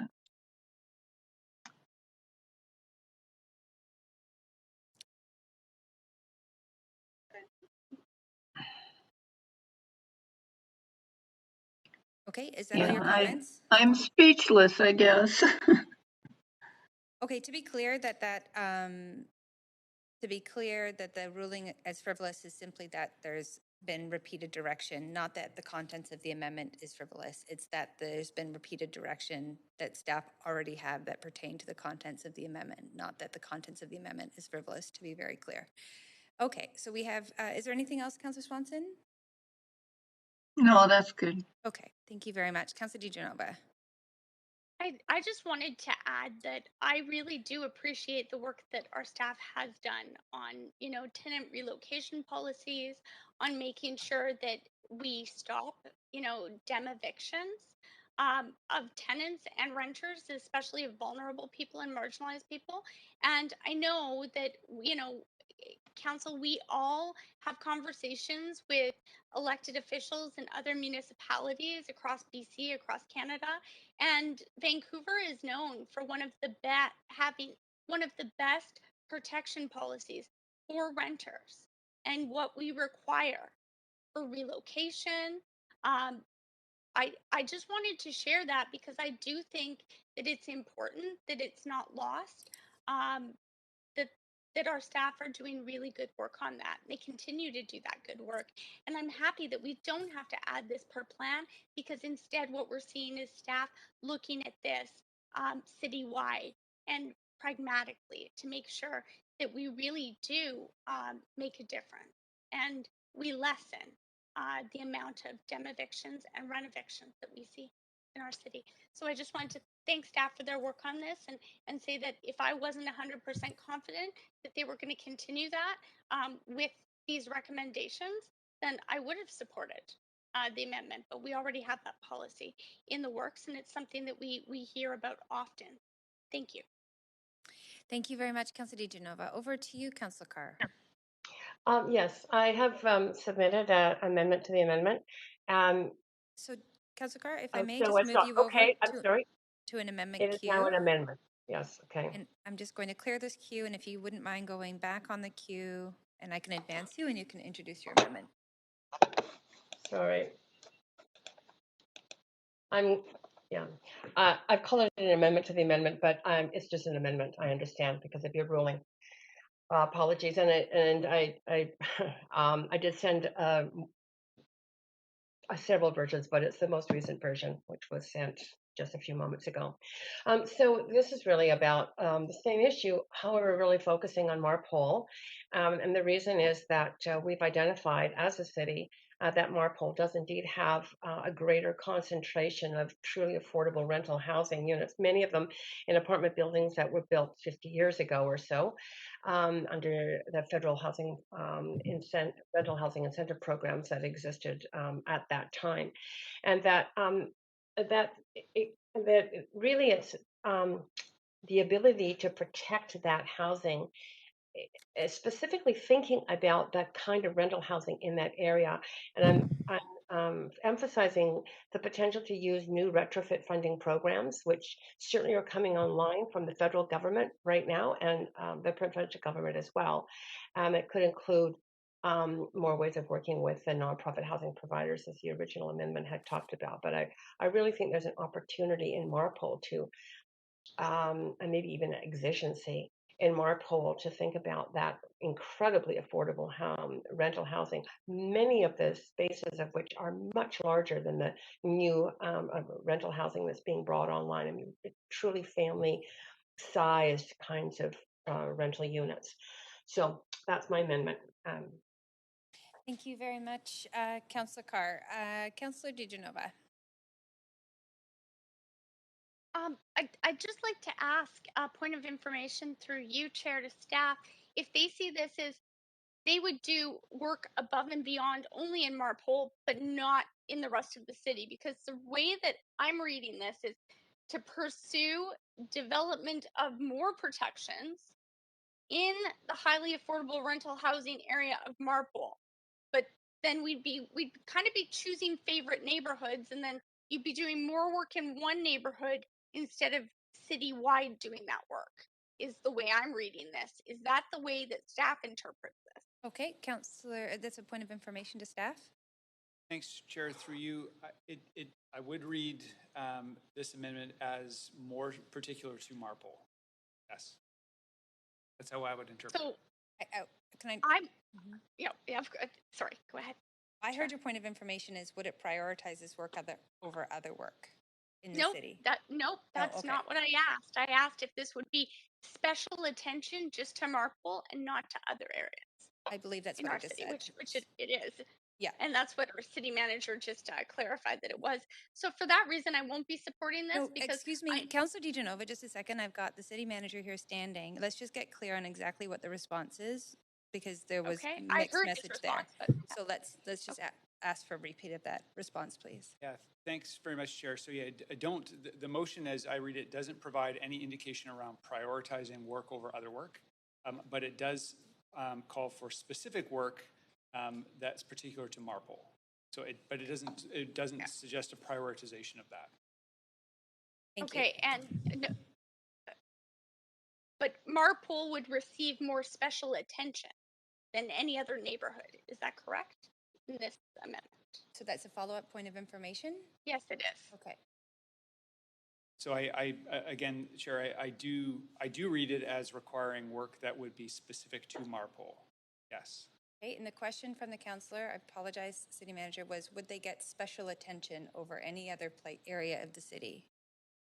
I'm not sure if I would describe it necessarily as special attention. It would be specific attention to Marpole. We have received direction on various things from council and in respect of other neighborhoods as well, maybe not on this particular topic, but yeah, again, I would read this amendment as calling for work on this issue that is specific to Marpole. Thank you very much. Is that clear? And it is clear, so I'd like to use the rest of my time because those weren't my questions, some of them, Chair.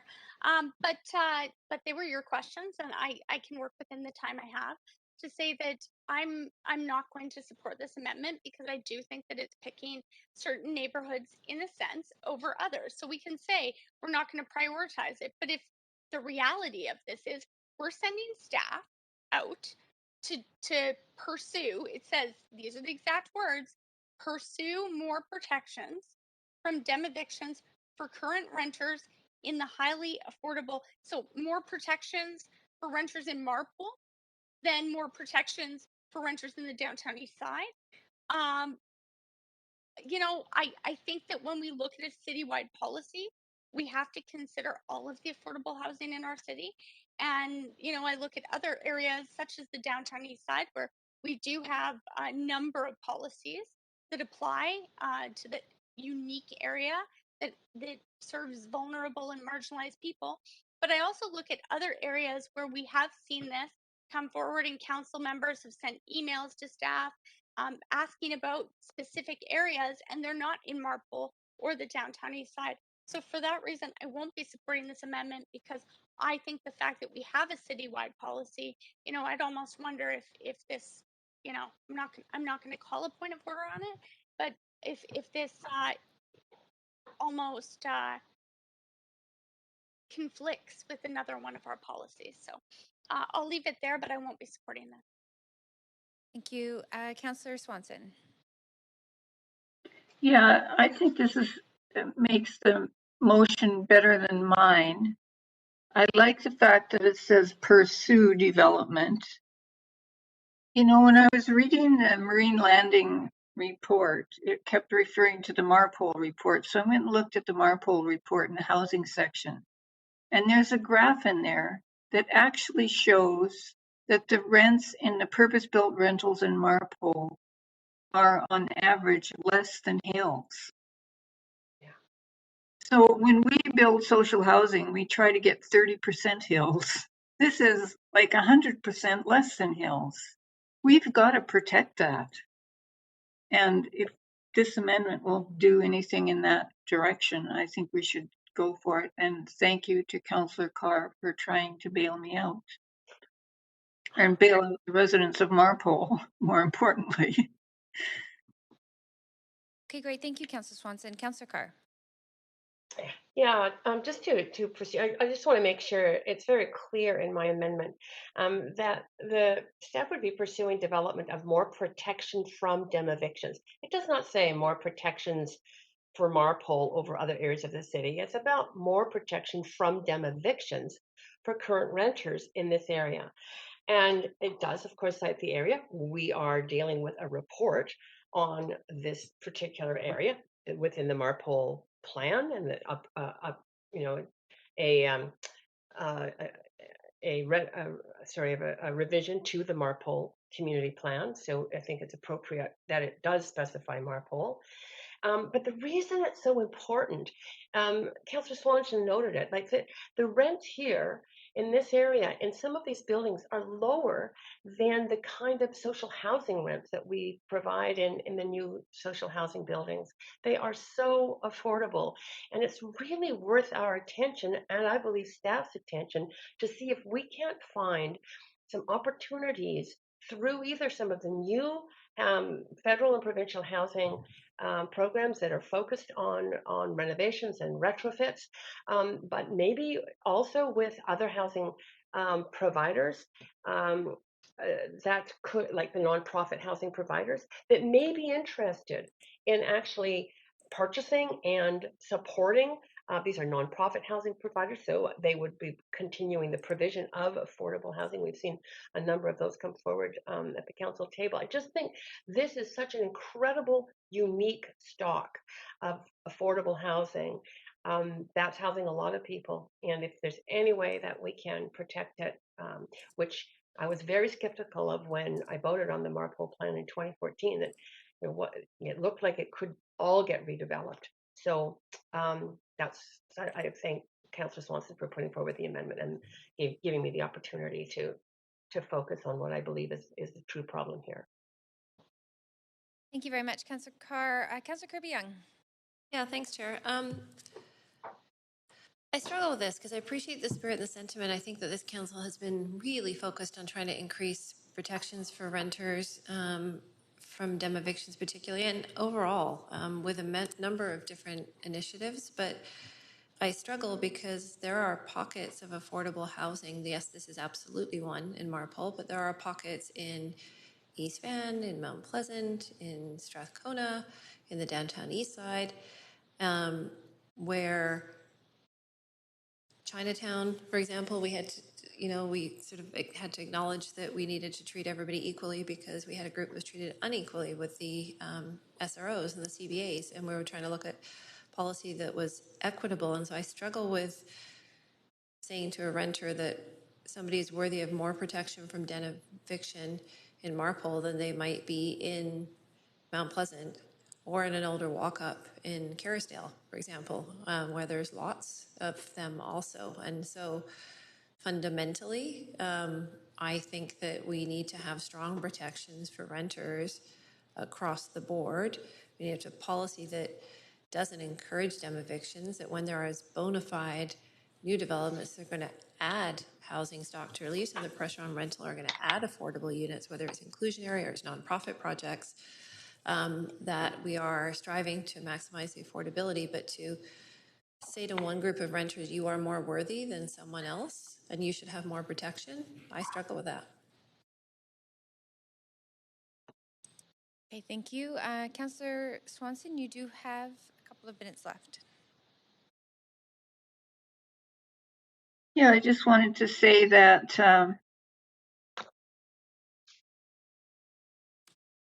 we're picking this area because it has very low rents and the tenants there need to be protected.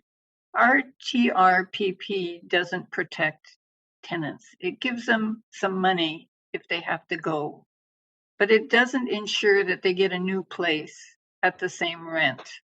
And it doesn't ensure, even if they have the right of first refusal in a new place, that they will be able to afford the rent in the interim while the new building is being constructed. If we can get something like this in one area and people are worried about it not applying to other areas, like I would be, then we can say, oh, good, let's apply it to other areas. But I don't think that saying that it only applies to one area is good enough and is a good reason for not doing it, because this is an area where rents are really low, where people really need protection, and I think we should do it. Thank you very much. Councillor Fry.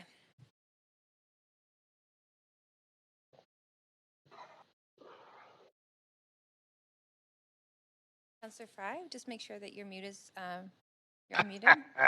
Thank you, Chair. Yeah, I'm going to speak in support of this amendment. I'll keep it brief. I think my colleagues have articulated it. I think it's okay to single out areas in the city and this area in particular. The Marpole plan, obviously we're looking at how to update that Marpole area plan now. One of my previous colleagues mentioned Strathcona, and there's not protections. In fact, there are pretty significant protections here in Strathcona as a result of the Downtown East Side local area plan that actually really does limit the extent of how and what we rezone, and puts a mandate to retain housing affordability. So I think recognizing that Marpole and Marine Gateway is an area that is seeing a lot of rapid change and development. The Canada Line has succeeded beyond anybody's wildest imaginations by all accounts. And specifically, in the context of when the original Marpole plan was developed.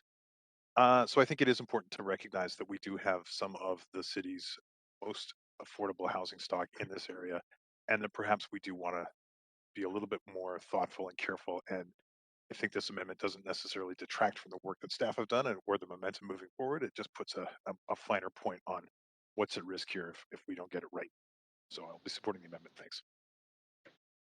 Thank you very much. And Councillor Kirby-Young. Yeah, I just wanted to respond to one of my colleagues' comments that sort of said the TRPP doesn't do that. And it strikes me as dealing with a symptom as opposed to the root cause. Then my answer would be if the policy is not doing the job, then fix the policy. Then go back and bring a motion forward to address where you think that the dem eviction component is not stronger. But sort of layering on, this is how we often get into complexity with our planning and rezoning work, and we've seen it in DBL as well, when we have these different kind of additional conflicting and layering on of policies, as opposed to just trying to streamline some things and try to work efficiently. And I kind of come back to dealing with the root cause of the issue, because what I'm hearing is people are feeling there's a gap in the TRPP. In response to what Councillor Swanson said, then my suggestion would be deal with the TRPP, but let's not sort of send staff down a troublesome road here. It's, I think the intention is absolutely crystally well motivated and pure, but I'm not sure that this is the way to get there. Thanks. Okay, that takes us to a vote.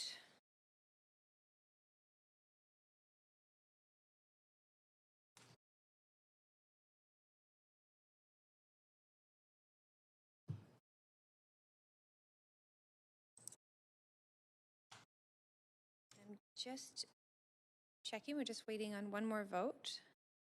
I just got my panel up, Chair, and I'm just making sure this is the amendment, correct? This is to the amendment. It's Councillor Carr's amendment. Yes, thank you. Okay, so that motion does pass with Councillors DiGenova and Kirby-Young in opposition. So that takes us back to the main menu, the main queue with the main motion report from staff as amended. And Councillor Carr, you still have the floor.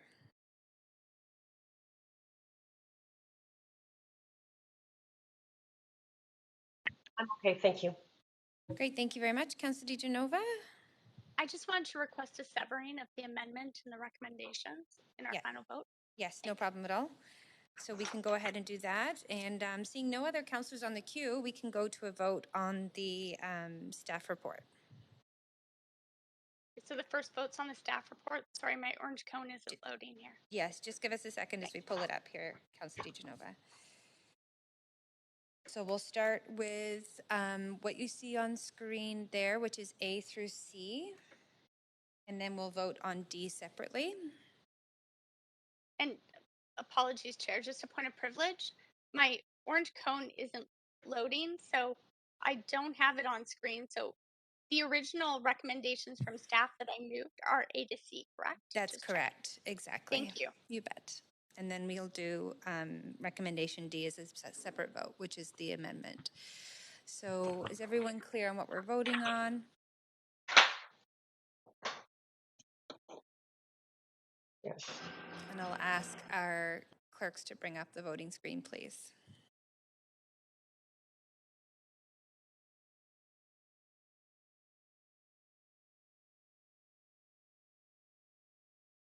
We get a vote.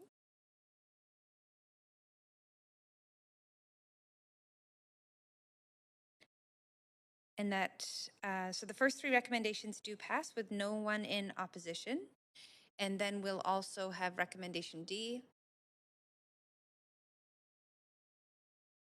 for a separate vote.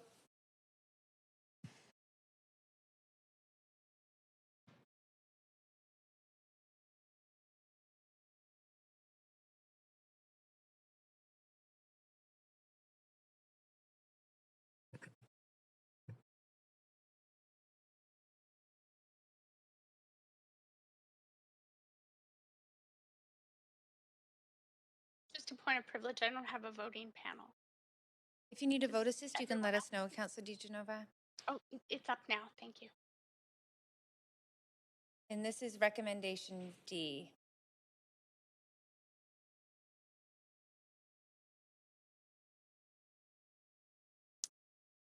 And I'm just noticing that we have one counselor who's left the room, so they'll be marked as absent. So that motion does pass with Counselor DiGenova in opposition.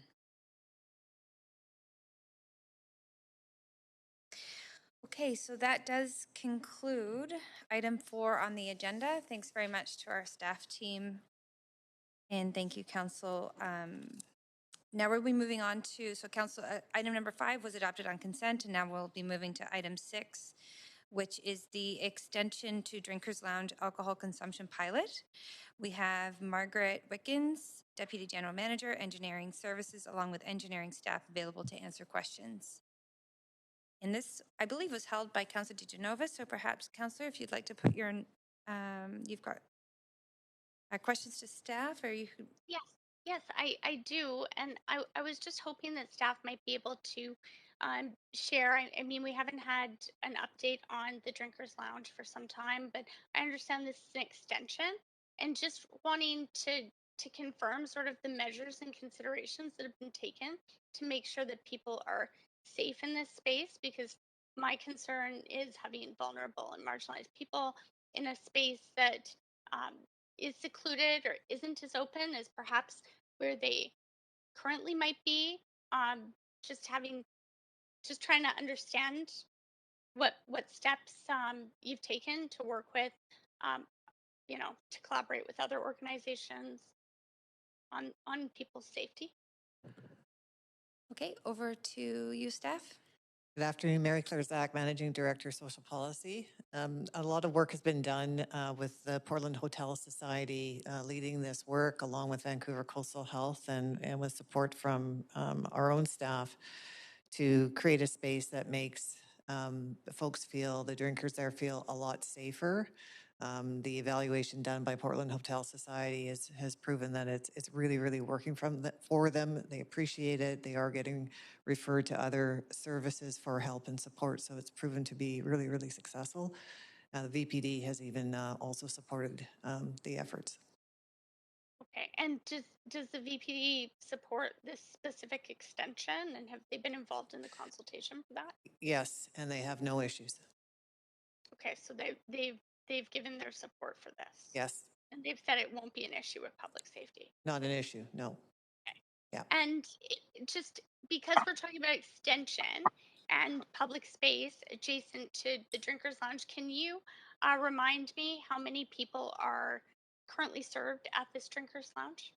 I'll ask Alicia Friedkin to comment on that. Hi there. Thanks for your question. I'm just finding out the number of people who are currently served there. But we do know that that there were 20 new members who joined the Drinkers Lounge, specifically the community managed alcohol the program, since the parklet was up. Alicia, sorry, I've got it here. They've connected with 20 to 30 drinkers per week, over 100 visits to the parklet per week. And then as Alicia noted, there's another 20 new. Okay. And how much alcohol is exchanged? I can also let you know that there's 160 members in the program altogether. Okay. And I'm and there's just like in the what are the barriers to getting in the program? Well, one of the requirements.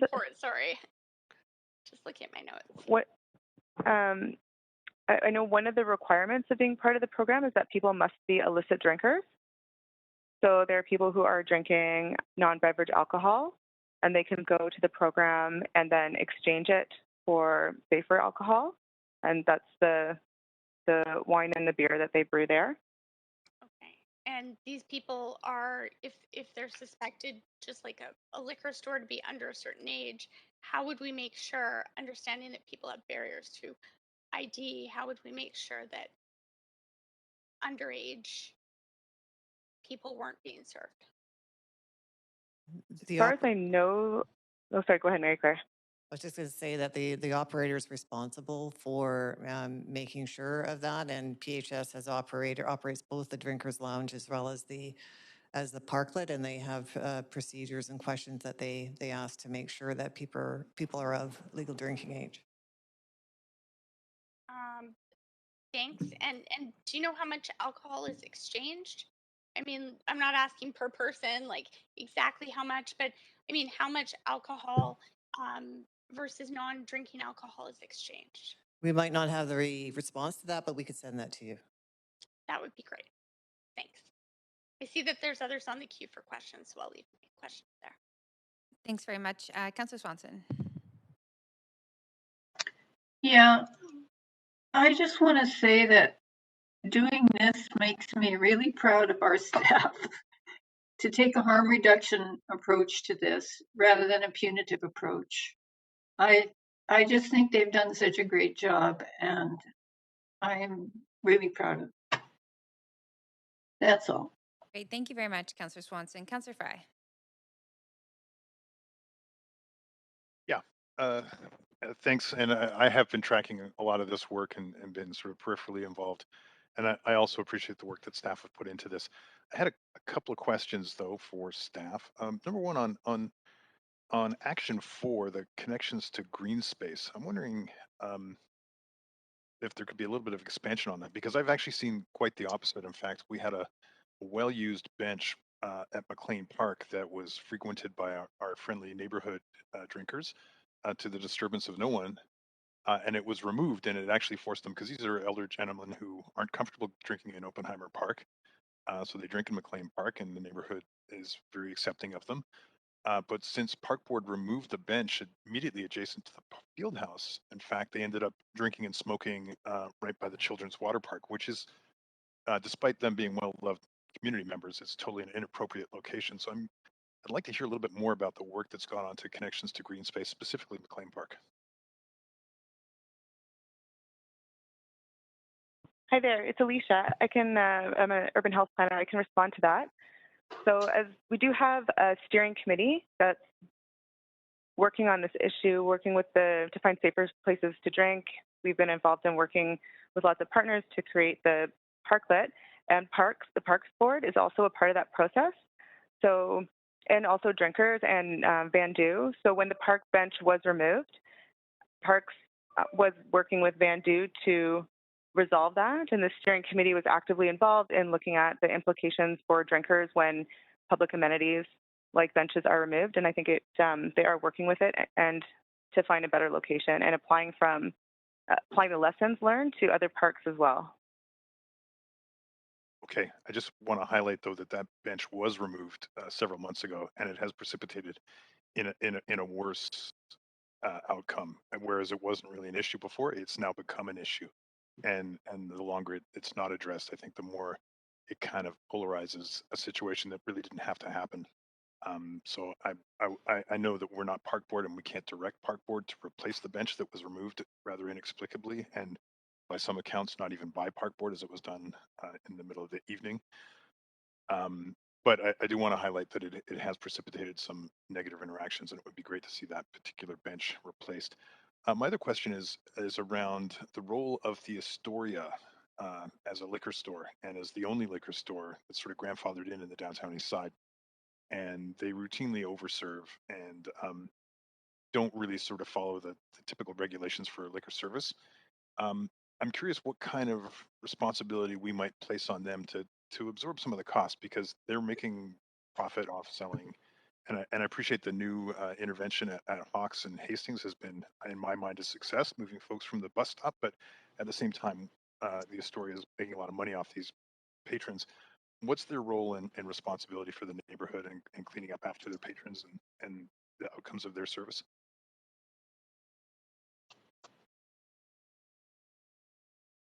Just looking for a staff response to that question. Hi there, it's Alicia, urban health planner from Social Policy. I do know that the Drinkers Lounge staff have worked with the Astoria Hotel to build relationships and to introduce themselves and to let them know about the services they provide, to go and put posters and to let them know that they'd be available to answer any questions and to work with them. Right. So my question is specifically if the Sahotas, the owners of the Astoria, are contributing financially to support some of these services for their patrons.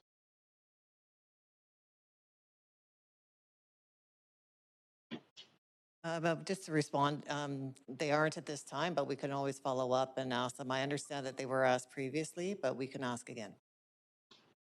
Okay, thanks. Thank I'm you. out of time.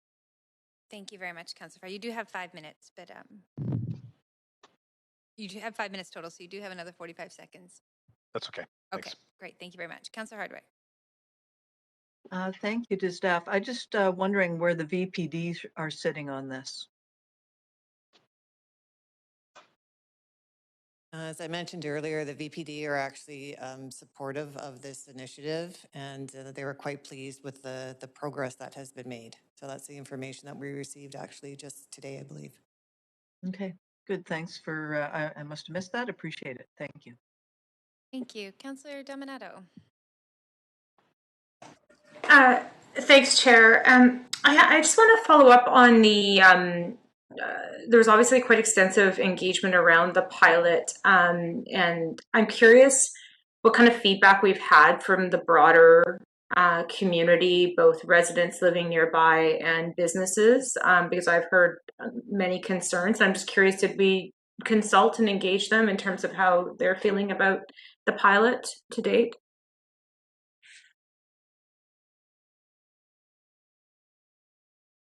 So far, the response has been positive. We haven't received complaints. We just reached out to the new executive director of the Strathcona Business Improvement Association, and he's familiar with the program and had no complaints at all either, just willing to continue to work with us on it.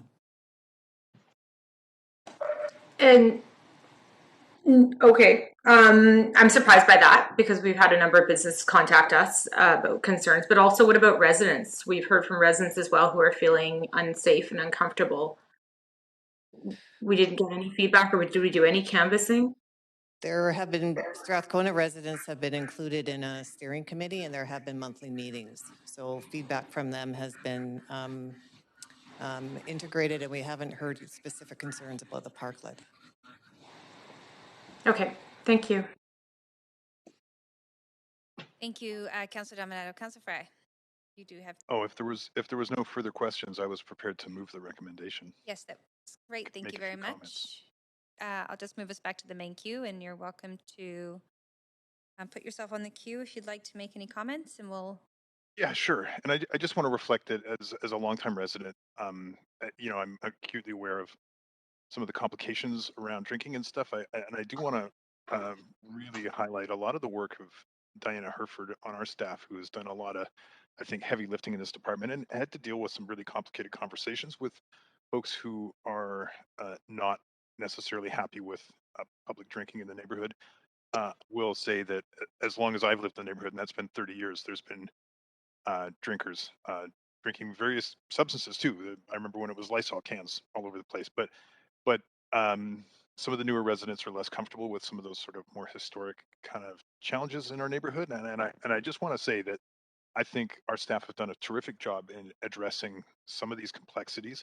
I think the intervention that maybe took a little bit too long to get to, but I know did involve Strathcona Residents Association and voices in the community who were concerned around the proliferation of drinkers at the bus stop, specifically adjacent to the Astoria. And it was creating an unsafe situation for folks using the bus, but also for folks who were drinking immediately adjacent to some heavy traffic on Hastings Street. So I think the somewhat overdue, but well warranted intervention that saw a little parklet sort of created on Hawks Avenue that's somewhat off the main strip, and then the accompanying washroom service that's maintained by Wish in the Soul Food lot there. I think that's been a good intervention, and I want to commend Diane Herford and the team for that work. And I think that the intervention at the PHS down on Alexander and Princess has also been good. It's a little far from the liquor store, and I think that's been a challenge, but I think that there's a separate complementary program that goes on there. And I want to recognize that while Oppenheimer Park was closed for a long time, it did actually impact the culture of where people drink. And obviously we know that through COVID, a lot of our SROs and downtown east side sort of local bars have not allowed folks to congregate and get drunk together. And so there has been some complicated interventions and responses, and I really do thank staff for that. I do want to leave just the one note that I really want to see that intervention with McLean Park bench that was inexplicably removed. I think it was a real injustice to the community at large, because I think it's created tension where there did not need to be tension. And as I mentioned before, it's moved people who are kind of harmless drinkers and smokers into the midst of a children's play activity area, which is totally inappropriate. They were fine where they were. I'd love to see that bench go back. And I also, without burdening us with an actual amendment, I do hope staff will do some follow-up work with the Astoria and the Sahotas. We're making a heck of a lot of money serving alcohol in the downtown east side as the sole source provider for booze in the downtown east side, because we've got a moratorium on liquor stores otherwise, that I think that they should be expected to pony up a little bit for street maintenance, cleanup, and management of some of the profits that they're making on the backs of downtown east side drinkers. And with that, I'm happy to support this otherwise, and thanks staff for the work. Great, thank you very much, Councillor Fry. And seeing no other councillors on the queue, we can go to a vote on the staff recommendations.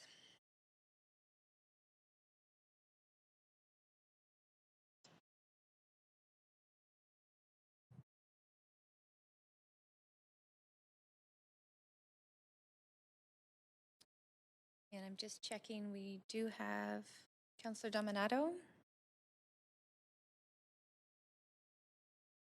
There we go. So that does pass with no one in opposition. Thank you very much to the staff team. And this has us moving to, in conclusion of that being the 6th item, we're moving to the 7th item. And this is the amendments to the vacancy tax bylaw, number 11674. We have Julia Aspinall, Director of Financial Services, along with staff from the finance group available to answer questions. There is no presentation, so I will move us back to the question queue. Are there any questions of staff on this report? Okay, well, seeing none, we can move straight to our speaker. We do have one registered speaker to this item, and that is Michael Geller. Good afternoon. Good afternoon, Michael. We can hear you. You have 5 minutes to speak to council. Please go ahead. Before I begin, I'd like to recognize the high level of staff responsiveness I've received from Julie Aspinall, who prepared the report before you, and others over the past few days, related to the concerns that I'd like to briefly share with you today. Unfortunately, given what they described as the black and white wording of the empty home tax bylaw, they've not been able to offer the positive answers that I've been seeking on behalf of a client, and so I'm before you today. I don't have any concerns or objections with the bylaw amendments before you. My concerns relate to the amendments that are not before you and that have not been proposed. So I am speaking specifically related to the need for bylaw amendments as they relate to vacant land, not vacant dwellings, but vacant land. As we all know, the purpose of this bylaw was to bring unoccupied or underoccupied dwellings back into the rental market. However, in the opinion of the lawyers with whom I've spoken and others, because the bylaw was really drafted with a focus on vacant dwellings, it can be most unfair for the owners of vacant land. In fact, as I think you'll briefly see, it creates what could best be described as a catch-22 situation. Now, what's unfortunate is that the lawyers and others who I know have similar concerns to me were not aware that your committee was even considering bylaw amendments to the empty home tax today. In fact, I only learned about this meeting purely by accident when I was looking for the staff report on the release of the annual report on the EHT. So if I could be allowed, I'd like to briefly illustrate the concern that I'd like you to address with a quick story. I've been working with a client who owns land in Marple, and I know you've been talking a lot about Marple this afternoon. It's a vacant site, and it's zoned for duplexes, but for years he's wanted to build rental housing for his family. Initially, he was told because of the zoning, he should await revisions to the RT2 zoning. They didn't materialize, so he was told to await the completion of the Marpole plan. Unfortunately, the completed plan did not allow apartments on his property, but he was told to await the interim rezoning policy, which he did, but it too did not allow rental apartments, so he was told to await the citywide plan. Unfortunately, during the interim, he was audited by the EHT auditors and told he must pay the empty tax on his vacant land. Why? Because he did not submit a formal rezoning inquiry. Why didn't he submit a inquiry? Because staff repeatedly told him in writing they could not accept a formal rezoning inquiry because there was no policy allowing rental housing. In February of this year, I became directly involved. I contacted Susan Haid, with whom I worked for many years, and she understood the situation but told me to await a new policy inquiry process, which I think you're all quite familiar with. And it was introduced later this summer. I recently met with staff to discuss putting forward an application under this program, only to be told that while we can do so, unfortunately, we may well be subject to now the 3% tax for 2021 because we should have applied before July 1st. But we couldn't apply before July 1st. So my point is there's an inherent conflict the way the bylaw is drafted, but I have a recommendation. Having spoken with lawyers who specialize in this field, who are far more knowledgeable than me, what they've suggested is that the city should scrap the wording as it relates to vacant land and construction and renovation and replace the wording similar to that which you would find in the province's speculation and vacancy tax. Because in many respects, it's much more equitable and much more realistic. I mean, the fact you have to demonstrate more than simply an intent. You have to enter into contracts. You have to be preparing plans and applying for a permit. But you don't have to file a formal application.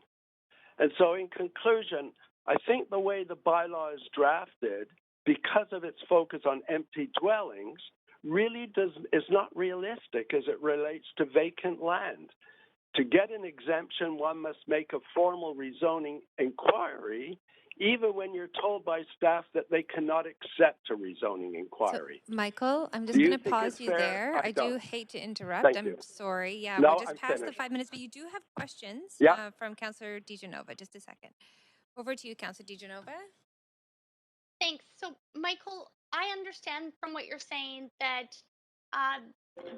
this colleague of yours or client of yours or acquaintance of yours who had this property that you've given us this example of was encouraged by staff to await a new policy, but in the meantime was charged the EHT. And I've heard about these stories before. This isn't the first one I've heard.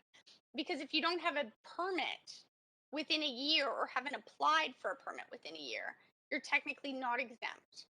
Is that correct? That's correct. But they were waiting. That's exactly correct. Based on what staff had told them.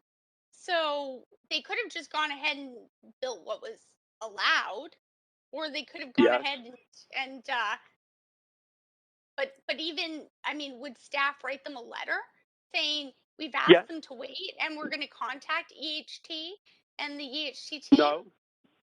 Okay. No. So that was never offered. Okay, I am appealing it, and I know council is not the body to which to discuss an appeal. No, I'm just trying I to have provided the office. Sorry, thank you. I'm trying to understand that. I've heard situations like this. It's not just this one. I'm trying to understand the process. Thank you. Go ahead. Yes, staff have written to him repeatedly over the years, suggesting that if he wants to build rental housing, then he should await these various programs. And I have provided all of the correspondence from staff to that effect. The irony is that I got involved this year, and I'm supposed to understand the city process. And working with staff, they told me to wait for this new program. At no point did anybody ever say, "Oh, you better make an application before July 1st, or you'll be liable for the empty home tax this year." I mean, Julia has been. She knows. If she knew about this July 1st date, I think it's fair to say that even planning staff and housing staff with whom I recently met, they weren't even aware that we had to make an application by July 1st. So what I'm asking is that you need to change the bylaw so that, first of all, if somebody wants to build rental housing but the zoning doesn't allow it, that they're given more direct instructions and information, and you should get rid of this July 1st date for vacant land. I can appreciate why it's relevant for vacant dwellings. Okay, and there should be something. That's just saying there's 20 seconds to go, just to make sure I there's enough time. understand. Maybe 25. Michael, I'm just wondering, how important do you think it is? Very important to do this. This will happen again and again. You believe? Yes, Yes I mean, I think the problem can be addressed in the future by making information available, and staff are now providing me with information that I was certainly not aware of. But I think the point is the bylaw needs to be modified, as the lawyers have suggested, in order to parallel some of the provisions in the provincial SDC. Okay, Thank you. That's way over my time. That's why I asked for a yes or no. Sorry, Chair. No problem. That's fine. Sorry. These are complicated That's okay. issues. Thank you very much, Michael. Those are all your questions, but we do appreciate you coming to speak to Council. Thank you. Okay, Council, so this takes us back to the main queue. And Councilor DiGenova, we're into debate and decision. Okay, I was going to ask, Chair, because we are at 4:42.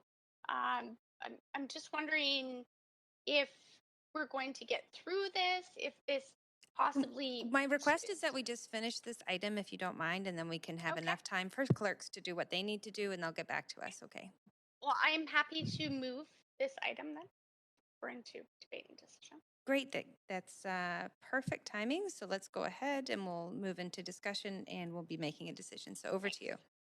So I have a point of information for staff, if possible.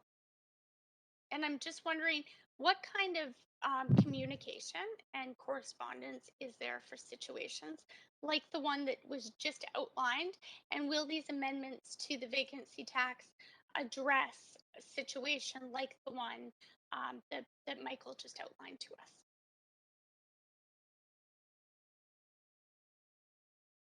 Julia Aspinall, Director of Financial Services.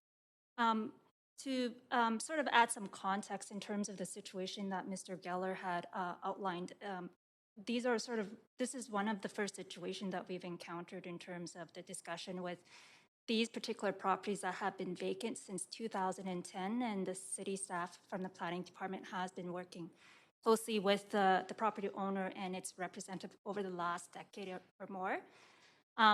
In the instances like city staff, in terms of planning, do not necessarily tell the property owners or the applicants to not submit any application. And in this instance, it is due to zoning, which the applicant had indicated wanting to develop these properties as rental properties, and the zoning doesn't permit that.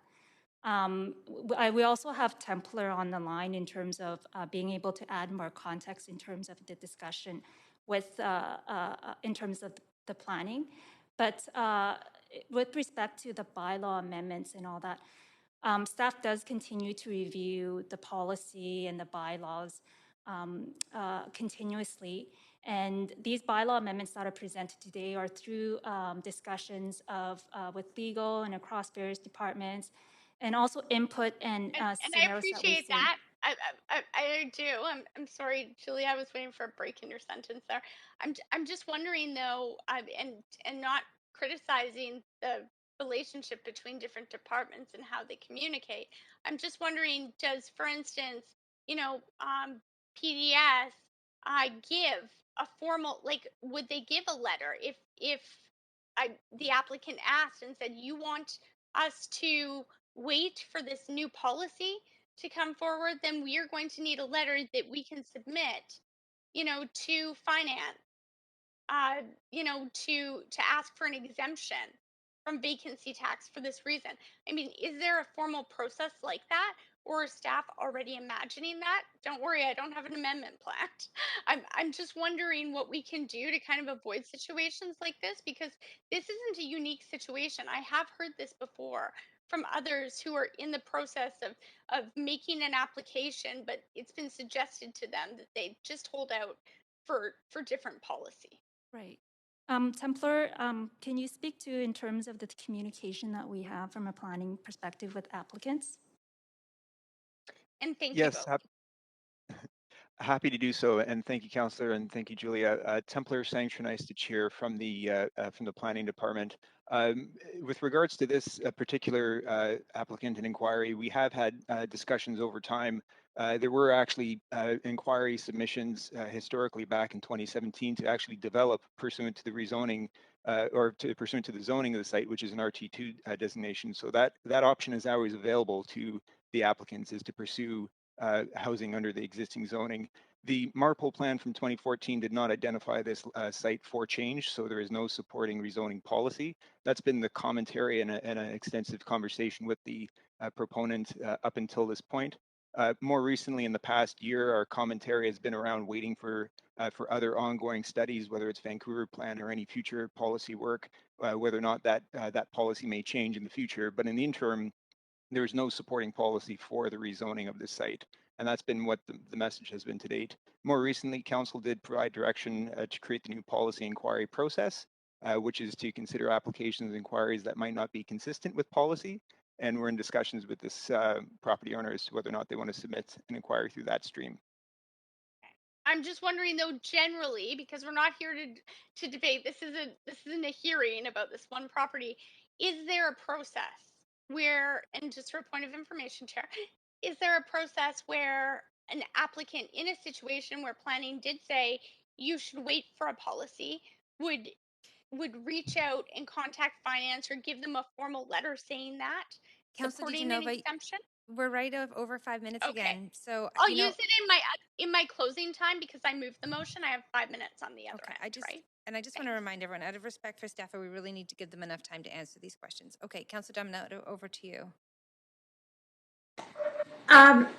Thanks. I'm just wondering if staff, I was going to ask them to comment on the example that was given by Mr. Geller, and they've done that now through Councillor DiGenova's questions. But looking at section 3.9 of Appendix B, AI,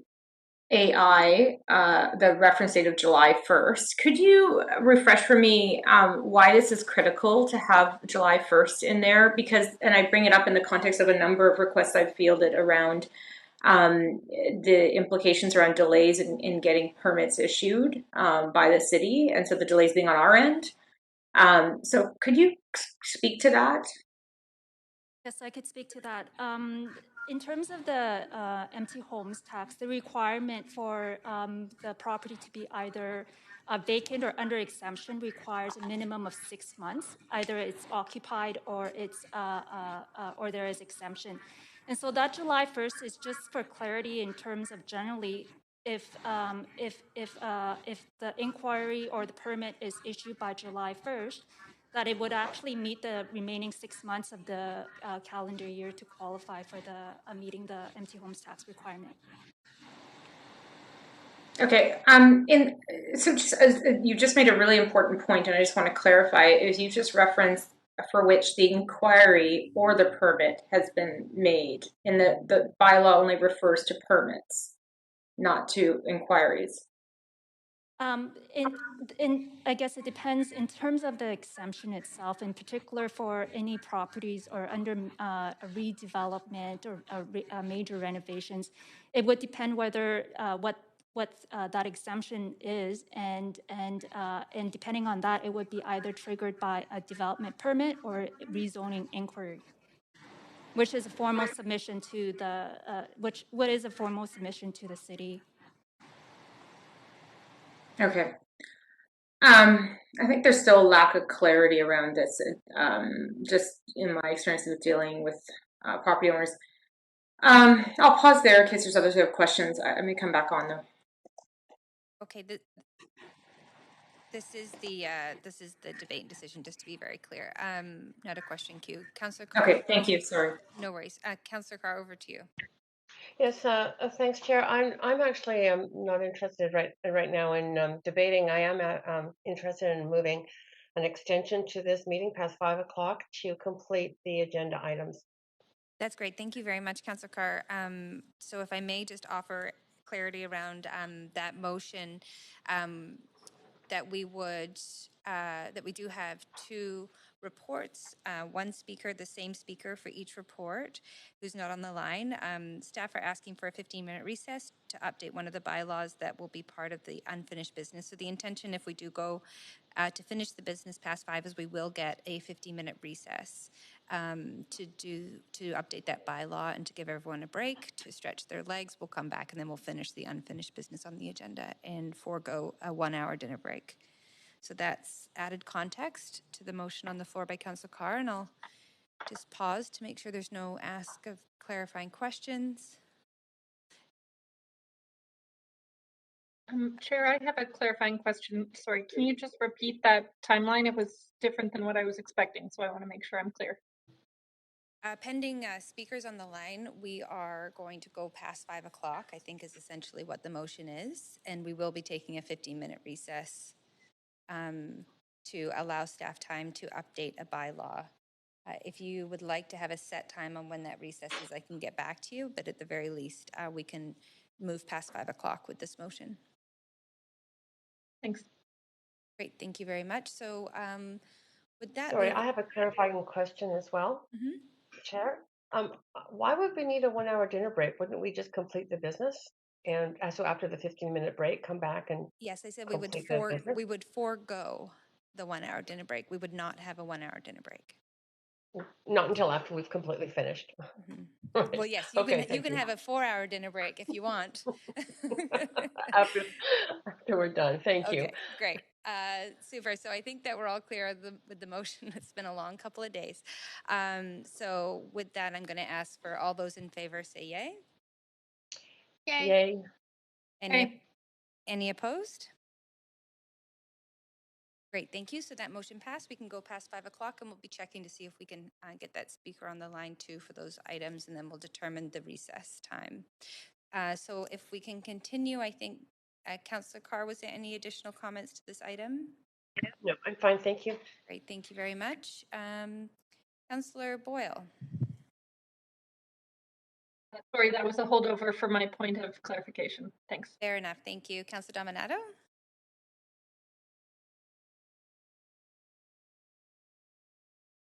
Sorry, Chair. I'm just, I guess, last question on this. Is it possible for staff to address the speaker's comments around the vacant land issue, particularly in the July 1st date? Could that be amended here? Would it be better to refer it back? I'm just seeking some clarification on that because I do think it's a really important consideration that was raised. Okay, I will just ask staff as a point of information that's been raised. So we'll just allow staff a few seconds to get over to the mic there or come online.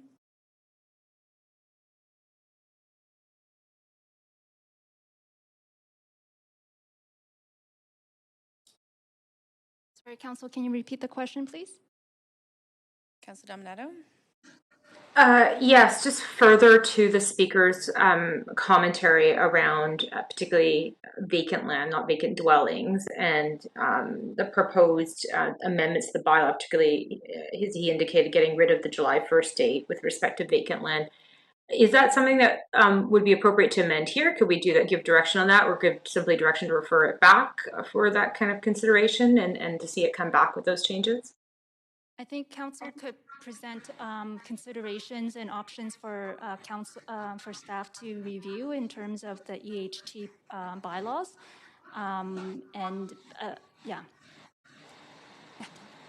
Councillor, okay. Can I just add just one thing? Just the intent originally of the EHT was that it would apply to vacant land. And that was specifically when it was set up in order to make sure that we're encouraging land to be developed for properties. And so this exemption is those that are being, that July date is there to give them a 6 months window. So that, just wanted to clarify that if we remove the July date, it would mean that all vacant land would be exempt of EHT, which wasn't the original intent. So I just wanted to give you that background. Okay, thank you. Great, thank you very much. Councillor DiGenova. You're actually over time, Councillor DiGenova, and you're on mute. Sorry, I was double muted. I thought because I moved the motion, I get to close on the motion. Oh, fair enough, you do. Okay, go ahead. I had budgeted 10 minutes for that. Sorry. Great. So I was wondering if perhaps Templar could resume answering my question as to whether or not staff could kind of come up with a process where instead of, informally people thinking they might be invited to wait or something, is there a way that planning could provide a formal letter or something that would then go for consideration? And they would know they would need to get this letter in order to get that exemption. Okay, I'm so just wondering if there's a way. That's a point of information to Templar? Yes, I'd already started to ask it last time around.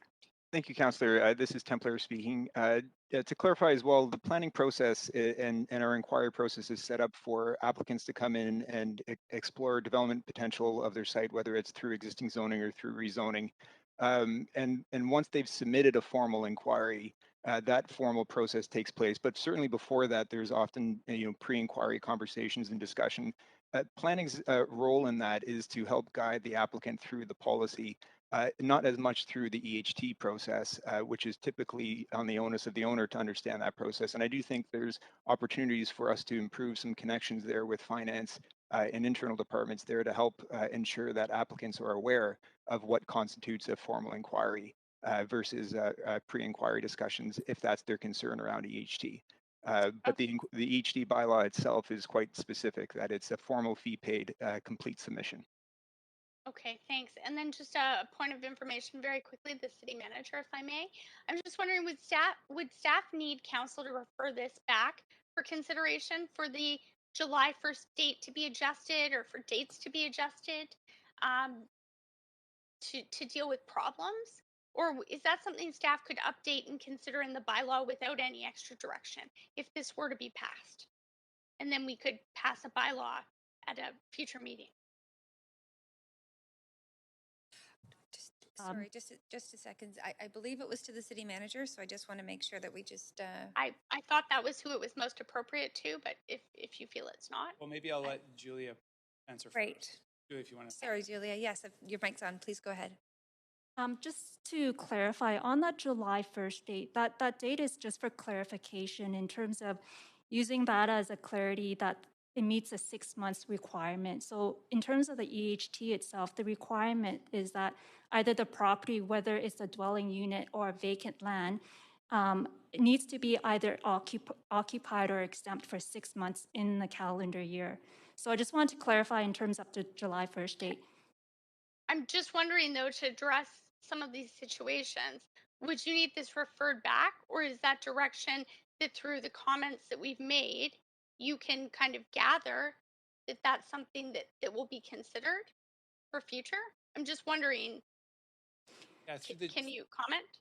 Certainly, yeah. Through the chair, if council is seeking amendments to the bylaw, we would need specific direction to that effect in terms of which parts of the bylaw you're looking to change.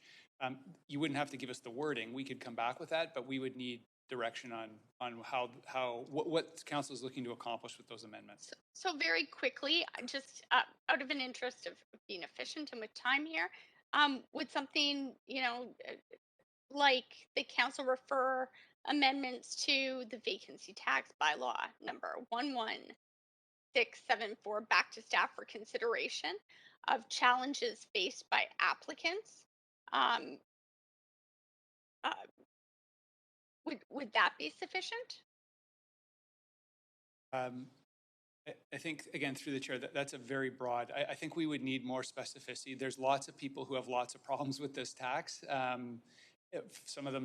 Some folks just disagree with the tax entirely. So if there was a specific problem that council is seeking for us to address, whether it's with respect to vacant land or otherwise, staff have proposed changes to the bylaw to address some administrative issues as well as one specific problem that we have identified. We've put forward for council's consideration. If there's additional issues that council would like us to look at, we would need direction around that. And I'm just trying not to add more red tape here. So I appreciate those answers, Paul. Just wondering, is this our last and final chance to add to this, or can we move forward with this update to the bylaw and then also see future amendments on this possibly, if this continues to be an issue, if council were to pass this today? Certainly, and maybe Patrice can jump in here as well, but I don't see this as precluding council making further amendments to the bylaw at some other date. But Patrice, I'm sorry, we're right at the 5 minutes. Yes. Thanks. So that is That's correct, all, and we that's all. do review I'll regularly. support it. Mhm. I will support it then. Okay, great. Thank you very much, Councilor DiGenova. So seeing no one else on the queue, we're going to go to a vote on this report.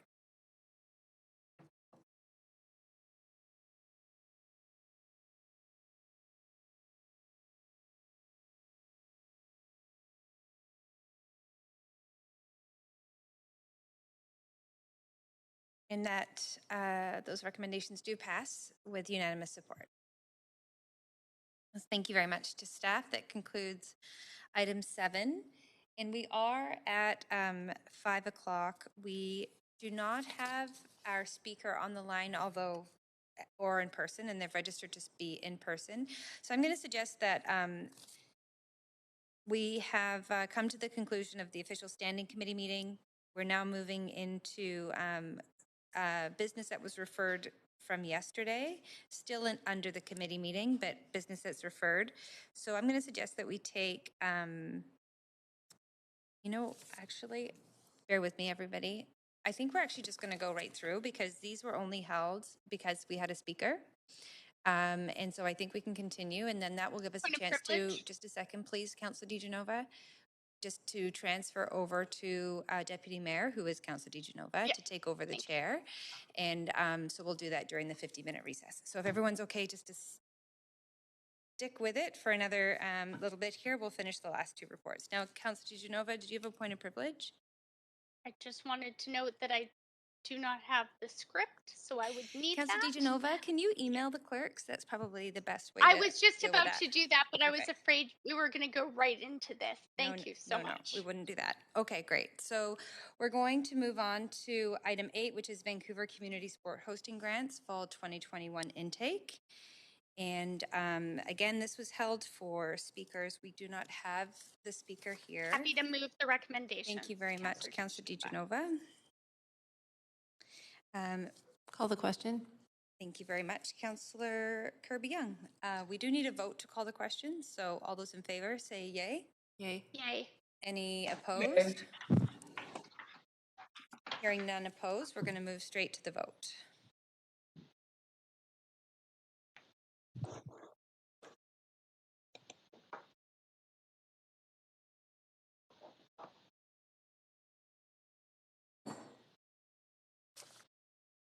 And that motion passes, or that report passes with none in opposition. So thank you very much, Council, and to those that helped expedite that. So we'll be moving on to our last item, which is 2021 Social Policy Small Capital Grants and Other Grants. Move the recommendations. Thank you. I do actually have to ask, because it wasn't asked yesterday, does any member wish to declare a conflict of interest on this item? Hearing none, we have a mover of the recommendations. Thank you very much. Councillor Kirby-Young, any discussion? Seeing none, we can go straight to a vote.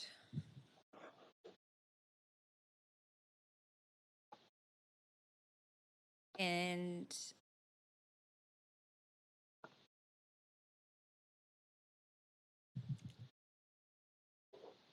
sorry, Council, you may just need to vote again, possibly. We're just moving through this relatively quick.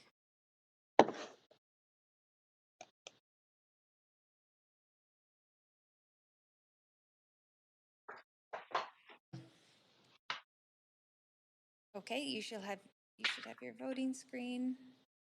Councillor Dominato and Kirby-Young, you may need to vote again. Thank you very much, and that motion passes with none in opposition. Okay, so thank you very much, Council. The standing committee portion of this meeting is now complete. We will convene in council with Deputy Mayor DeGenova as chair to deal with recommendations and actions from today's committee meeting and those items referred from yesterday. And we'll be doing that when we come back from a 15-minute recess. So at 21 minutes past 5, we'll come back and we'll complete the business for the day.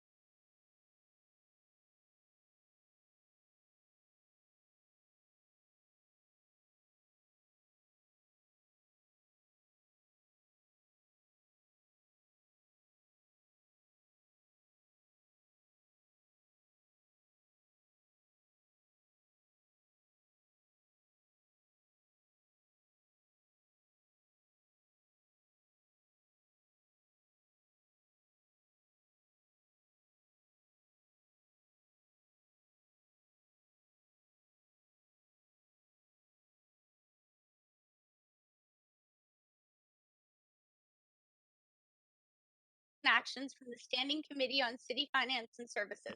Clerk, may we have the roll call, please?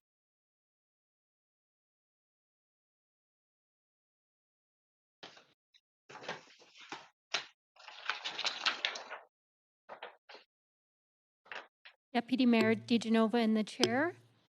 Mayor Stewart is absent. Councillor Carr. Here. Councillor Fry. Present. Councillor Swanson. Here. Councillor Hardwick. Councillor Hardwick is absent. Councillor Wiebe. Present. Councillor Boyle. She has a leave of absence from 6 to 10. Councillor Dominato.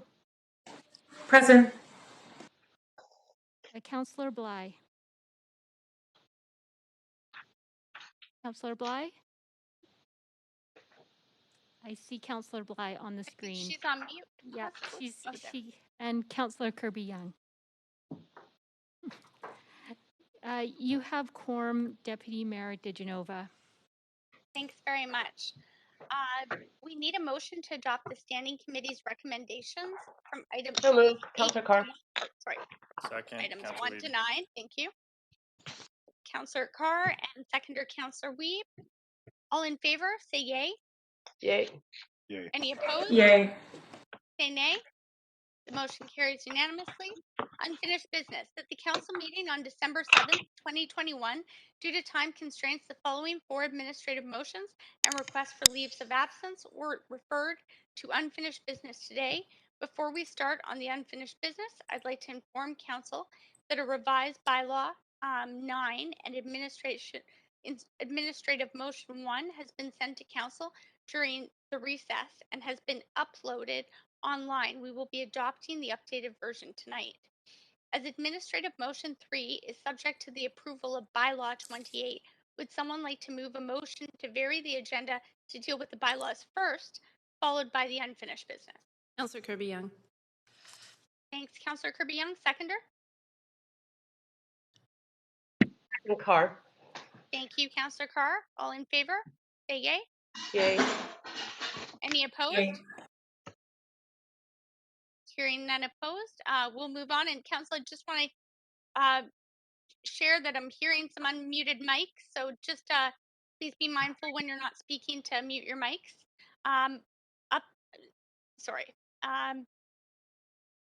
So now we are on to unfinished business. Item number 1, updates to the Falls Creek Flats area plan. Does any member wish to declare conflict of interest on this motion?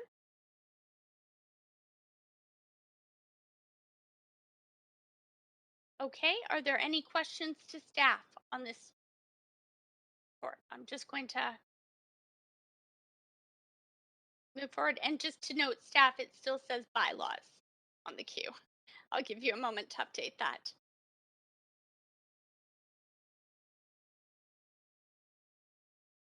Just one moment, please. We'll Of fix course. that. Thank you.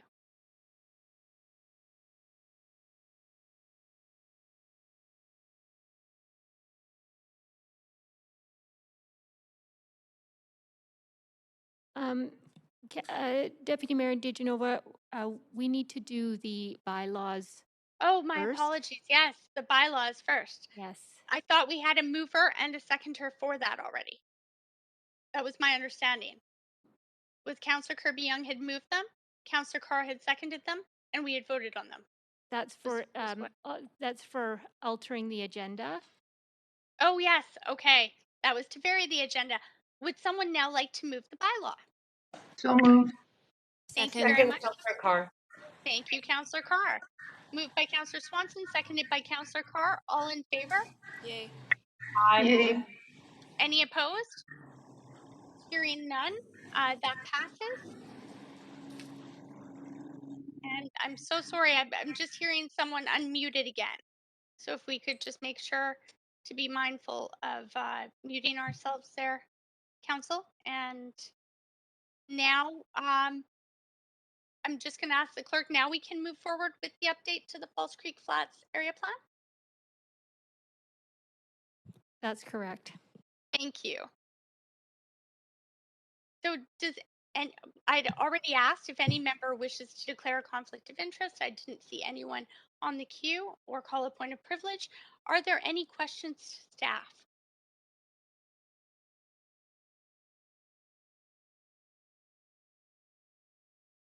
Would someone like to move a motion? So moved. Second, Kirby Young. Okay, I heard, I believe Councillor Dominato, followed by Yes. Councillor Kirby Young. Okay, and I'm just going to take a look at the queue. Seeing no one on, not, oh, I am seeing Councillor Weeb on the queue. However, it does still say bylaws. So could I ask the clerk to, oh, there we go. Councillor Weeb, please go ahead, up to 5 minutes.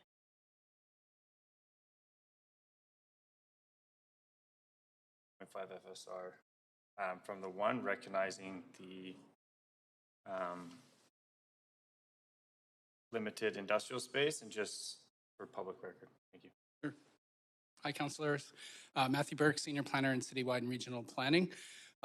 This report tonight is consequential bylaw or OD plan amendment resulting from changes that were debated in October related to the Fossil Creek Flats FC2 zoning. At that time, we presented the rationale for recommending that the 0.5 FSR be adjusted to allow for flexible employment uses. The full industrial uses are still permitted. This recommendation was just to allow more flexibility for that upper floor industrial or flexible employment uses. Okay, thank you. Thanks very much. Do you have any further questions, Councillor Weeb? No, that's fine.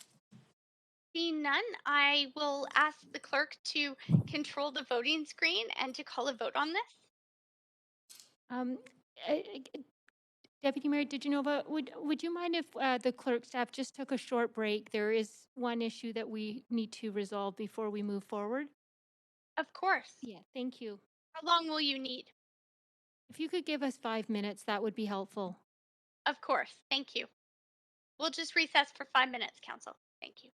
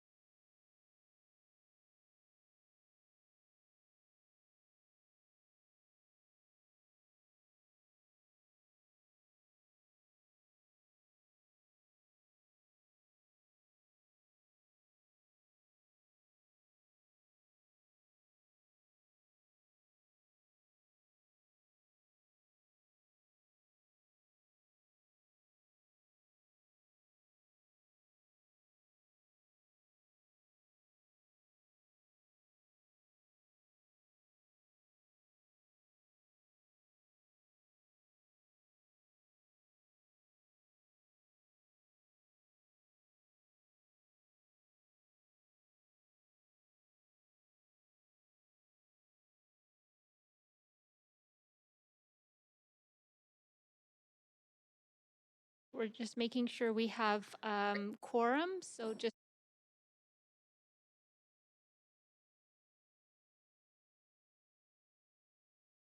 Great. Okay. So I'll wait to hear when we're live from you, Leslie. And we're ready to go. thanks so much. Council, my apologies. We actually did have to check to see if some council members did review bylaws or portions of or bylaws, portions of meetings that they had missed. So I was hoping for reconsideration on the vote that we just made for bylaws. Do I have a mover? Move to reconsider. Thank you. Councillor Carr, seconder. Councillor Dominato, I saw your hand. Thank you. All in favor, please say aye. Aye. Aye. Any opposed? Okay, and that carries. So council, we have 42 bylaws on the agenda at the council meeting on December 7th, 2021. Due to time constraints, 38 bylaws were referred to the council meeting today. And council members who were not, I'd already asked, does any member wish to hold these bylaws for debate, or for conflict of interest? And I'm just going to check the queue and give you all a moment. Councillor Wiebe, is that a holdover perhaps?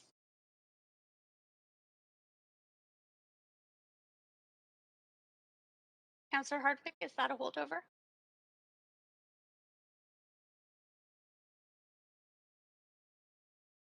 Councillor Hardwick, perhaps you're on mute. You're on the queue. Sorry about that. Yes, I'd like to hold bylaw 35, please. Okay, bylaw 35. And that is for separate vote? Correct. Okay. And just checking with the clerk's staff that they have that? Okay. Yes, we have that noted. Council members who were not present. So should we deal with bylaw 35 first? I'm just going to ask the clerk if that would be the easiest way to do that.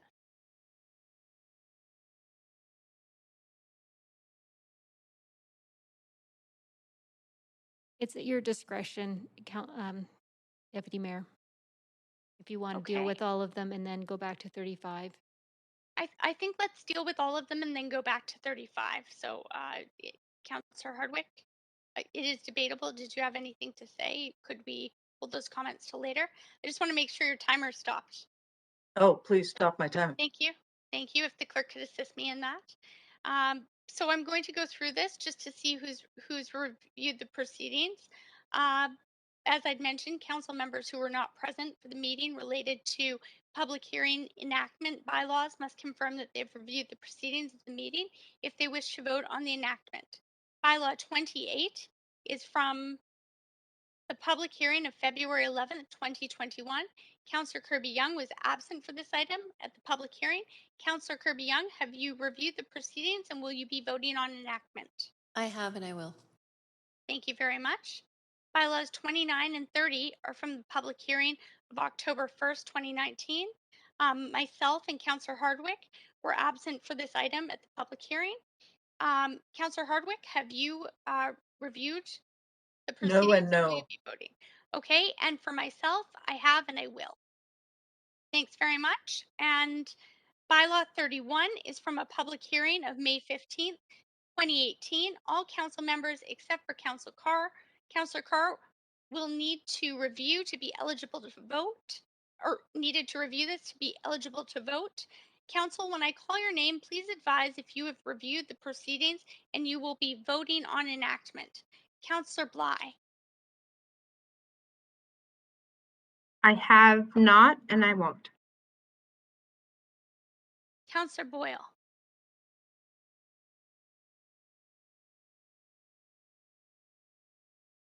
Is Councillor Boyle here? She has an LOA, Chair. On the line. Thank you very much. Councillor Dominato. I have not, and I won't. Okay. Councillor Fry, I haven't and I won't. Councillor Hardwick, No and no. Councillor Kirby-Young,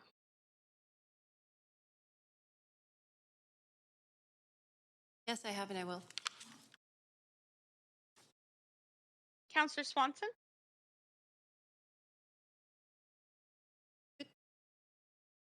sorry, Councillor Swanson, could you just confirm again? No and no. Okay. And Councillor Weeb. I have and I will. Thank you. And I have not, and I will not. So I just need to confirm with the clerk. I don't believe that leaves us enough council members to vote on this. Is that correct? No, you need 6 council members. Yes. So we will have to, I'm just also going to check in with the clerk to ask for advice if this will be moved to another agenda.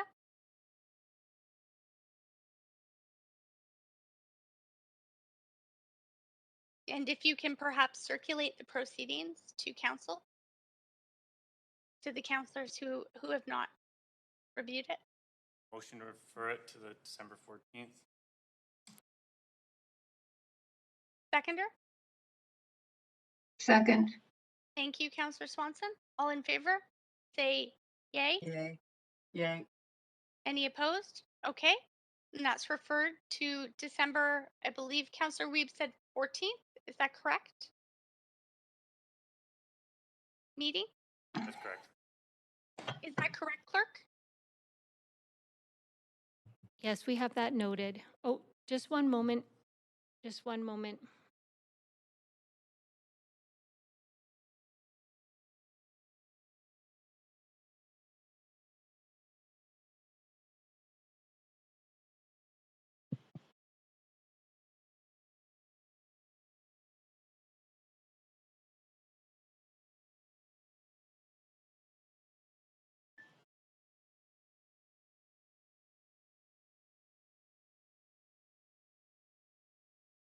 No bylaws will be going forward on the 14th.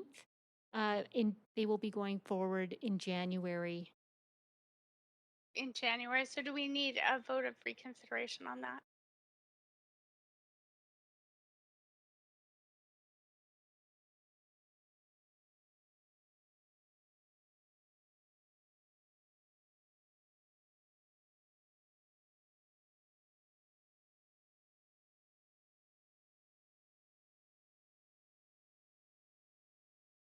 I'm just conferring with the clerks. Just one moment, please. Thank you.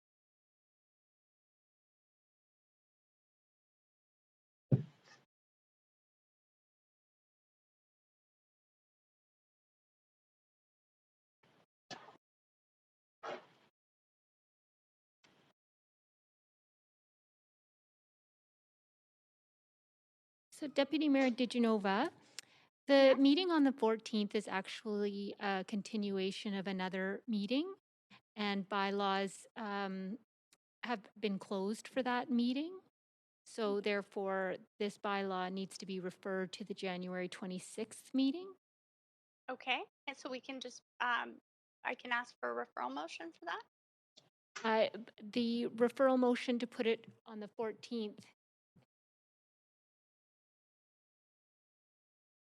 Yes, it can go forward to the 26th. So someone can pass a motion or put forward a motion to do that. Yes. I have a motion to refer this to January 26th. Is that Or correct? the 25th, the Or 25th. 25th. Okay. To So January 25th. So Thank moved, you. Councillor Kirby-Young. Second? Councillor Bly? Thank you, Councillor Bly. All in favor? Please say aye. Aye. Aye. Any opposed? Okay, Council. Bylaw 32 is from the public hearing of October 12th, 2021. Councillor Bly and Mayor Stewart were absent for this item at the public hearing.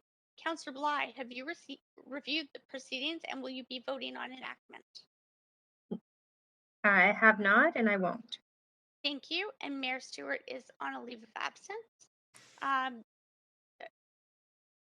Bylaws 33, 34, 35, 36, and 37 are for the public hearing of November 18th, 2021. Councillors Fry.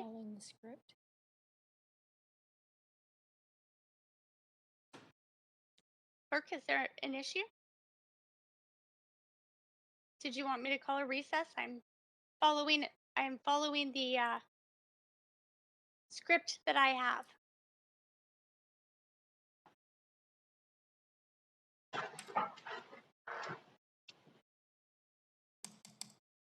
Yes, you're fine to continue.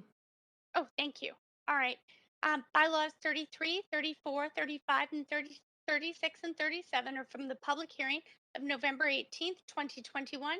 Councillors Fry, Hardwick, Wiebe, and Councillors Fry, Hardwick, Wiebe, and Mayor Stewart were absent for this item at public hearing.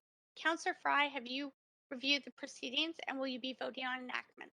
I have and I will. Thank you. Councillor Hardwick?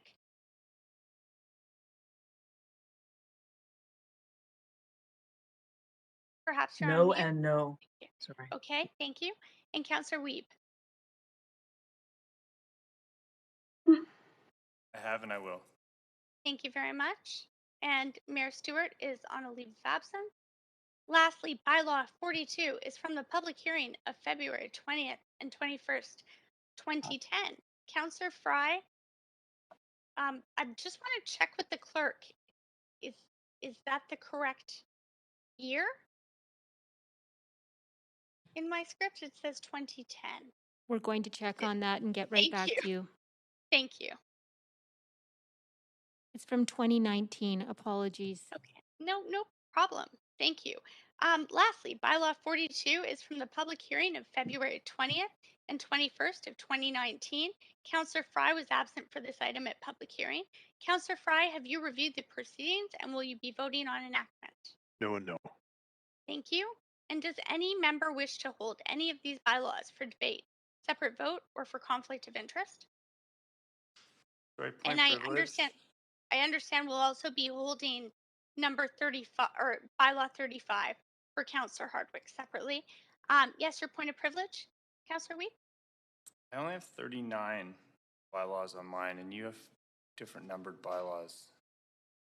Just make sure that the numbers are correct to ensure that we're approving the appropriate bylaws. I will ask the clerk if the clerk can comment, but I understand a revised agenda was sent to council prior to reconvening in council. Is that correct? That's correct. Okay, thank you. Thanks. Do you need that to be resent? No, all good. Councillor Thank Wiebe, you. for a moment? Okay, thanks. Council, would anyone like to move bylaws 1 to 42, excluding 35, which Councillor Hardwick has held? Yeah, I so moved. Thank you very much. Thanks. I heard Councillor Carr and then Councillor Dominato seconded. Point of Is there? privilege. Yes. Councillor Hardwick? I hadn't realized the renumbering of the bylaws, and when I said 35, it was off of the list that I was working from that had 39 total. So I would just like to double check. Of course. Because I wouldn't want to be voting on the wrong one. The one that I'm talking about is 325 to 341 West 42nd Avenue. So I'll just ask the clerk to confirm the number of the bylaw. It was it was number 35, but if I'm looking at the wrong list, then I apologize. I'll just ask the clerk staff, have you heard Councillor Hardwick's request as to which bylaw she is looking to hold? So number 39 is a bylaw to enact a housing agreement, 325 to 341 West 42nd Avenue. That is bylaw 39. Is that the bylaw you wish to hold, Councillor Hardwick? Correct. Thank you. Okay, so we do not have to hold bylaw 35. So the bylaws, I'll try this again because we did not vote on this. Bylaws 1 to 42. Clerk, do I need a mover for that again, or can that just be? Yes, and I just want to. I'll move it again. I just want to just be mindful of bylaw 31, which you cannot vote on at this time because there's not enough councillors. Thank you. I thought that was already referred, so my apologies. Bylaw 31 has been referred, so we will be voting on bylaws 1 to 30, and we will be voting on bylaws 32 to 42, excluding 39, which Councillor Hardwick has held for separate vote. Is that correct, clerk? Apologies. Could you repeat that? I was just speaking with the meeting coordinator on another issue.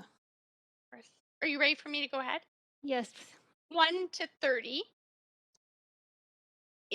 So what we would be voting on now, and I'd need a mover for, is 1 to 30, and then 32 to 42, excluding 39, which has been held separately. Yes, that is correct. Thank you. And Councillor Carr, I heard you offer to move that. I certainly did. Thank you. Thank you. Seconder? Second. I heard Councillor Bly. All in favor? Say aye. Yay. Aye. Yay. Thank you. Any opposed? Say nay. Okay, and now we're on to bylaw 39. Councillor Hardwick? Yes, I just would like to be able to vote against it. Okay, would you like to move it, or would you like someone else to move it? You're on the someone queue. Councillor Carr will move it. Thank you, Councillor Carr. Seconder? Second, Dominato. Thank you, Councillor Dominato. All in favor? Say yay. Yay. Yay.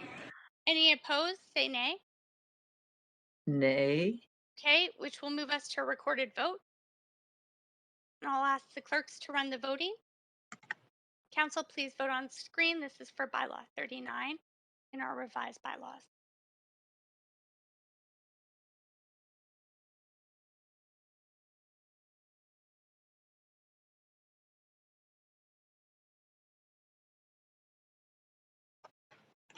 And are we awaiting votes still, clerk? Or perhaps you could read out the results once you have them. We're just waiting for one vote from Councillor Bly.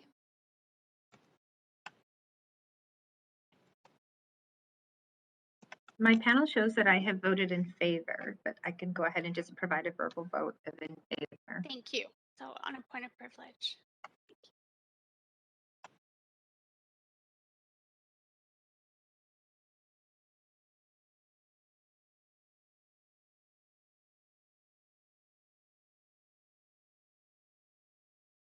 Okay, the results are up on the screen, Deputy Mayor. Okay, thank you. So that passes with Councillor Hardwick in opposition.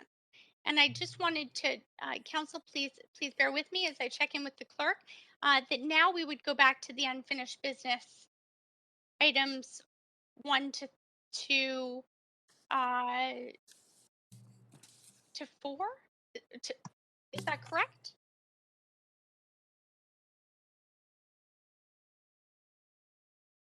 Unfinished business is items 1 through 5. Yes, sorry, 1 through 5. We just finished bylaws. Yes, that's So would correct. we move back to 1 to 4 now? That's correct. Thank you. Okay, thank you very much. So council, we are now on to an update to the Falls Creek Flats area plan. Does any member wish to declare conflict of interest on this motion? Councillor Hardwick, are you on the queue for that or for something No, else? that's a holdover. Okay, I'll ask the clerk to remove you from the queue. Are there any questions to staff? I know before we had varied the agenda. Councillor Weeb had asked questions. Seeing no questions, would someone like to move a motion? So moved. Thank you, Councillor Dominato. Seconder? Second, Council Bly. Thank you, Councillor Bly. Is there any discussion? Okay, all those in favor say yay. Yay. Yay. Any opposed say nay. Okay, and that motion carries unanimously. Item number 2 of unfinished business is the approval of a form of development 349 East 6th Avenue. Does any member wish to declare conflict of interest on this motion? Council, are there any questions to staff? Would someone like to move the motion? So moved. Thank you, Councillor Dominato. Seconder? Carr. Thank you, Councillor Carr. All in favor? Yay. Yay. Yay. Any opposed? Okay, and that motion carries unanimously. Motion number 3 is approval of form of development, 1766 Francis Street. Kirby-Young move. And this is subject to the approval, as I'd mentioned before, of bylaw 28. Thank you, Councillor Kirby-Young. But first I have to ask, does any member wish to declare a conflict of interest on this motion? Hearing none, Councillor Kirby-Young, you offered to move the motion. Is that what I heard? Yes. Thank Second, you. Councillor Seconder, Carr. Councillor Carr. Council, is there any discussion? Okay, hearing none, hearing that there is not, we'll just vote verbally unless we have to go to a recorded vote. All in favor, say yay. Yay. Yay. Yay. Any opposed, say nay. Okay, and that motion also passes unanimously. We have one council member's motion on the agenda today. Is that correct, staff?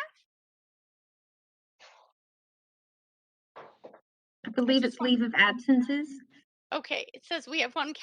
All right, we have leave of absence. Motion 1 is a request for leave of absences. Kirby-Young And move. they're as follows. Thank you, Councillor Kirby-Young. I just have to read them out, but thank you for moving them. It's for Councillor Boyle for personal reasons from meetings on December 8th, 2021 from 6 to 10 p.m. And for Mayor Stewart for civic business from meetings on December 7th, 2021 from 6 p.m. onwards. Thank you for moving that, Councillor Kirby-Young. Is there a seconder? Second. Thank you, Councillor Dominato. All in favor? Yay. Yay. Yay. Any opposed? Carries unanimously. And Chair, yes, Councilor Dominato, I do have an item of new business, which is an additional LOA. okay. Point of procedure, Chair. Yes. The mayor advised yesterday that notices of motion, inquiries, and any new business, because we didn't complete the council item, would be moved to next Tuesday, the 14th, and that we would only complete bylaws. We only refer through the bylaws through to today's meeting. Is that a question as to whether or not that still stands? Yeah, I'm seeking confirmation because I also have LOAs in that, and I was advised that a notices of motion will go to next Tuesday. I'm going to ask the clerk if that is, if to confirm that information.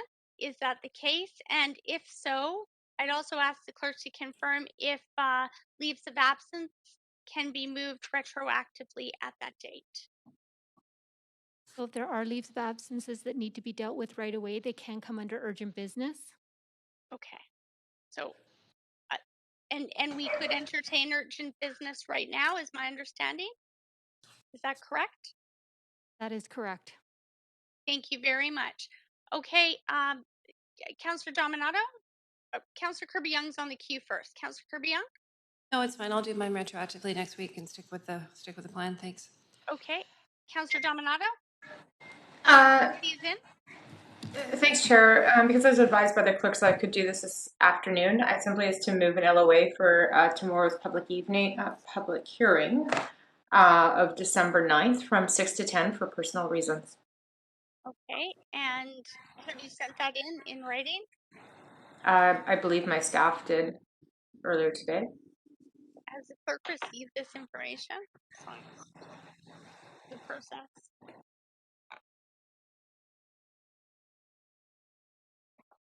Or if you want to send it in. If not, I can send it in right now in writing. Yes, we have, and I will forward that to you. Thank you very much. Okay, so Councillor Dominato has moved this. Do we have a seconder? Second. Thank you. All in favor? Yay. Yay. Any opposed? Okay, and that carries. And then on Councillor Dominato, is there anything else? I'm sorry, I'm asking the clerk to that's it, control Chair. the queue. Thanks, Nope. Councillor Kirby-Young. So, Chair, can I ask? I also have an LOA for tomorrow night from 6 to 10 p.m. Can I ask if the clerks have received that? Because it might as well do it now then. Thank you. And what I'm going to also ask the clerks before we vote on this is for the clerks to advise, because we have been lean on quorum lately, if we're going to have quorum for public hearing.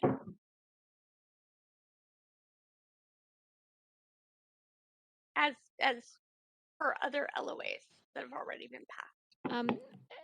Deputy Mayor, we have not received Councillor Kirby-Young's LOA. Okay, it was sent in, but as a point of privilege, I'll just note I won't be here tomorrow and I'll move it retroactively next Tuesday. Thanks.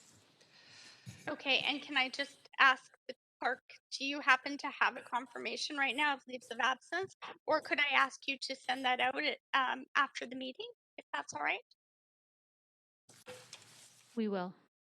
Thank you very much. And Councillor Carr, did you also have urgent business? No, I have actually a point of parliamentary procedure, Chair. Yes. And that is that I noticed that on the screen it says UB3 approval of form of development 1766 Francis Street. I was taking notes on what we do.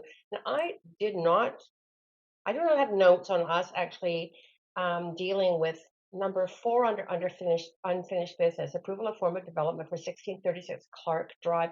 I'm wondering if you could just ask the clerk to check the records on that, because as I say, maybe I just didn't take notes. But Thank you.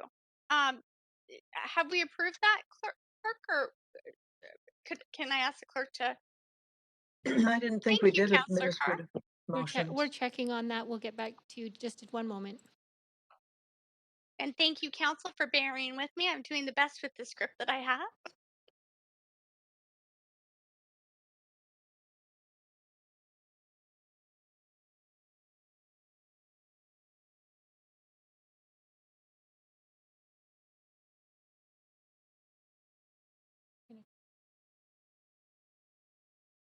We're going to have to check the tape to find out because it was a verbal vote. So we'll be just needing a short break. Okay, so recess for 5 minutes. That would be wonderful. Thank you. Thank you so much. Thanks, Adrian.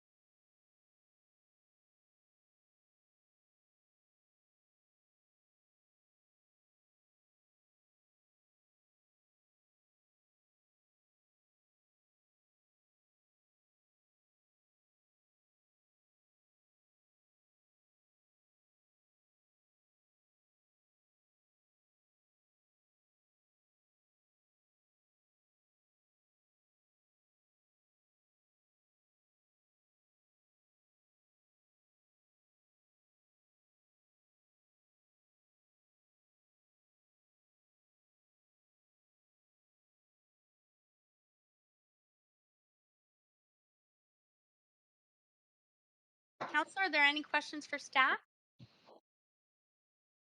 Councillor Kirby-Young and Councillor Carr, are those holdovers on the queue, or do you have questions? Yeah. Thanks. I'll just ask the clerk to remove you from the queue.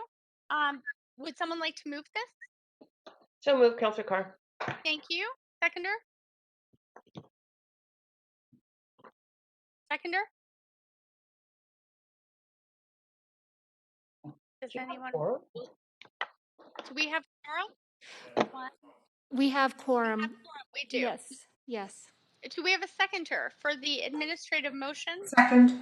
Thank you. Councillor Dominato, all in favor? Aye. Aye. Any opposed? Nay. Okay, we will move to a recorded vote on this. I'll ask the clerks to queue up the vote. And council, please vote on screen. Councillor Kirby-Young, are you on to? We're just updating the absences. So just give us one moment to update that on the Crestron. Councillor Bly is here, just had to move to a different device. And Councillor Kirby-Young, I'm also on.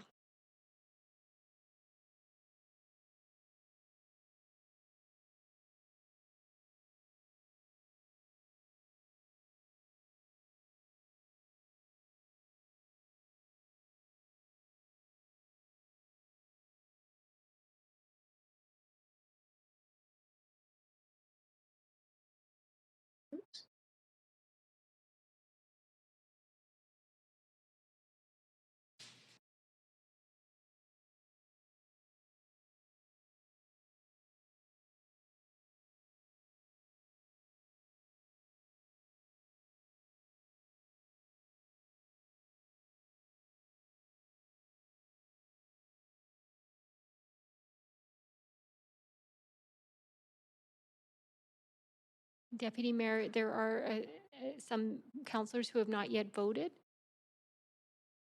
Okay, and I believe. Councillor Kirby-Young, can I get a vote assist in favor, please? Thank you, Councillor Kirby-Young. Could you? And Councillor Bly, can I also get a vote of system favor? Thanks. And are we requiring votes from any other council members, clerk? Thank you for. We've received all the votes. Fantastic. And if you could bring that up on screen.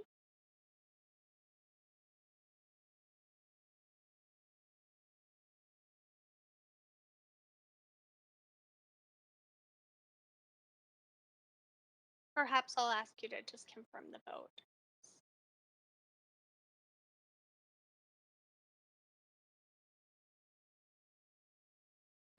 Yeah, the vote does pass. We're just getting it up on the screen. Oh, thank you. And that passes with Councillor Hardwick in opposition. Okay, and I'm just going to check with the clerk that we have addressed all of the items on the agenda now. Is that correct? That's know correct. that That's you were correct. updating the absences. Thank you. That concludes the business on the agenda. Would someone like to move a motion to adjourn the meeting? Motion to adjourn. Thank you, Councillor Hardwick. Seconder? Second. Dominato. Thank you, Councillor Dominato. All in favor? Aye. Yay. Any opposed? Thanks, Council. Thanks, See you staff. tomorrow night. Take care. Thanks, everyone. Thanks, everyone. Bye. Well.